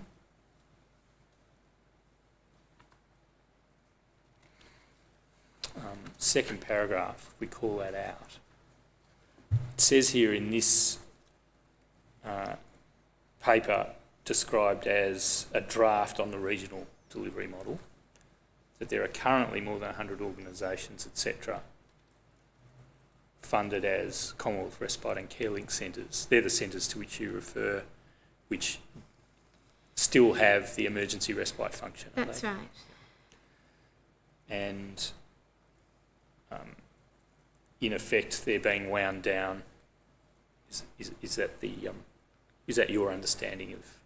Well, my understanding is that the current services that they're providing around the delivery of emergency respite services will be taken over as part of the new integrated carer support services that are provided by the regional delivery partners. Yep. And according to your inquiries, it's still uncertain exactly what shape that will take. It may be known to the department, but it wasn't known to the current organisation who runs the Commonwealth Respite and CareLink Centre in our region. Yep. So, operator, please go to the heading Proposed New Model, and if we call out down to option A and option B, we understand, Commissioners, from a paper provided by Department of Social Services that for some 18 or 19 areas, there's an expressions of interest or tender process underway in relation to those areas. We'll be taking this up with a witness from the DSS tomorrow. Can I say, I think that makes sense, that that's where those services should sit. The big limitation that I see for the new model is that they haven't got a bucket of money to support carers to access planned respite services that would allow them to actually take advantage of the new services that will be on offer. Thank you. Well, thank you very much, Dr. Phillipson, for your evidence about those complexities in the system. I now want to ask Professor Hodgkin, what are, from a rural perspective, some key deficits or defects that you perceive in the system as it stands? Okay, so in our consumer directed care study, when our research officer was going out to see some of the community dwelling older people in rural areas, they were totally confused about what package they were on. They'd have the paperwork in front of them and ask the research officer, can you make sense of it? And because she wasn't there as a clinician, more as a researcher, she said, well, I can't really have a look at that documentation. But they were some of the issues in relation to not understanding what their package was, what they could spend their funding on. From the provider's point of view, and picking up what Dr. Phillipson was saying, you know, that they were recommending with older people to stay on their Commonwealth Home Support Package than accept a level 2 home care package, because it was going to cost them more money, you know, full cost recovery for some of the services that they had been getting prior to that. So the providers were, you know, there was some encouragement or at least tutoring of the older people in relation to don't accept that at the moment. And when we looked at the figures, so this was for a northeast region, and there was 5 east in Victoria and 5 providers. Overall, there was 1,800 people on Commonwealth Home Support Package, and then when we looked at the HCP packages, there was like 150 or 60. So there's this huge discrepancy. So somewhere rural people are not being able to access these packages. The providers talk about their frustrations about not being able to obtain level 3 or level 4 packages for their clients, and saying obviously the level 2 aren't sufficient at this period of time. So there's all those issues, and then that affects all the things that we've discussed today in relation to, you know, respite and carer education, and, you know, a number of things that the carer might be able to get out of the package that at the moment they're accessing through the Commonwealth Home Support Package instead. So there's the other thing I think is in relation to education of carers, and I hear my 2 colleagues talk about it, and I'm, you know, envious that some of these programs exist, because they certainly don't in rural areas. So, you know, and I think I have enjoyed my time here, giving evidence here, because it makes me understand in some ways how limited, having heard the discussion, it's even more limited in rural areas, and it's quite concerning, I think. So, yeah. That. Thank you. Dr. Gresham, I'll skip you for the purposes of this topic, and I'll go to our final topic and ask for, in effect, a wrap-up from each of our panel members concerning what they see as key recommendations they'd make to the commissioners, key reforms that are needed. And again, we can't cover everything, but I'll start with you, Dr. Gresham. What are the key unmet needs that you think should be met with a recommendation of some kind? Thank you. Very briefly, I would very much advocate for proactive intervention for carers, rather than what we have is largely a more reactive set of services and supports. Family or informal caregivers are the backbone of aged care support in this country. And we need to recognise that. We need to recognise the pivotal role that family caregivers play, and we need to provide those family caregivers with the right sort of support at the right time. In terms of practical recommendations, 30 years ago when I started in this area, the sentiment from carers was that they would get a diagnosis, and the diagnostician, the specialist doctor, would say to them, go home and manage as best as you can and start looking for a good nursing home. The tragedy is that I still hear that today. We need a pathway We need a supported pathway for carers of people with chronic diseases to get on, so they have some person they can contact. They have some inkling of what's next. Where do I go? It is clearly outlined, a pathway is clearly outlined in the Australian Dementia Clinical Guidelines. I think 90 to 100 of the guidelines, the recommendations, is about a pathway. And a pathway is not rocket science. The second recommendation I think we need is that we cannot expect carers to choose to decide on their own care unless they are provided with the information, education and support to understand what are the ramifications of the choices that they make.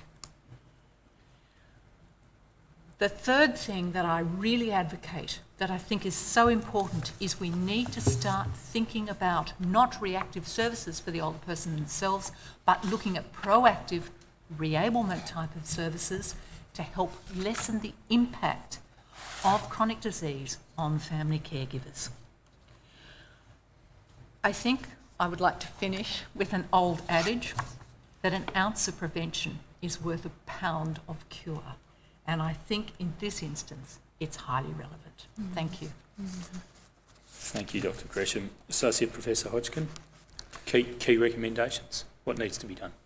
I think if I look across regional areas, the system is very fragmented and limited, so limited and fragmented.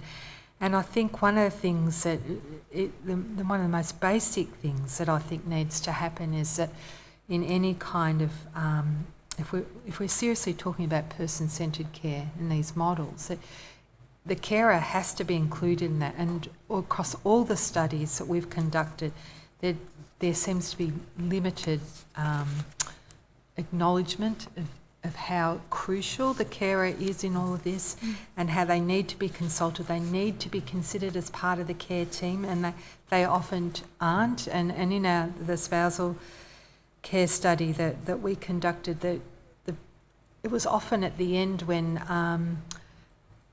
the carer went up to the care team afterwards and said, "Can I have a quiet word?" And that quiet word was about, I've got some issues that I need to discuss. That's a good plan, but you haven't talked to me about it and haven't included me. So I think that it even gets back to that basic thing of thinking about how crucial the carer is, consulting the carer, making sure that they're part of the care team. And I've been scratching my head to come up with some models of service delivery that are integrated in rural areas, and I've been looking to kind of the Netherlands and talking to them about some of the projects they've got going. And one of them is called the Sustain Research Project, which is paragraph 55. Yeah, which is a project which has been conducted across several European nations countries where they actually are, the Sustain group are looking at person-centred care and models of person-centred care and the best models, and then testing those out and then coming back with some key recommendations going forward. So there's a number of innovative projects there, such as CareWorks Berlin, which is really aimed at, and I'm with Dr. Phillipson here, I'm much more in the community care space, but it's much 56. More at looking at improving community care through highly integrated services. So that I visited this not so long ago when I was in Europe, and think some of the ways forward might be with these other international countries which have had similar issues and problems with what they call the cash for care programs that are in operation. So, yeah. Thank you. Dr. Phillipson, what needs to be done? So I think in the long term, this separation of carer from older person has really kind of been highlighted as problematic. So I really do think that in the end we need a system that assesses comprehensively the needs of the dyad and provides coordinated care that meets those needs, because there can be a lot of overlap and there's a lot to be gained through the delivery of services that are meeting the needs of both at the same time, and an enormous amount to be lost through the separation and duplication and burden that goes with navigating systems that don't, that, you know, kind of see you as somehow separate. And I do think that is a philosophical issue. I think that has come in through this introduction of consumer-directed care and the atomisation of people as individuals with particular individual needs that need to be met. I think really we've highlighted the fact that people actually don't just need information, but they actually need advice and supports to make good care decisions. And I think particularly in complex situations, you know, like people living with dementia, we've got lots of evidence around things like dementia link workers working. There's programs again in the Netherlands like the Berkzog nursing programs that show that highly targeted interventions that are delivered by health professionals, they might be more expensive in the short term, but in the long term that they provide much greater benefits for carers and for people with dementia over their journey. And again, that's quite relational care. And again, it's about access to health professionals who can provide that training and support and that both carers and people with dementia need. And we have things like breast care nurses, but we don't have dementia link workers, care nurses that are actually supporting people through this very complex journey. So the health professional sort of end of the system seems to be around assessing eligibility. So we'll employ healthcare workers to make sure people are eligible for the programs, but then we won't provide people with anything but information. We won't provide them with that advice that they need to make good decisions as their situations change as well. So access to health professionals who can provide advice over the trajectory from diagnosis to end of life care.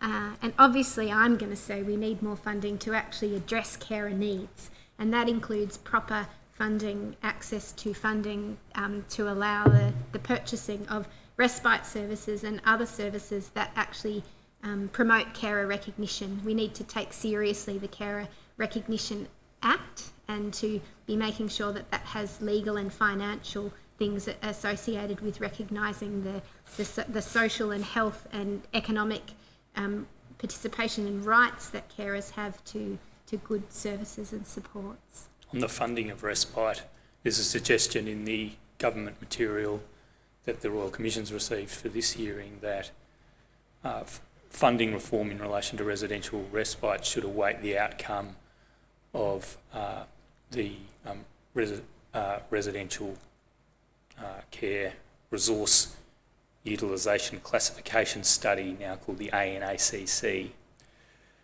and it should be a reform that is in effect put on pause until the outcome of that study is known. What do you say to that? So we haven't really focused on residential respite in aged care facilities at all, and there are big problems with people being able to access those services. They're predominantly being filled by aged care organisations by people as a transition into permanent care, and people that need access to residential aged care beds for true short-term respite with the intention of moving back into the community find it very difficult to access care when they need it at appropriate times and the appropriate sorts of facilities. The waiting for the ANAC results in the RACS study won't help the model for residential respite. That study, residential respite funding, was out of the scope of that study. We really need an independent review of the models and the sustainability of residential respite care. Waiting for that study, it wasn't, the study didn't include the data collection of people and the care needs of people that were there on respite stays. Its focus was on funding for permanent residents. So your evidence is we shouldn't be waiting for the outcome of RUCS? No, I think we need a separate study.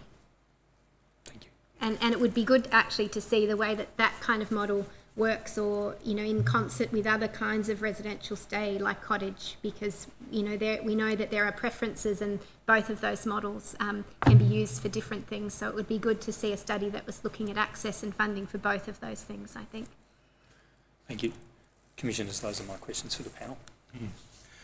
Yeah. One thing seems clear from your evidence and wish lists, and that is the current system has to be amended such that everything involving aged care, including the interests of the carers, need to be brought under the one umbrella and regulated by one institution in a coordinated fashion. But there'll still have to be rules, there'll still have to be forms, or there'll still have to be log-ons on computers or whatever it may be. Now, there are going to be a lot of people, particularly as the next generation that is familiar with computers and dealing with these sorts of matters online, who'll be able to cope with that. Or they will have family members or good friends who can do it for them. But if they are going to make informed consent or choices, the sources of information that are presently available don't seem to be sufficient. And I'd be interested in your comments as to whether there ought to be, in addition to the options that are currently there,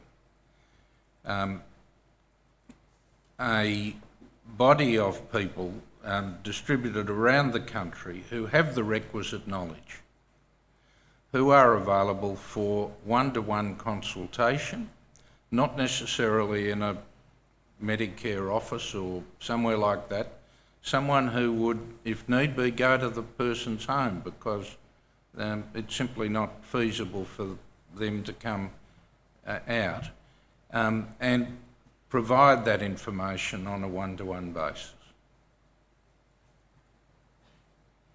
One of the things that we've been looking at, or we trialled in Wangaratta, is an information hub where older people could go and volunteers help with access onto my aged care and take them through a number of key things.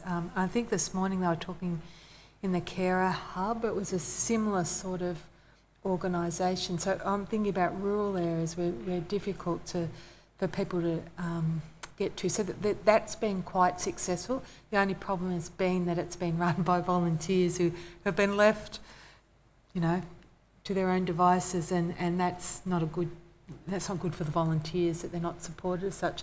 But those sorts of models, I think, in rural communities do work, where there's good information hubs available and older people can access them and not feel quite so isolated.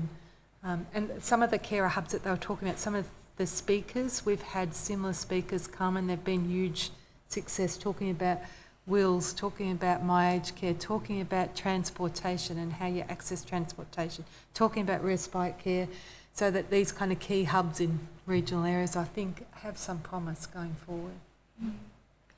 This sort of information can also be delivered in small groups. We found throughout the Going to Stay at Home program, before carers could actually take on new information, they needed opportunities to ventilate, to tell their story in a safe psychological environment. It was only after that happened that they realised that, yes, there were people who were in the same situation. They were not alone, that they were able to actually take on new information. What we've found is, even with that 1 week program, the nature of information, the problem solving, and the other activities, we had set carers up well for the rest of their caring journey to be able to utilise services and supports in a way that was going to be effective for themselves. So I think there are a number of delivery mechanisms, but I think what Dr. Phillipson said is people do need that interpersonal, relational way of working. Certainly for this generation we have now, and certainly over the foreseeable decade. It's very important. I think there could be ways we could equip places that people go already. Like practice nurses could actually, it's not just information people need, it's actually support to go through the process. And so we hear stories all the time of, people, graduate carers who now help other carers to, say, bring in your paperwork, I'll help you do it in small group kind of settings, or practice nurses in GP surgeries kind of helping people do the paperwork. I know that sort of providers of culturally and linguistically diverse services, they've really just taken on this extra responsibility to help people just to fill out the paperwork, because that's what it's required. I mean, we've got a navigator trial at the moment. The system we've invented is so difficult to navigate, we've now got to fund an alternative navigator trial for vulnerable groups. And the system was to fund care for vulnerable groups. It's a really strange situation to be in. But I would say your idea of shop fronts and outreach services is a good one, but not just for information, for the actual support to do it, and the expert advice to say to people, on the basis of your aged care assessment, which was done by a multidisciplinary healthcare team, these are what we actually recommend, because that's where people also fall down. What do I do now? I've got all these services calling me and I don't know who they are and which one will be best. People actually often need some expert advice, not just a fact sheet of information. Because remember, they're under stress, they're under strain, they've only sought help because they're finding their situation incredibly difficult. Well, they've first got to know that help's available, and that requires advertising, presumably in local press, particularly in the rural areas. But you'd have heard the evidence today about how the Mildura Carers Hub works. Yes, and it's struggling at 1 day a week at the moment. But if that were to be a 5 day a week operation, then it would meet the sort of model you've got in mind. That's right. But older people are already going to council services and local doctors' surgeries and all of these sorts of things. So even being able to find a model to extend the services of places people are already going to access help and support would be another way of thinking about it. Each of you, if I may say so with respect, have an enormous volume of knowledge about how the present system works and, more importantly, doesn't work and is unlikely to work in the future, even with proposed modifications. May I ask, have any of you been consulted by government department policy advisors about the sorts of matters you've given evidence here today about? So I've had some contact with the carer policy department. So when we ran a trial around respite coaching for carers of people with dementia, I sent them an email to say, we've just done this, these are the things we learnt about them. So I went and visited and shared that information, and have had a bit of contact in the way that they're thinking about the coaching program. That's a few years ago now. And I also was recently on a dementia in the community policy think tank kind of event that happened in Sydney. They've been my two experiences.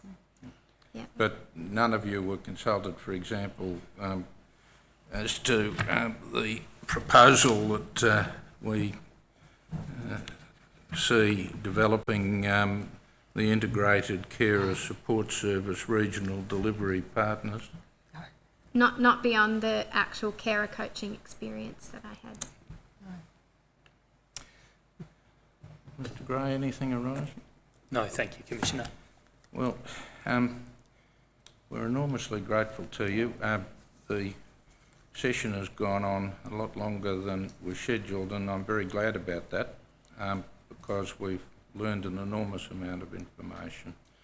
We thank you for coming here and sharing it with us, and we'll do our best to absorb it all, and you have the comfort when you read out your wish list that the transcript was operating, and we have it in black and white.